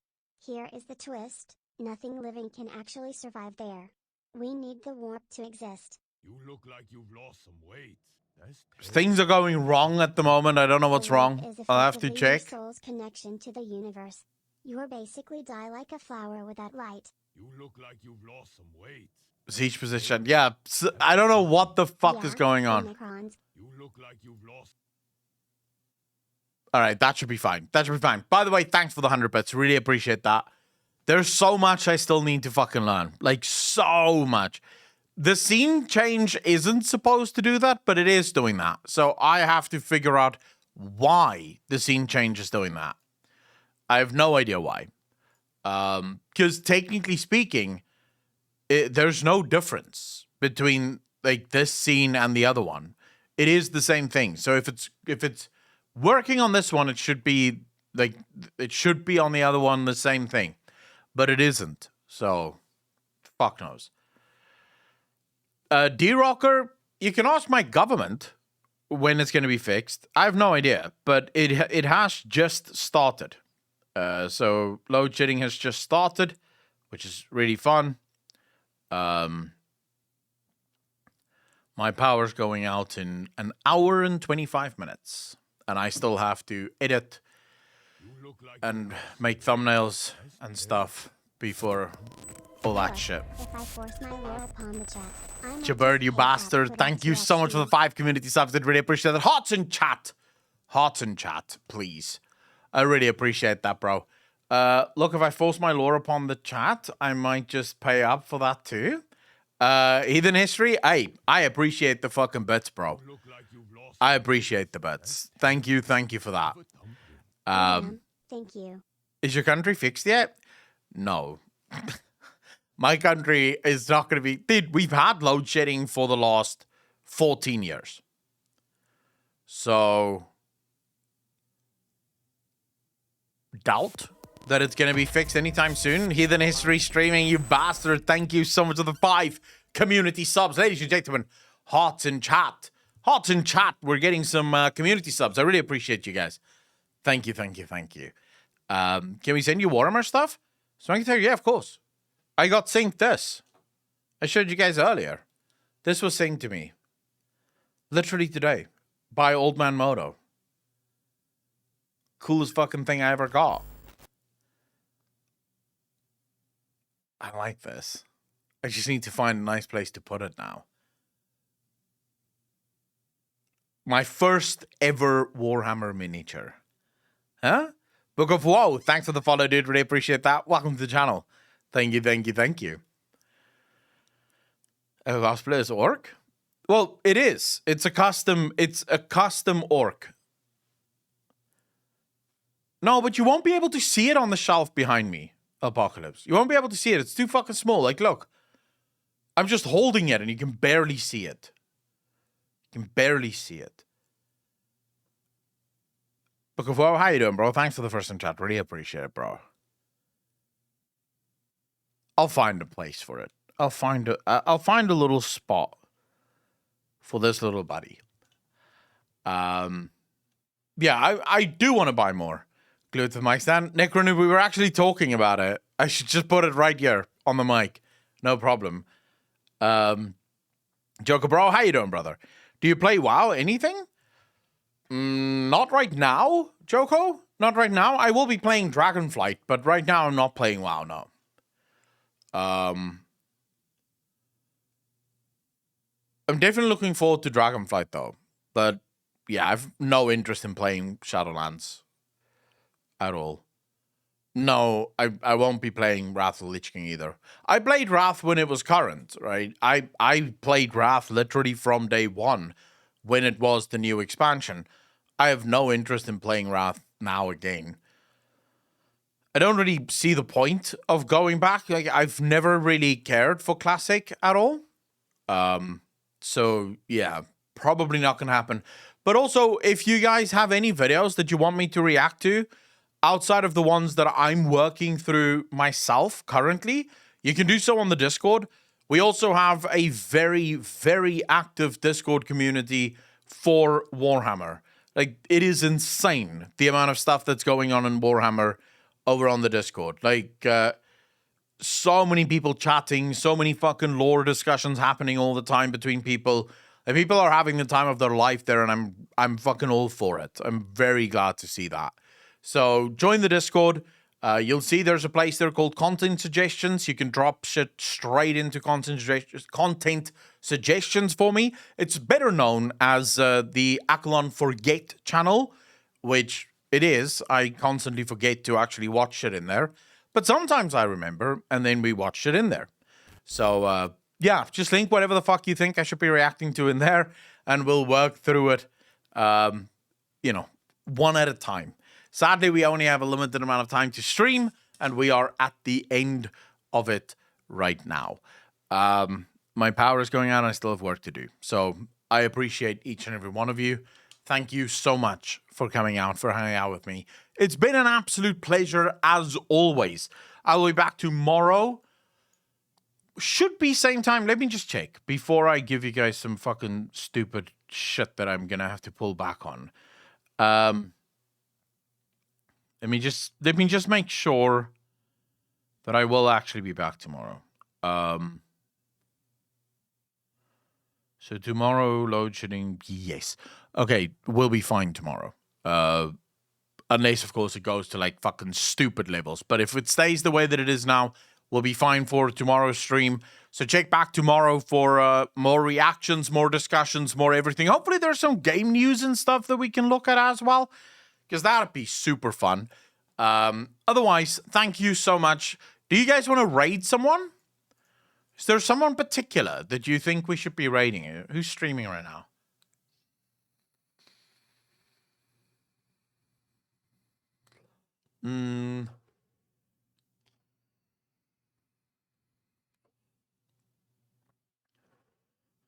Okay, Xiang? Fuck you. How would you even know that Amaranth is live? I am judging you for the fact that you know that she is live right now. I mean, in what universe would I fucking raid Amaranth? I don't watch Amaranth's content. Why would I raid Amaranth? Are you fucking nuts? You should do it. Here's a long time sub. You should do it. Wait, so I should raid Amaranth because Xiang is a long time sub. Sure. I'm not gonna do that though. Look, I have nothing against Amaranth as a content creator, but I think we have very different content. It's definitely not my type of content. Let's put it that way. Who's Shy Lily? I don't know who that is.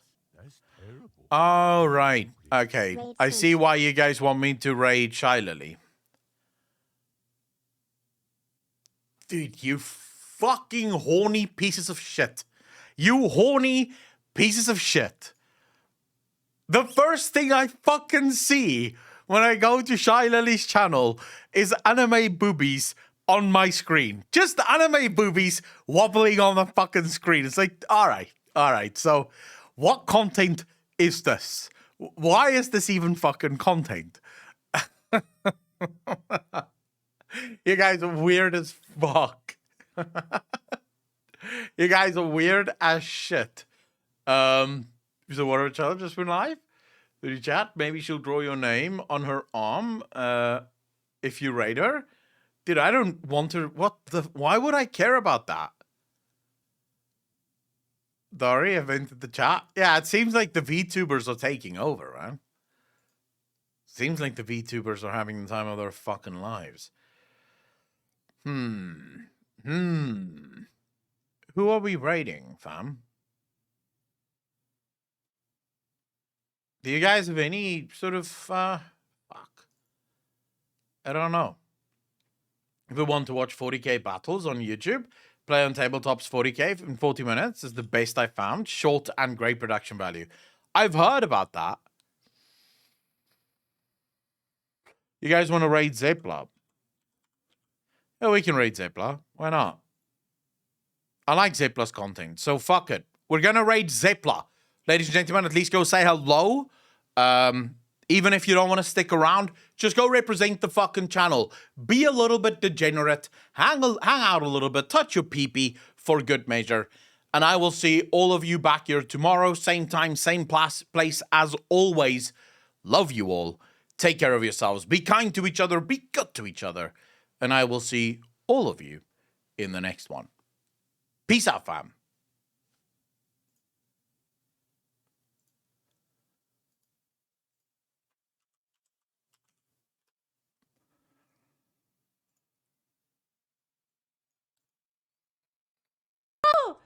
No, I went the wrong way. Shit.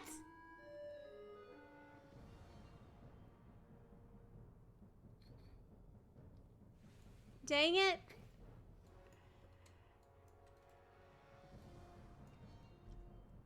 Dang it. Hey, Aqualon, thank you so much for the raid. I really, really appreciate that. I am just now experiencing dragon riding for the first time, and I keep getting teleported out of the area because I'm flying way far away.